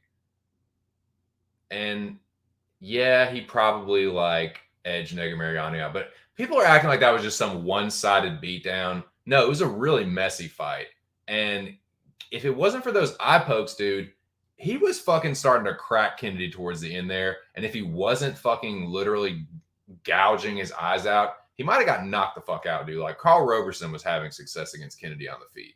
So that's my point. Like, people were really down on Negamarianu. I couldn't believe that he was an underdog. I did have him in a parlay, but I should have put more money. I should have should have bet him by finish. Obviously, in hindsight, everything is going to look crystal clear. But still, man, like, I wish I had like, this is just one was like, okay, take the lesson from it. Like, again, like you should have been on this in a little bit better spots. But I got the pick right. I did have him by knockout. What is the deal with people just like being all over these fucking debutantes like that have no experience, dude? Yeah, he has a couple wins against guys with good records, but if you look at those motherfuckers' records, they are just like that fucking video where the dude has all those cans lined up in a row and he's just stomp, stomp, stomp, stomp, stomp, just crush, crush, crush, crush, crush, crush. That's what Eho was doing. Podateria, Terra that dude. Yeah, he's like, that's a bare knuckle dude. No, man, he wasn't like terrible, but that was an easy spot, man. Like Negamarianu was always the side. that line evaporated like instantaneously. So like, yeah, I mean, I shouldn't say that nobody was on Negamariano, but people were really like, "Oh, I'm gonna pass on this as dog or pass." Like, what the fuck are you talking about? Like, first of all, Negamariano started out as the dog, and but then people were acting like, "Oh, it's either Ehor or pass." Like, okay, like I said, I should have put more money on him. I should have had him in more than one parlay. I should have done a lot better here, but I was definitely right with the pick and the TKO. So yeah, Negamarion is tough, dude. He's got a fucking chin. He's not the most polished striker, but he definitely has power. He's a dog, man, and he's a good grappler. He's got pretty good cardio. He's a tough guy to. You've really got to fucking give him a pasting, and you are probably gonna fucking get it back. If you don't one punch him, you're gonna fucking suffer, man. Like trying to get that dude out of there, you are gonna fucking suffer for it. You better have a chin yourself. That's all I'll say on Negamariano. But yeah, man, I'll be looking to like back him because I know people are gonna be like, oh, people, the detractors are gonna be like, he was getting touched up by Ehor. Like, okay, yeah, keep fading him. Give me a better line.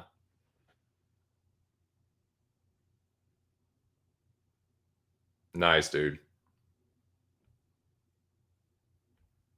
Close but no cigar on the Toonie parlays. Dang. Easy. Easy.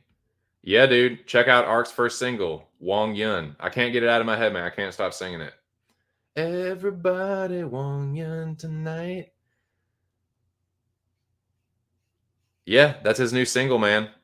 Wong Yun would donate and it was like a jukebox, man. It was like an Arc jukebox. He would just spin that. He would just let that new single play.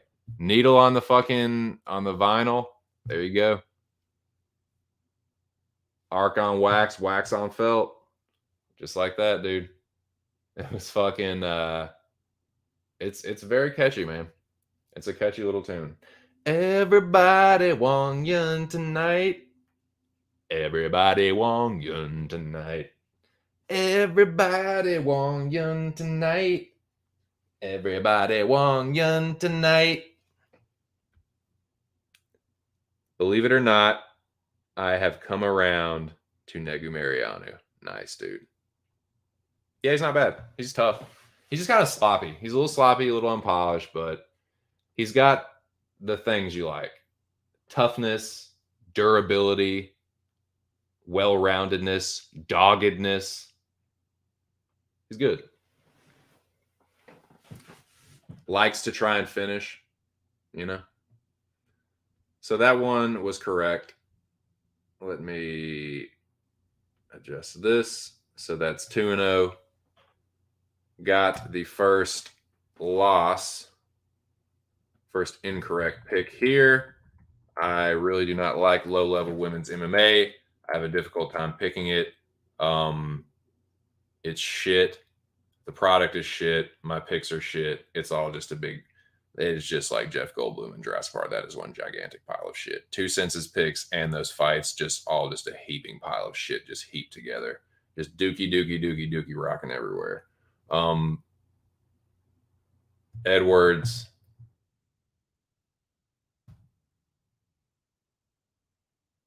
Decisions. Kim. I'll be perfectly honest with you, dude. I was taking like an afternoon nap during the first few fights, so I actually did not see. I saw highlights of the Negamariano fight and then watched it yesterday. But the first few, the Kosi fight, the Negamariano fight, and this one, I did not see live. I'm glad I missed this one. Haven't watched it back. Not going to. Don't care. Got it wrong. Oh yeah, let me put the X up here. Yeah, I don't have much to say about that fight. Congratulations to Edwards. I'll eat the crow. She's someone I cannot get her fucking fights right, man. I can't pick a fucking. Well, that's not true. I picked her against Pasquale. I got her last one right just because Pasquale is just some debutante jobber. But like Kim was a little bit tougher of a pick. Again, this is one that like Kim could have won, but just I don't know, man. I don't know what it was. She wouldn't fucking Where was the fucking volume that she needed? I don't know. Certainly wasn't in the fight. But yeah, Jocelyn Edwards gets it done. And I got the pick wrong, so shout out to her. Crow for me. Yippee skippy. Let's move the fuck on with our lives, shall we? Yeah, that's what I'm thinking. I'm just gonna fucking pretend that never happened. But yeah, crow for me on that one. Good job, Edwards. Next fight. This was my first, not my first, because Nega Mariano was the first leg of my parlay, which I secured there. I did bet Morales by round one. Um,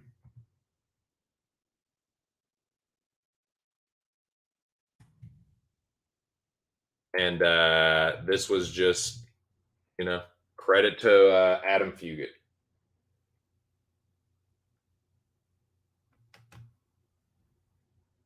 Credit to Adam Fugit. He is the reason that my bet did not cash.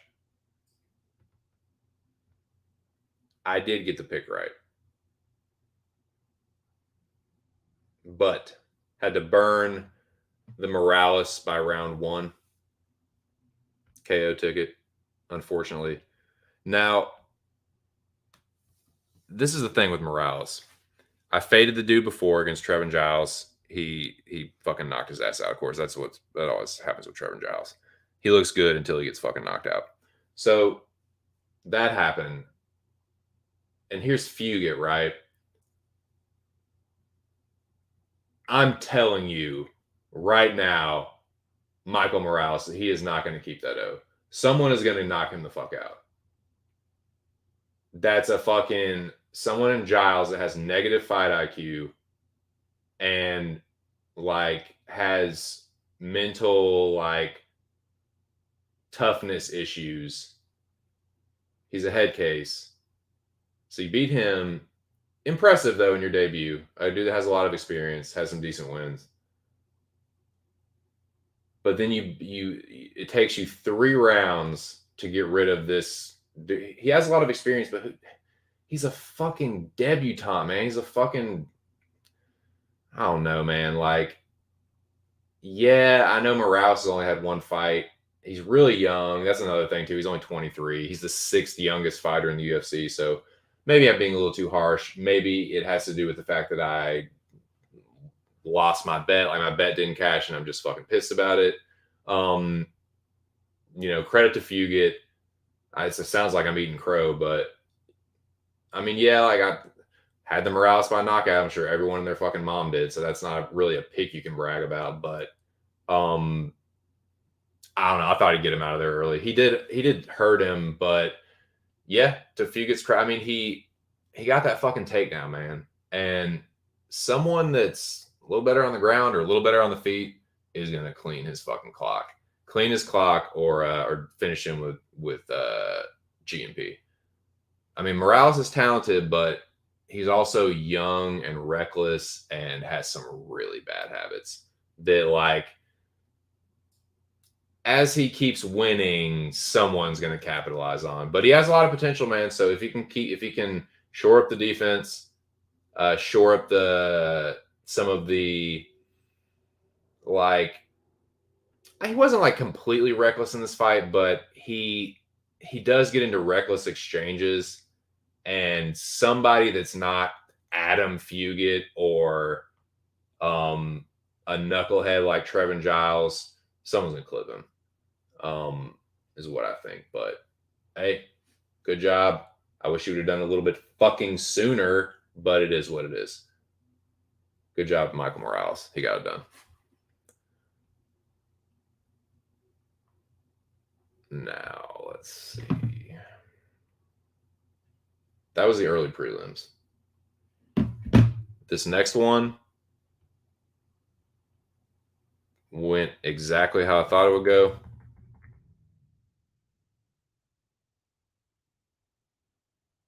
Close. It's a close one.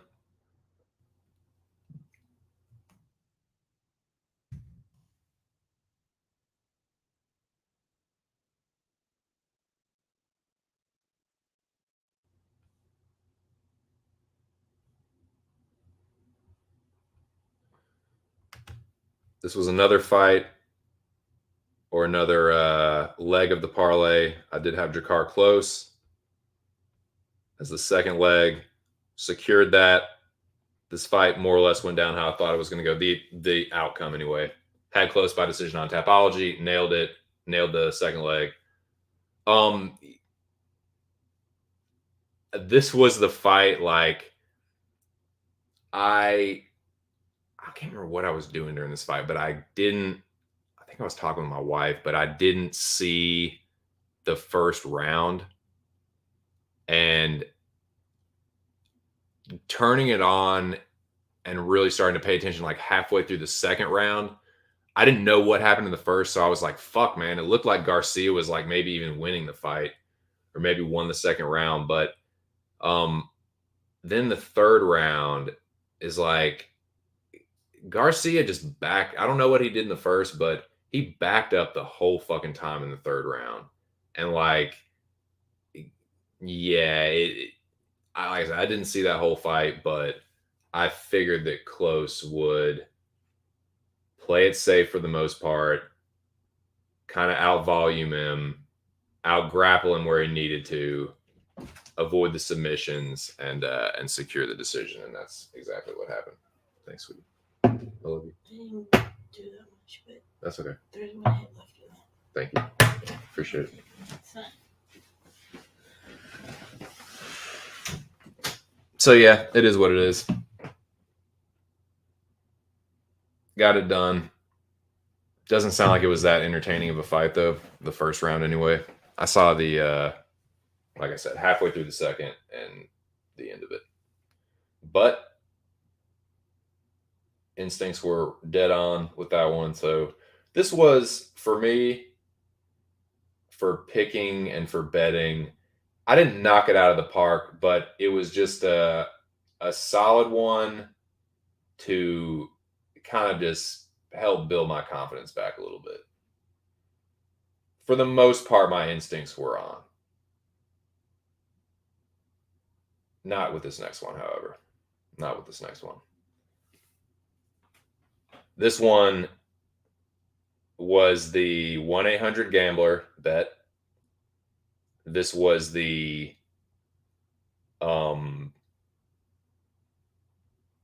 dumbest pick, dumbest bet. I don't know what the fuck I was thinking.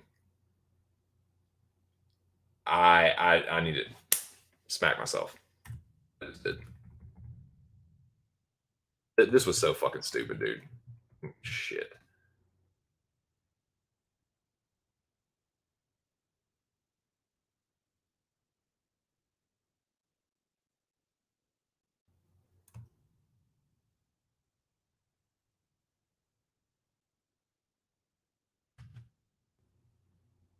Who bets on Dontail Mays? What a fucking idiot. What a fucking dummy I am for not only picking Dontail Mays, but betting on him. Dude, what the fuck? That was such a stupid pick, such a stupid bet. He was like trying to. What was that? I know what he was trying to do with that like trip takedown, but that was the funniest shit. He goes to like puts the leg behind, and as he goes to like push his body back the other way, Hamdi just like sits down on him and just there you go, back down to the ground.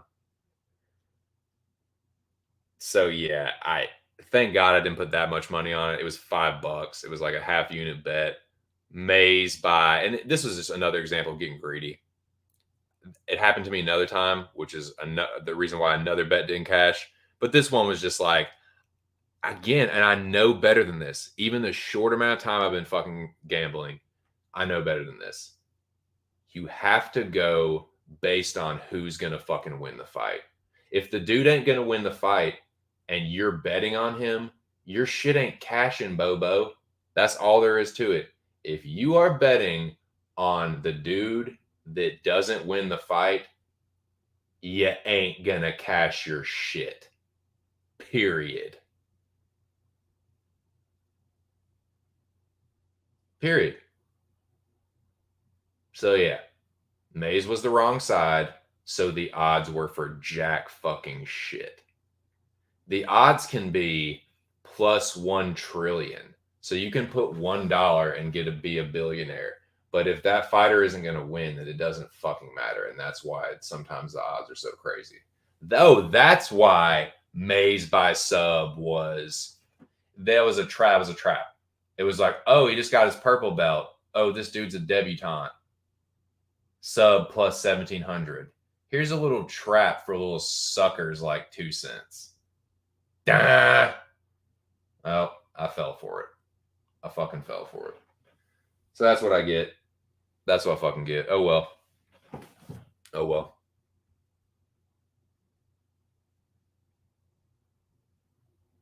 Shout out to Hamdi, man. He looked good. He looked better on the feet than I thought he would, too. He looked better on the feet. He was clearly the better wrestler. I knew that was going to be the case, but Mays was shit on purple belt my ass, dude. He didn't do shit off his back. He didn't even fucking like, I don't know, man. I was very disappointed. But that's, again, it's what I get. Like, dude, what are you thinking putting your confidence in Dontel Mays? Foolishness.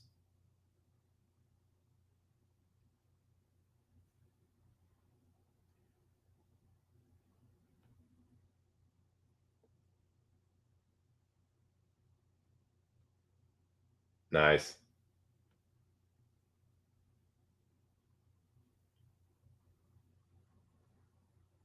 Yeah, exactly. Mays is an imbecile. Instead of throwing flying knees like a nincompoop, you could just finish the guy when you have him hurt, exactly. It is allowed. Probably 10 naysayers. Oh, about being on Hamdi. Can we get 2 more people in the building, man? Can we get this to be flirting with 10 all fucking day?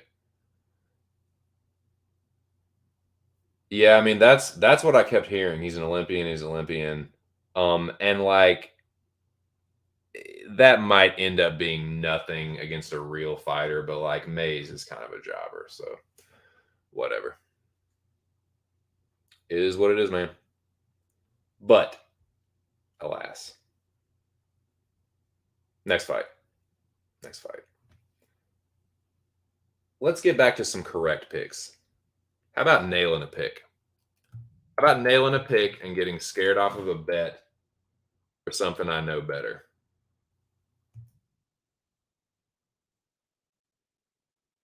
I was kind of shocked at the amount of people that were on Rafael Alves. Seriously. This is again where it's like, this is just like Terrence McKinney all over again, dude. Like, you just don't, there's some reason you don't like Drew Dober. He burned you on you must have bet him against Brad Riddell and got burned. But why would you pick Rafael Alves? Yes, I was scared off Dober betting him foolishly, but I picked him by knockout in the 3rd round, nailed it on Tapology. This was another pretty easy pick, dude. Pretty easy. He looked like shit on the scales, but it didn't matter, man.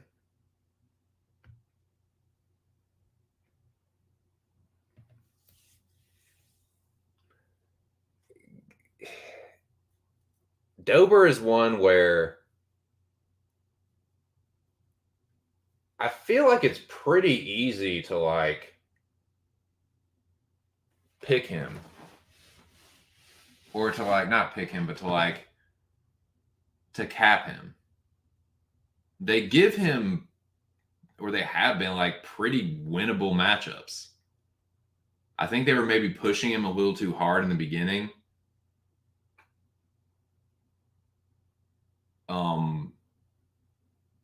But like these last 2 have been like, dude, this is Dober all day. Alves is a 1-round fighter. I know, dude, that foul gave him so much fucking time to that fucking thumb. It was like a thumb grazed his eye, but he took so much. It was like a full minute, dude. That was basically like another round break, and then he came, dude. I was about to be so fucking pissed off if he had come back from that break and knocked out Drew Dober, because he was swinging so goddamn hard, and he came close a couple times. I would have been furious. But yeah, Alves, he's kind of a fraud. He's a overhyped fraud. He's a one-round fighter.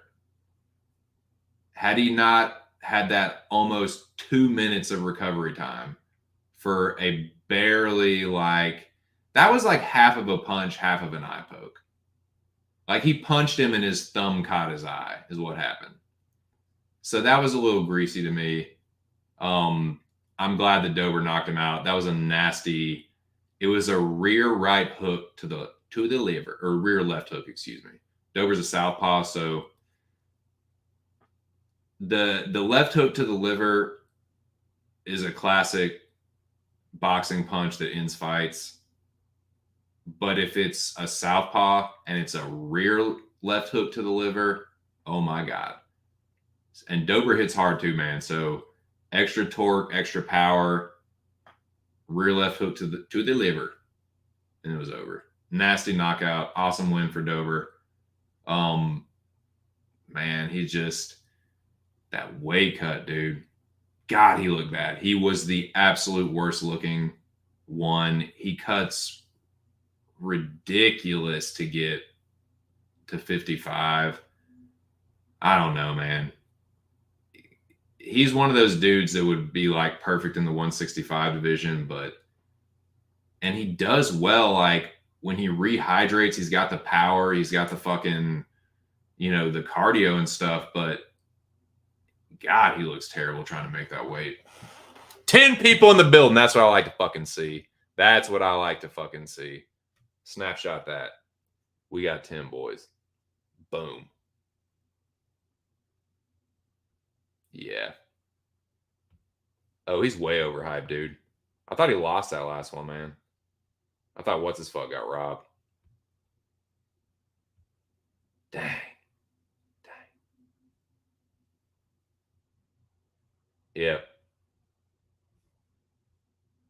Lobby sticks to his gimmick, man. I got to give him credit for that. Yeah. Rat-a-tat. All right.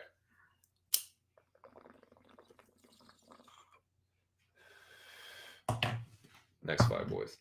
11 people in the building. Huh? Think about that. Think about that shit. All right. Now it's time to do a little more gloating. Let's do a little more gloating.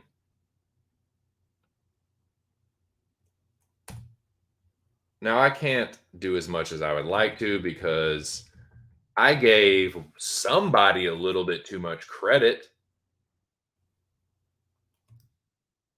But nonetheless, this was another incredibly easy pick.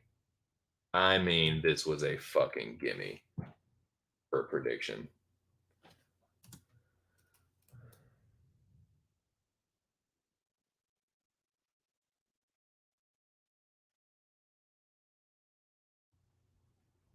Oh, this was sweet irony.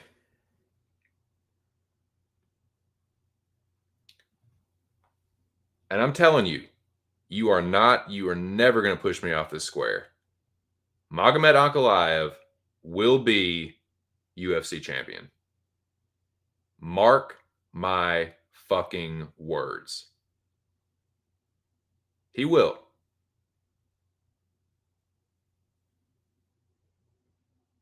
You can look at the last guys that have been champion, because that's what everyone does with Ankalaev. Oh, yeah, he lost to Paul Craig. Look what Vulcan just did to Paul Craig. Look what Alonzo Minifield did to Paul Craig. Look at the last few dudes that have been champion, and look at some of the people that have beaten them. Dude, King Mo sent Jiri to the Shadow Realm. Fucking one-punched him. Face planted that motherfucker.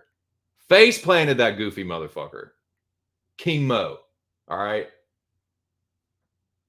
Thiago Santos, the dude that everyone shits on Ankalaev for putting in a lackluster performance. Yeah. Yeah, that same Thiago Santos that knocked out Jan Blachowicz. That dude.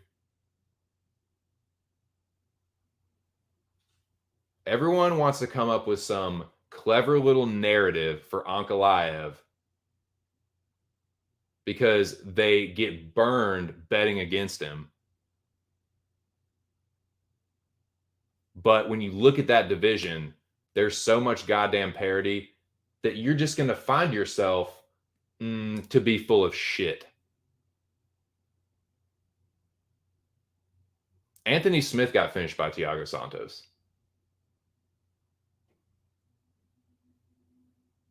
Ankalaev has only lost to Paul Craig in the last second in a fight where he's beating the shit out of him.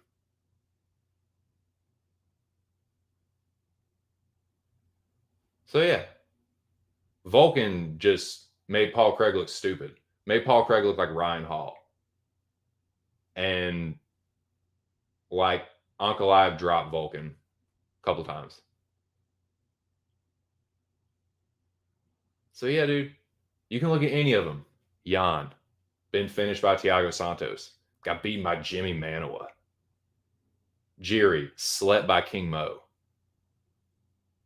You know what I'm saying? Glover got obliterated by Gustafsson.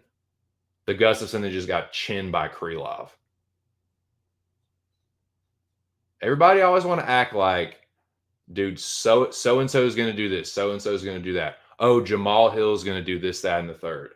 Jamal Hill, they got his fucking arm elephant trumped in 1 minute by Paul Craig. That motherfucker. Okay.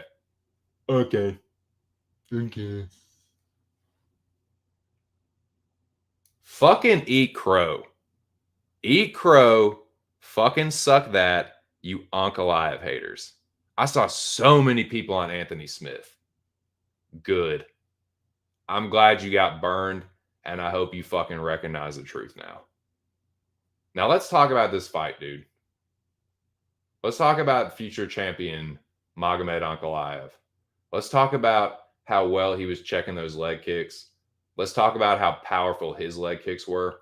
Now, I was going back and I watched the fight back again. And Smith's left leg is the one that is damaged. I originally thought, okay, I love you. Be safe.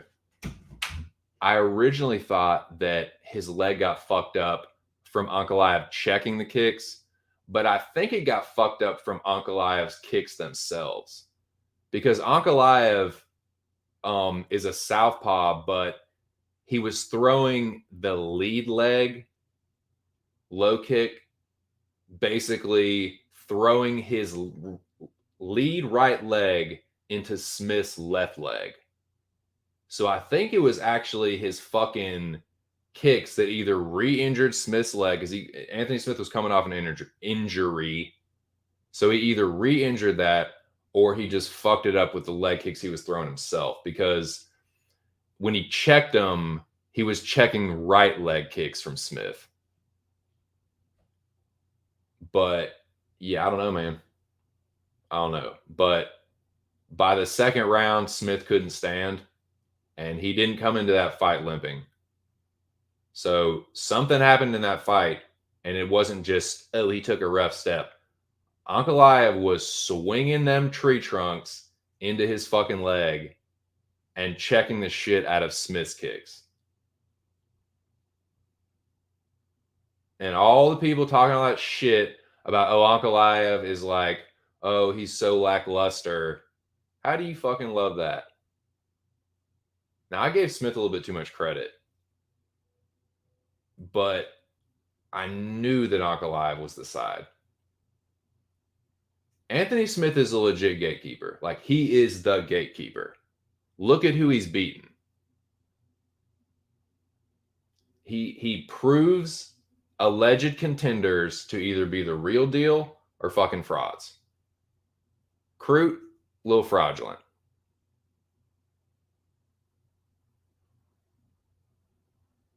Glover, eventual champion.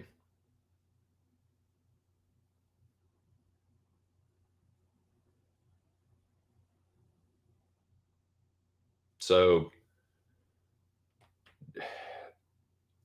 Ankalaev is a bad matchup for just about everybody. Whether you like it or not, whether his fights are always the most exciting or not, even Anthony Smith will tell you. He doesn't make a lot of mistakes.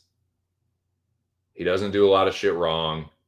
He's good fucking everywhere. He is good just about everywhere in that fucking octagon. He's tough. He hits hard. Got good striking. He's got good grappling. He's got nasty ground and pound. He made one mistake. He had one lapse. The very last second of a fight, he was absolutely dominating. So it is what it is, man. So yeah, you can poke holes at that Paul Craig loss, but you are going to have a tough time keeping your fucking ship from sinking when you start looking at your favorite light heavyweight. Because they all got fucking holes in their ships. Glover fucking made a highlight reel out of Gus. King Mo slumping Jiri. I'm just saying, man. I'm not saying you can hang on to those, but if you're gonna start poking holes for a fight that's now happened years ago for Ankalaev, you better start doing the same thing with these other guys. Stop hating on the dude. Recognize that, yeah, he's probably gonna end up being champion, or at least fighting for the belt. I think he's gonna be champ, but.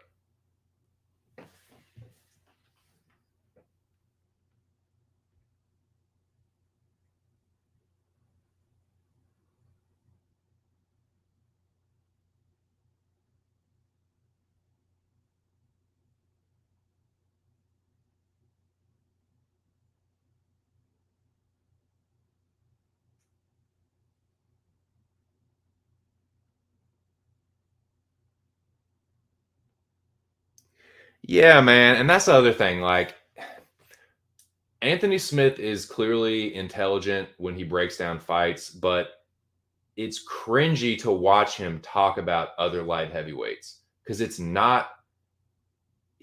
a bad faith argument. Those are guys that you're going to be fighting. So you're just like, you're trying to flex. You're trying to, like, the shit it's not like he was being utterly disrespectful to Ankalaev, but he was being a little dismissive. Like, oh no, he's good. Like, it was all this, like, sort of backhanded compliments and like, oh, he's been in 18 mixed martial arts competitions, but he's been in 0 fucking fights and he's about to have a fight. Well, looks like Magomed Ankalaev just won his first fight, boys. Did you know that? Did you know that Magomed Ankalaev just won his first fight, according to Anthony Smith? And that's another thing about Smith, man. Yeah, he has some good wins against guys that have shown themselves to be jobbers or like shells of themselves. His best win's Gus. You know that, right? Y'all know that his best win is Gus. Not aging well. Aging like fucking milk. Shell of Shogun. Shell of fucking Rashad. I mean, that's how Smith made his name. That's how Smith made his resurgence at light heavyweight. Knocking out a shell of Rashad, knocking out a shell of Shogun. I picked him to be Gus on my old channel. I remember that. That was one of my favorite, like, gloating moments. But, like, I mean, Vulcan's a pretty good win. Vulcan's a legit win. That one's actually aging better, especially after his last one. Well, it depends on how high you are on Paul Craig, but people are going to move that goalpost too now. So, people will move the goalpost and adjust it to fit their argument or narrative. But and I do that sometimes too. So whatever. But no, man, I'm just saying, like, you can, if you want to play the game where you're like, oh, that's Paul Craig. Okay. Paul Craig also fucking Alonzo Minifield. You think Alonzo Minifield is gonna fucking hold a belt anytime soon? Please. I'm just saying, man. It's like wins over Krylov and Santos mean nothing. You're trying to shit on a Santos win. I'm not talking about y'all specifically. I'm just saying, like, I'm talking to the detractors, the haters. So you'll shit on a Santos win and a Krylov win, but you'll big up a Vulcan win and a fucking Shell of Gus win and a Jimmy Crute win. I don't make no fucking sense, dude. People are just so fucking stupid sometimes. Stubborn. Stupid and stubborn. I mean, I am some too about certain situations, but people are fucking stubborn and stupid when it comes to Uncle Ive. You just lost a couple bets. You bet him to finish a couple times and he didn't. That's all that is.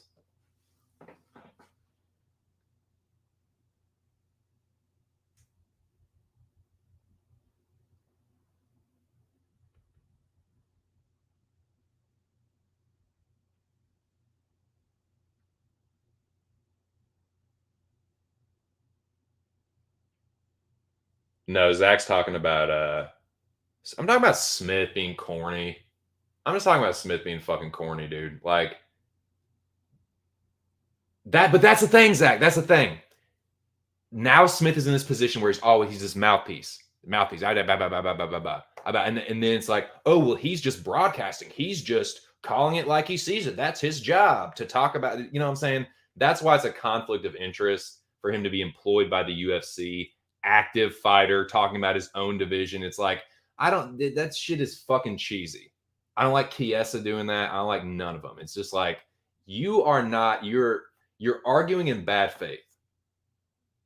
These are your fucking opponents. Like, it is your job to hype up a fight once you've got a fight with them, and they're trying to get fights with them whilst like making calls from the desk. And it's just like, this is, you can see them all like tense about it. Like, it's like, this is weird and cringy. Like, get someone that ain't in it.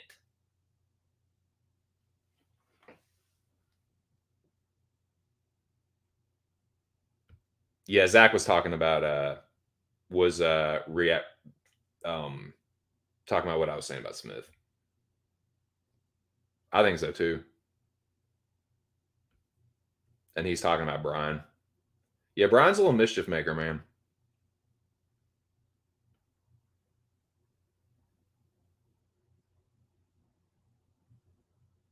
He'll like, I noticed a couple times during the like, he picked touch to beat me, but then he'll like come over here and kiss my ass. He'll like steal my sayings. Like, he'll do the sup this, sup that, the great day. He'll do that shit. He's like just very strange guy, very weird guy.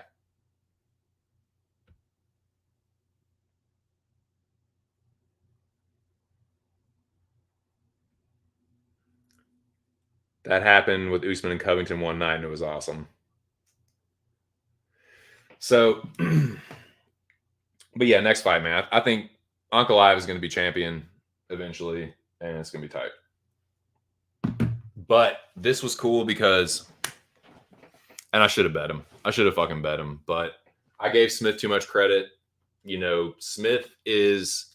Smith is the gatekeeper, but I should have known Uncle Ive was going to pass the test with flying colors, walk through the gate very easily. He just opened up the gate for him, basically. So now people are going to have to keep that same energy. And that's what pisses me off about this whole injury. My leg's broke. It's my leg. It's my leg.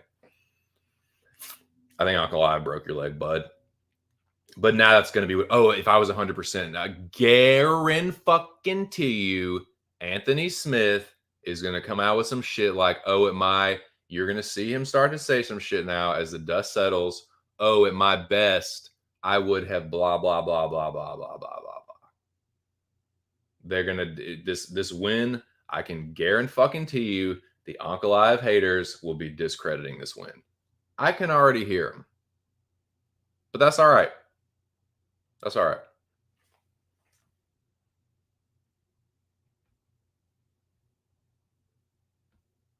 Next fight. Boys, this was the one.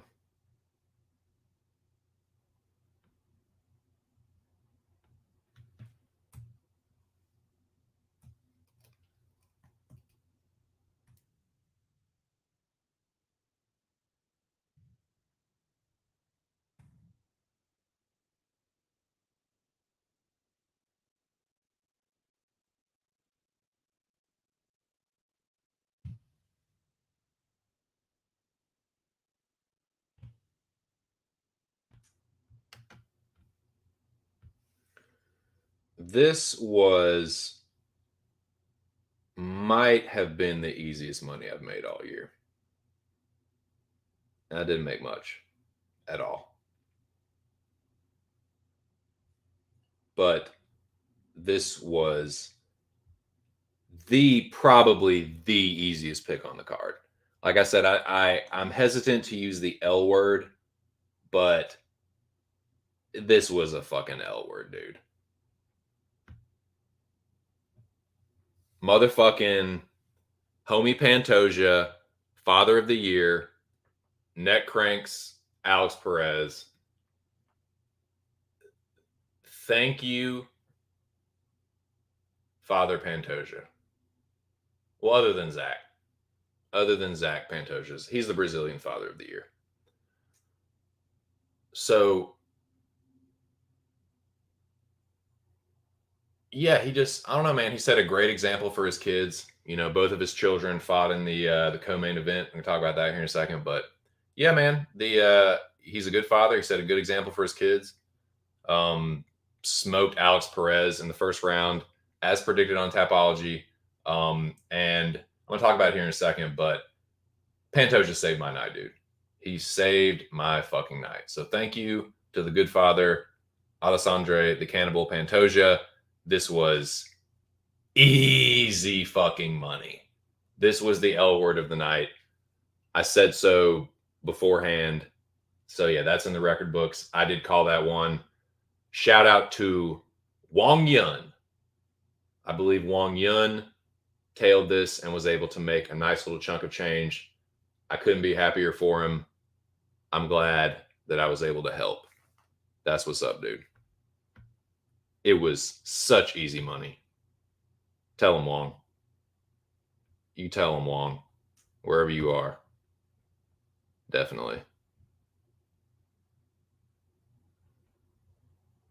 Makayev says he whoops Pantoja in practice. He probably does in wrestling. Like in wrestling, yeah, but like, dude, if they're fucking banging and shit, nah, Makayev don't want to do that. That's a thing. Like Pantoja is a dog. Makayev is a good wrestler, but he has not fought anyone on that level, and that's sparring. Like you said, that's sparring. You know, Garbrandt used to handle Dillashaw in sparring. You saw how it went down when they fought. You know. Yeah, exactly. It's practice. So yeah, that's what's up. But Makayev is definitely a talented flyweight prospect for sure. Yeah, I definitely have my eyes on Makayev. But Pantoja is that dude. He's my favorite flyweight currently. He took Figgy's spot. He had a good close fight against Figgy. I'd like to see that rematch. Perez fought Figgy for the belt and got smoked. But yeah, Pantoja made quick work of this dude. I couldn't tell. Well, I'll get to the grease here in a second, but I didn't quite know whether he was going to knock him out or sub him. Should have probably known about the sub, but yeah, he basically just jumped on his back, went for rear naked a couple times, and then was like, fuck it, I'm just going to crank your neck off. So he neck cranked him, got the tap, standing neck crank. Nasty, nasty shit. Filth nasty. Pantoja's a beast, dude.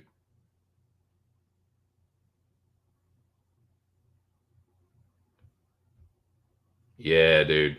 Hey, man, I'm glad you're able to cash. That's fucking tight. Definitely smash the like button. We've had a successful stream, boys. There's been 11 people in here. We hit the 10 mark finally.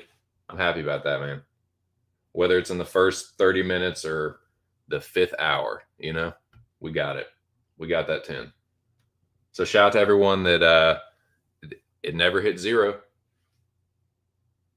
since the beginning. Started out 0, but it hasn't hit 0 since. So appreciate that, man.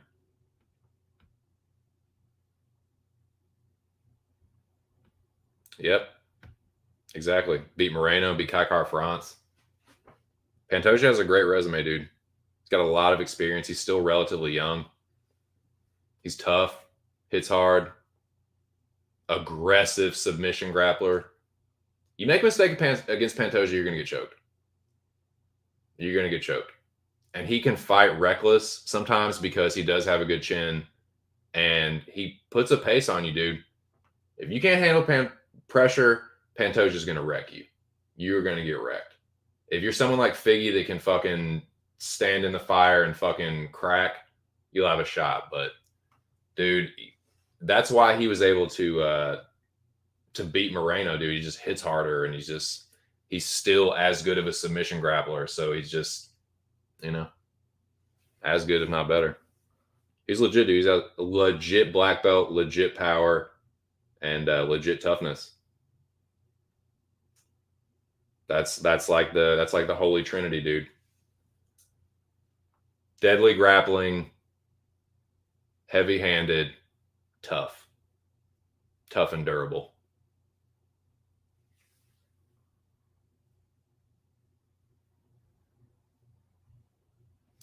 So yeah, next fight. He saved my night though, dude. Pantoja saved my fucking night.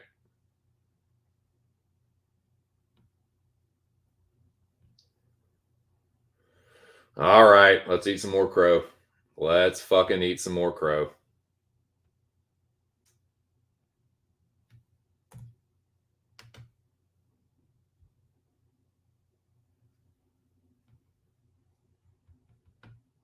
This one hurt, dude.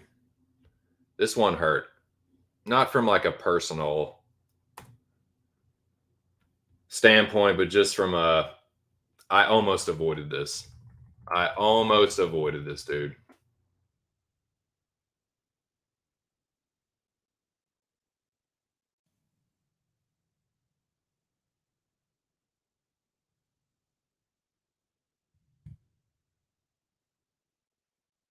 This one stung a little bit. I could have won a little money, but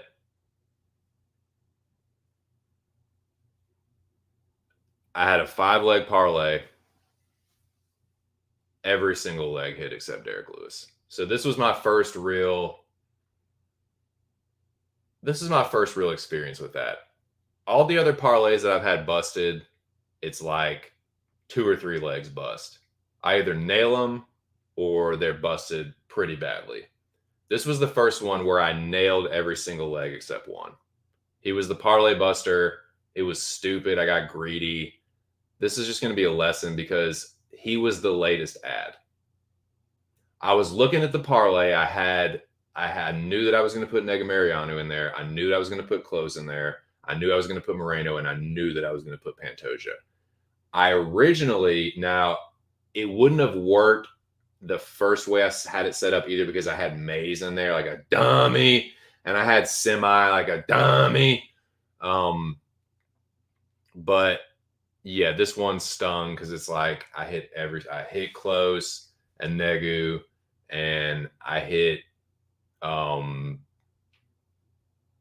Moreno and Pantoja. And of course, I'm sitting there at the fucking kiosk, and I'm like, okay, who's it going to be? And like looking at the odds, like, they're plus right now. I was like plus 4 something, and I got greedy. I said, oh, dude, if I put Lewis. I was thinking about betting Lewis anyway. This is my logic. This is my dumb fucking logic. I was like, okay, I was thinking about betting Lewis as a dog, but I was like, you know what, dude, if I'm gonna bet him as a dog, why not throw him in my? If I'm that confident, why not throw him in my parlay? And it's just like, dumbass, you fucking dumbass. That's what you know. Like, why you putting? Because I've hit that before. I've hit it putting underdogs in my parlay. That's how I've I think both the big nights I've had, and they're not really that big, relatively speaking, but the nights I've made over $200, or one night I made almost 200. It was like 189, and the other night was like 311. But both those nights I had an underdog in a parlay or a plus money spot in a parlay. But with this one, it was like, I was like, oh, less legs, but one will be a dog to make up for it. And I was like, God damn it. Fuck. But yeah, shout out to Sergey Pavlovich. This crow's for you, you Russian fucking lummox. Now about the stoppage, the controversy on this car was around the Derek Lewis stoppage. It was early, but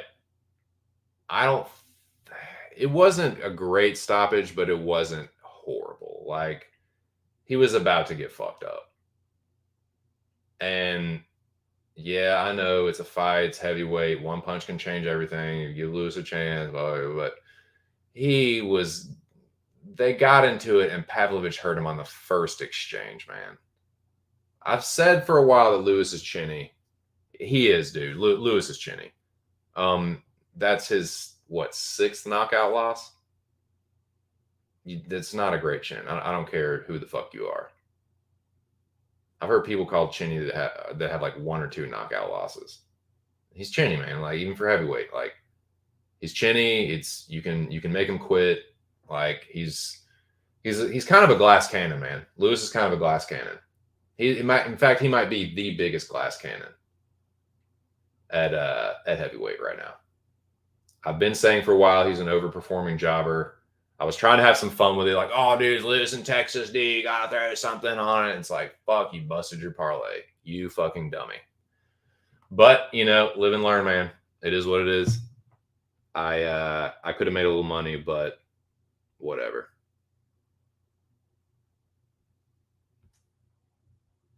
Yep. Classic glass cannon.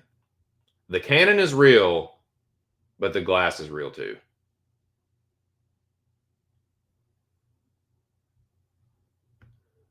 Well, you can't eat them green. Now, a tint of green is nice when they're a little tangy, but they're not like they're still pretty soft. Like, you don't want to eat a fucking green one. You're drinking for the morning time, baby. But yeah, man, it is what it is. Lost out on a little bit, but whatever. Next fight. The next fight was for the interim flyweight championship of the world.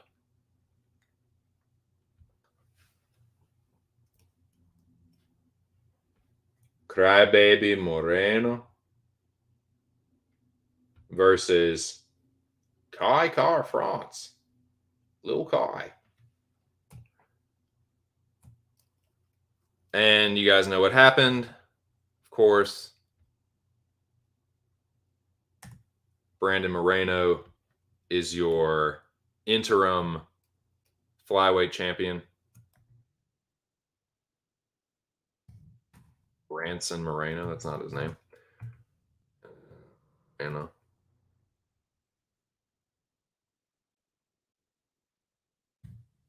Liver kicks. Kai. You got Kai.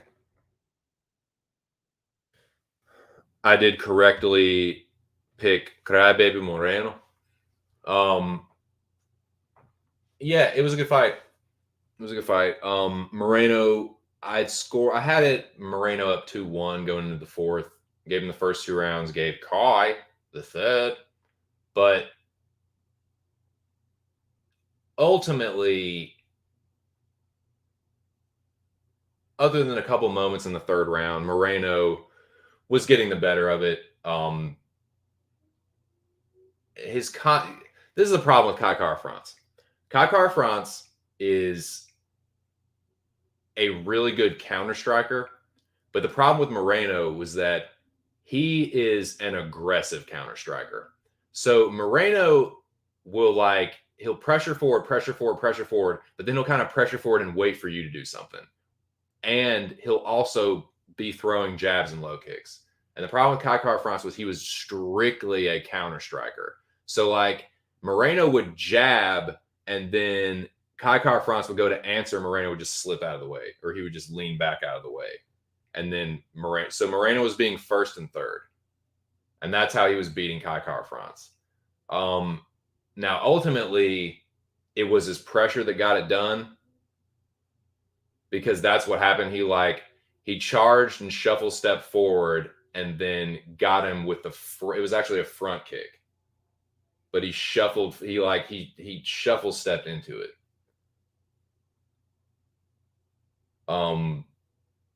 Nasty liver kick, toes back, right up in there. I mean, Kai it wasn't a delayed reaction. He folded instantly, dude. Just nothing he could do, man. Moreno was, like I said, KKF was building some momentum in the third, but yeah, he was that's why I had Moreno ahead, is he was waiting too long and Moreno was just getting his work off. He would do his thing. Sometimes Kai would answer on the counter strikes, but then he would get countered off of that too. And yeah, I thought Moreno was up 2-1. And then he got finished, obviously, Kai. But yeah, I mean, it was a good fight. It was an entertaining fight. Moreno got busted up on the ground. That was interesting. That made it for, he had a nasty fucking gash under his, his right eye. But yeah, sweet finish for Moreno. He's dude, Moreno smells blood. He's a pretty lethal finisher, man. He's definitely got some good finishing instincts. But that was gnarly, dude. That was gnarly. Boys, I gotta piss again. We're just over the 5-hour mark. I'm gonna hit the bathroom real quick, and then I'll come back, and then we'll wrap this thing up. But yeah, it just hit me like a wave. So let me get these banners up. A little intermission.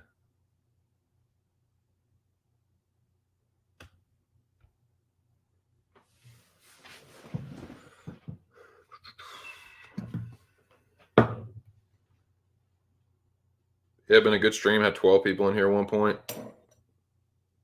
Finally got over the fucking double-digit hump.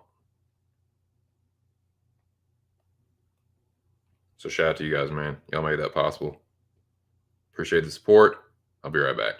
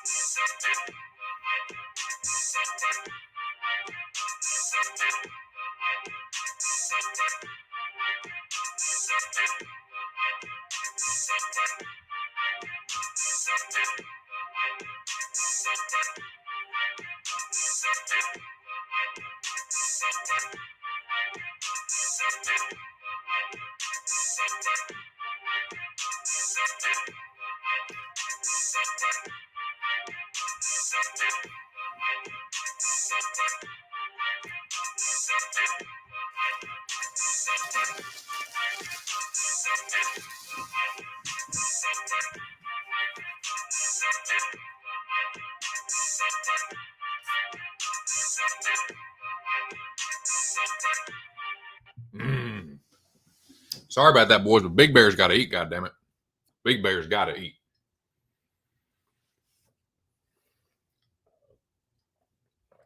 All right. Y'all ready to knock this last little portion out? Let's knock this last segment out.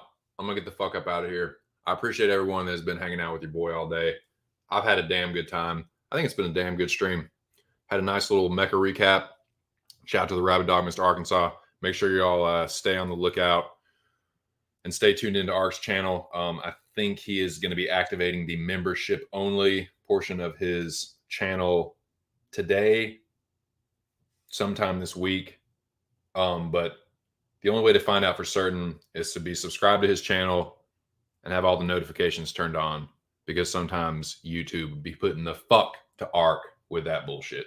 So yeah, man, had a good little mecha recap.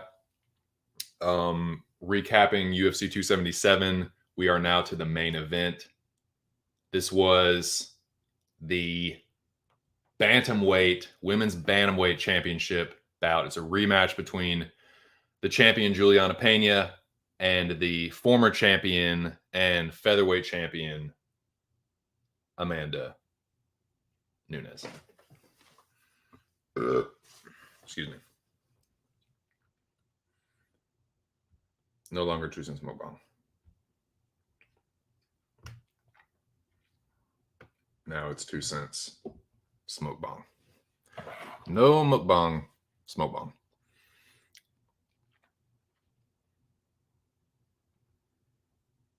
Now, it does feel good to finish strong on predictions. I hate having that red X on the last fight that I picked. I don't bet women's MMA anymore. I'm retired from that. I rode off into the sunset with that. I cashed a big parlay that had Macy Chison in as an underdog. Bet Macy as an underdog, so doubled down on her. I'm taking my money and running. I've since lost bets, haven't won a single one since, and I just swore it off. So yeah, so I didn't really ride off into the sunset. I had some, burn tickets after that, but I don't bet women's MMA anymore, so I wouldn't have bet this. But I was pretty confident. Amanda Nunes got it done, man. She got her belt back. She fucking dominated her.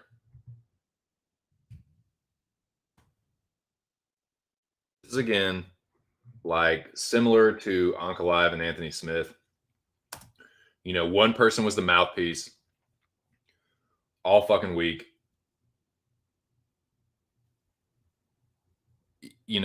Smith running his mouth on the podcast, running his mouth at the press conference. Pena doing the same thing. But Pena was worse. She's kind of like Anthony Smith, though. She's someone that's always bitching about, oh, I've been passed over for this. Oh, I haven't been given credit for this.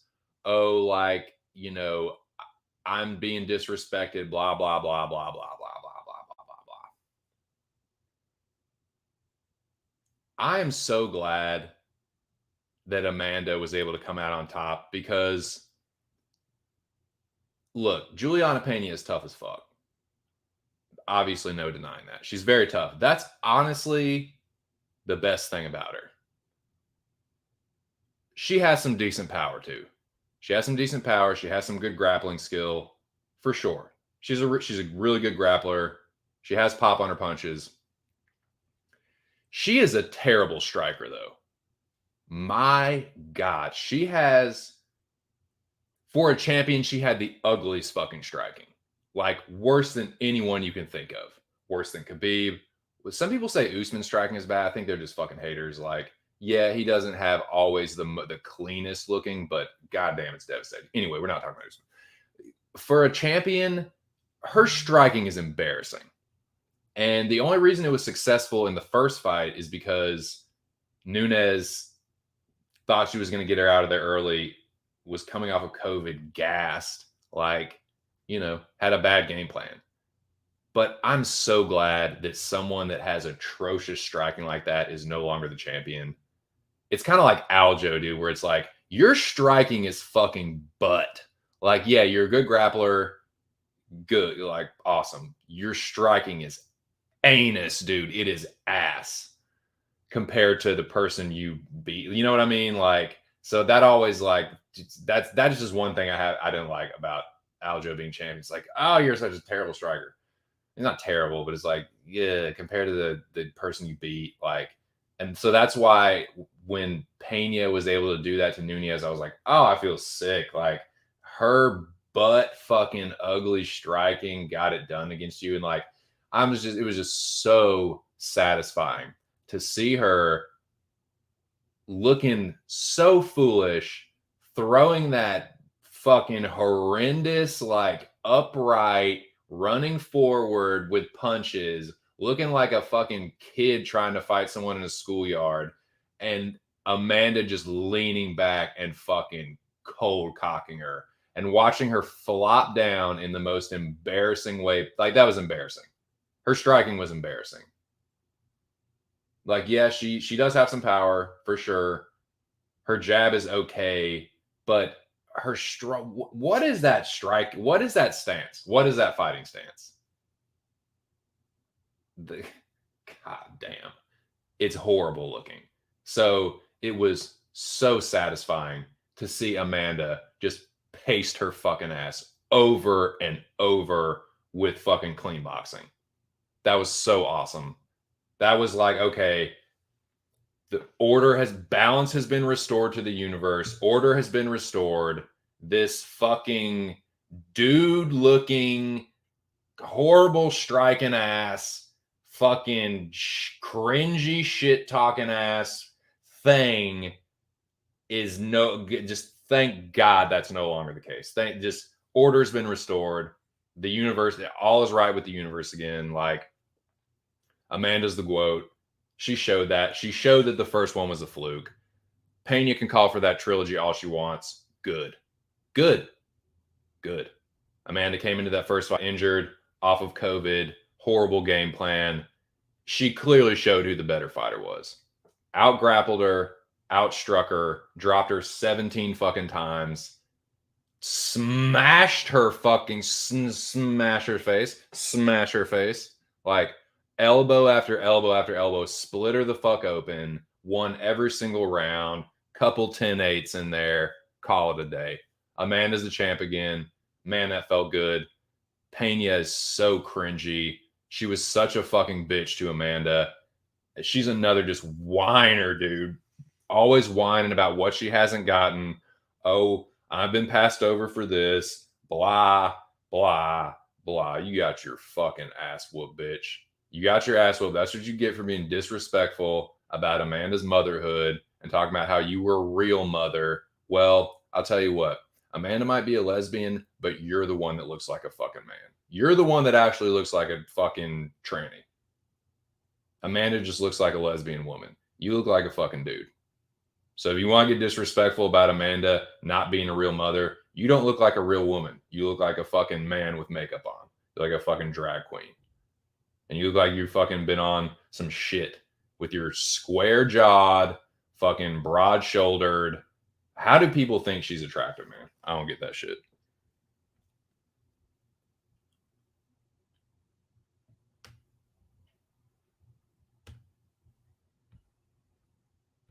She is, dude. She is. She's a fucking Buster Douglas.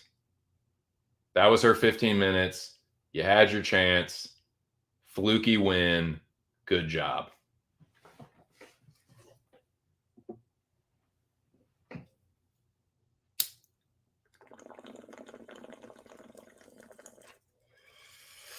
Yeah, I really didn't like how disrespectful she was towards Amanda in that first fight. And it was very satisfying to watch that fucking manly looking woman get the shit beat out of her.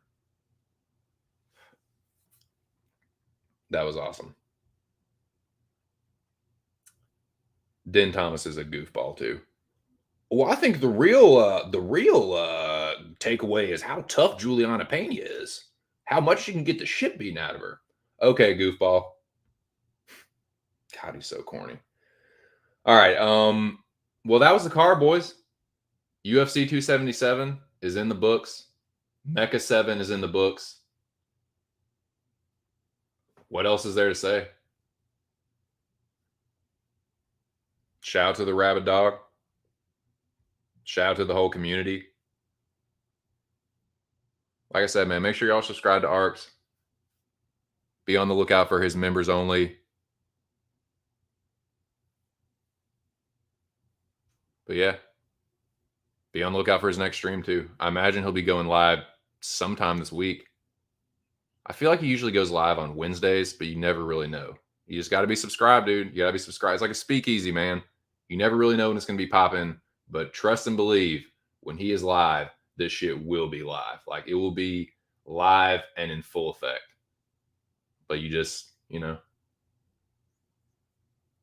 you don't get handouts to the speakeasy, dude. You just got to kind of know. You just got to kind of be in the know. Be on the lookout. But yeah, check that out. We got another UFC card coming up. Thus and so, I will be live Friday for the weigh-ins. I think. Shit, we might be going out of town again this weekend though. I will if I am not going to be available to live stream on Friday, I'll let y'all know. Maybe I'll do it Thursday or something. We'll figure it out. But I will be live at some point later on this week, either Thursday or Friday. If we're not going out of town, I'll do it Friday for the weigh-ins. But that's about all I got, gentlemen. That is about all I got. But yeah, shout out again, man, to the Mecha 7 champion, Zach Big Old Johnson.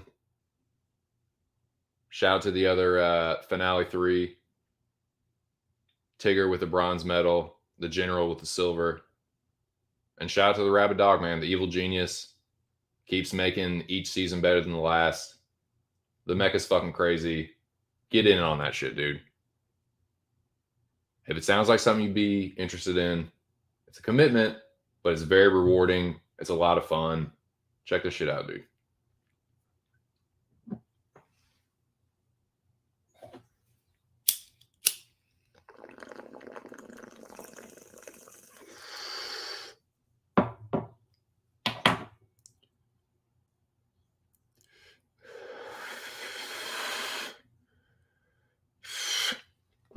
Let me see.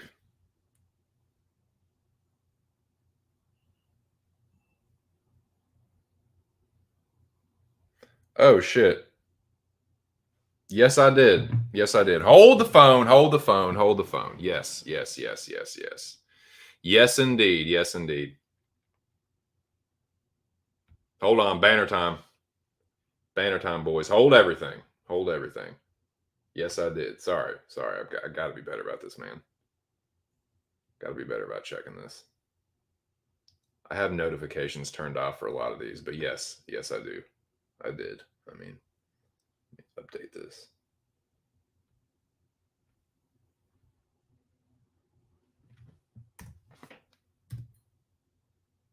Got that. Let me make another one. I think I deleted the other one because I was running out of room. So let me make another.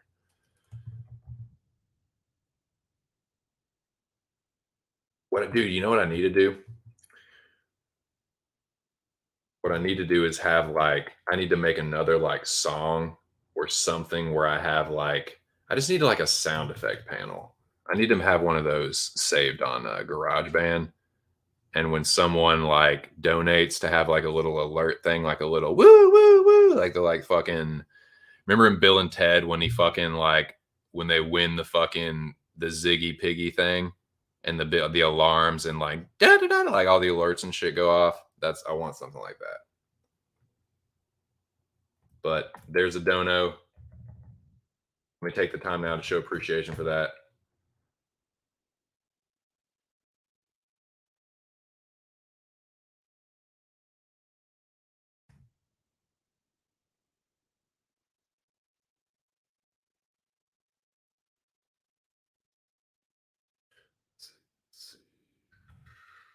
OG.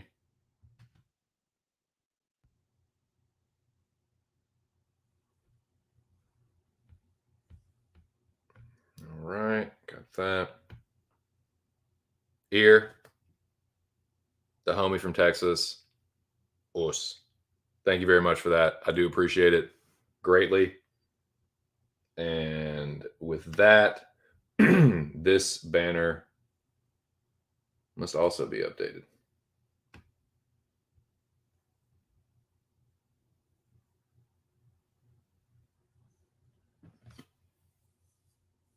So yeah, I don't have those in order necessarily of the number, but I just I like to keep track of that and update it. So yeah, man, I appreciate that, Ear. He says R.I.P. for Derek Lewis. Yep, I know. I know. Ear is a big Lewis supporter. He's an old Texas bud. Yeah, I backed Lewis too, man. Like I just didn't get it done. Got it was like it's like yeah, it was early, but he probably saved Lewis a little bit of brain damage. Pavlovich was not going to let up. Like if you fall down face first like that, a dude like Pavlovich, he's going to step back and just do those like gorilla arm, low swinging, like ground and pound, standing ground and pound. You know what I'm talking about when the dude's like on his hands and knees and dude's standing over him, just rock, rock, rock. You know what I'm talking. But yeah, appreciate that, dude. Yeah, tough sledding for old Lewis, but hey, man, if I just wish this is what I wish for Lewis. I wish they'd give him some more like jobbers that he can just wallop, dude. I think it's like it's pretty clear. It's like he's kind of like the gatekeeper, right? He's more or less kind of like an Anthony Smith. But I'd like to see them give him some winnable fights and watch people just get separated from our reality.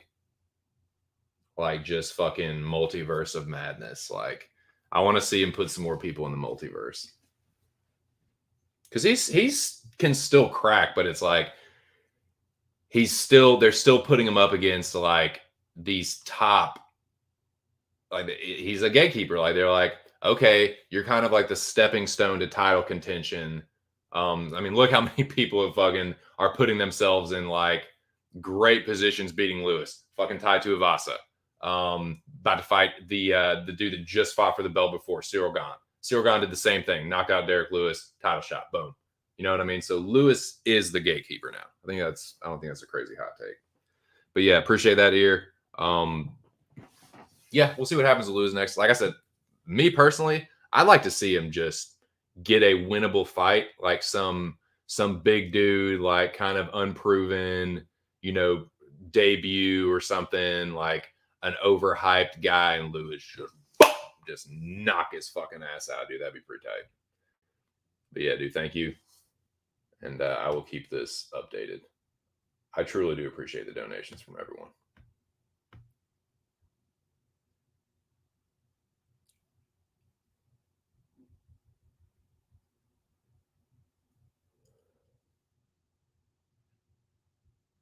Yes, indeed. Besides Luke next week card not that good. I've heard a couple people say that. That they who's saying that? Jack. Smiling Sam and Ghost Pepper. Can I get your address off air? You can get my email address, maybe. You mail me something? Maybe. Lewis got paid, still he didn't take much damage, and him standing and protesting is better than taking damage. I agree. Yeah, I agree. Like it's like whatever, man. Like you know, Mergliata's getting a lot of flack for that. I think the Weidman versus Jacare stoppage was so much worse, in my opinion. Like Chris Weidman was literally like a zombie. Like I didn't know where he was. Like, and he let him get domed a couple more times. So, like, I'd much rather that happen than the Chris Weidman shit. Because like Pavlovich, that's a big fucking boy, baby. That's a big boy for the tee off for that. So like, yeah. I mean, if he had let it go, if he had let it just think about it like this. And I know it's like, yeah, it was early. It was an early stoppage. Like Lewis was still there, but he won't gonna be there for long because he was in such a vulnerable position. All Pavlovich would have kept doing is just doom, doom, doom, doom, like. So yeah, I think it was early, but in hindsight, like probably for the best. You never know for sure, but I think it's probably just like, yeah, he got caught. Yeah, but it's probably tough for a Lewis fan.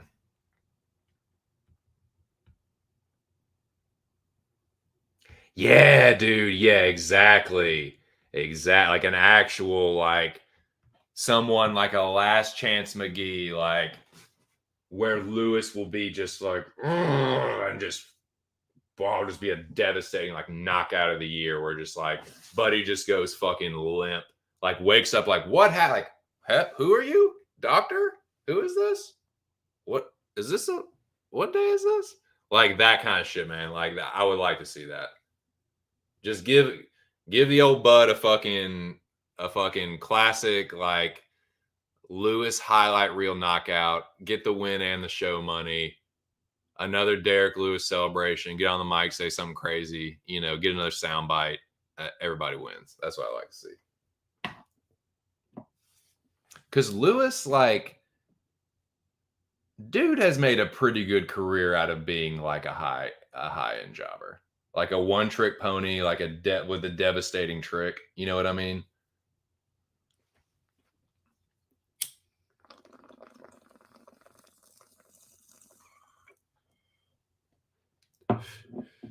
Like he's probably like the most overperforming jobber ever.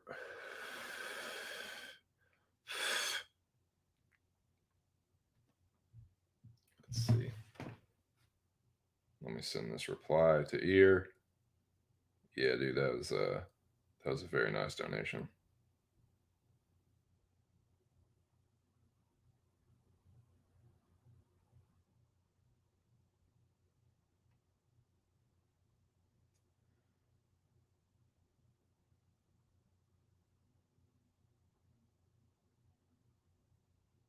But yeah, I forgot to send a thank you to Touch for his, but I will do that. Yes. Yes. Yes. Okay. Well, boys, unless y'all got anything else. Yeah. Yeah, holler at me. Oh, word. Yeah, yeah, holler at me on Twitter. You got my Twitter, right? Am I following you? Did you? Yeah, just holler at me. You know what my Twitter handle is. Yeah, like I don't know, man. I think people have overrated Volkov, and I mean those are good wins, but those are his best wins. And like Volkov was the Volkov that's like a skinnier version of Volkov was like fucking him up. Almost knocked him out like 3 or 4 times. Hurt him like 3 or 4. Legitimately hurt him like 3 or 4 times. And yeah, Blades was about to knock him out, dude. Curse Blades was about to knock him out. It was on his way to whooping his ass on the feet, and then he just went for the fucking takedown. Of course. But yeah, like Lewis, you know. But considering all that he has to offer, like he does a lot with very few tools. Like the tools he has is like he is swinging a mighty fucking hammer. So yeah, I think that is cool that he has been able to make a career out of that basically. And he's hilarious. So it's like when he does win, you know you're gonna hear something crazy and it's probably gonna be funny too. Right on.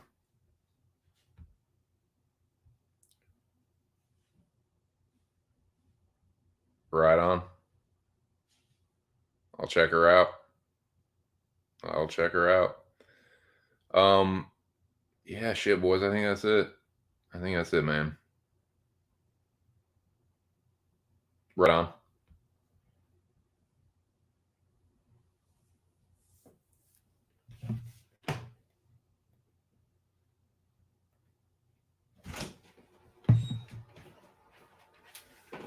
So it's oh, you want this? It's beat. You have to repack it. You got the grinder. Silly man. So what was I gonna say? Yeah, man, it was a damn good stream. I want to thank everyone that came through today. Big thank you, especially to Ear for the donation.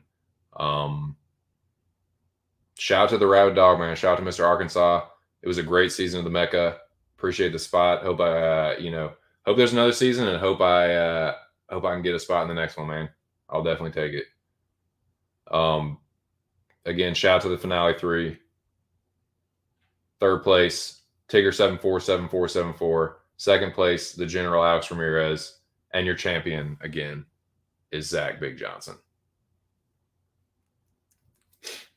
The man from Syracuse. Cool. Will do, man. Appreciate it.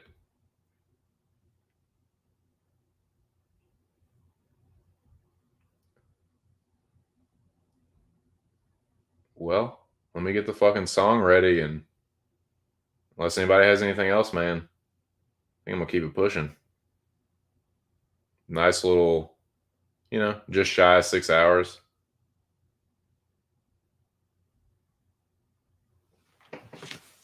I'll put up some of the banners as I play us out here.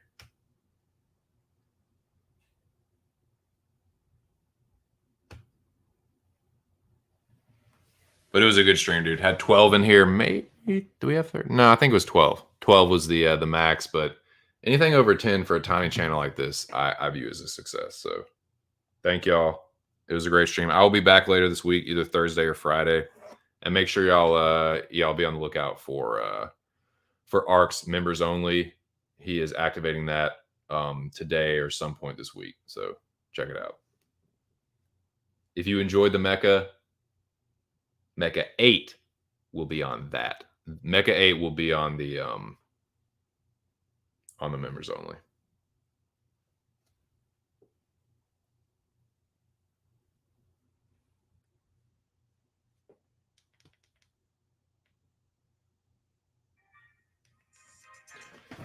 Well, it was another good one.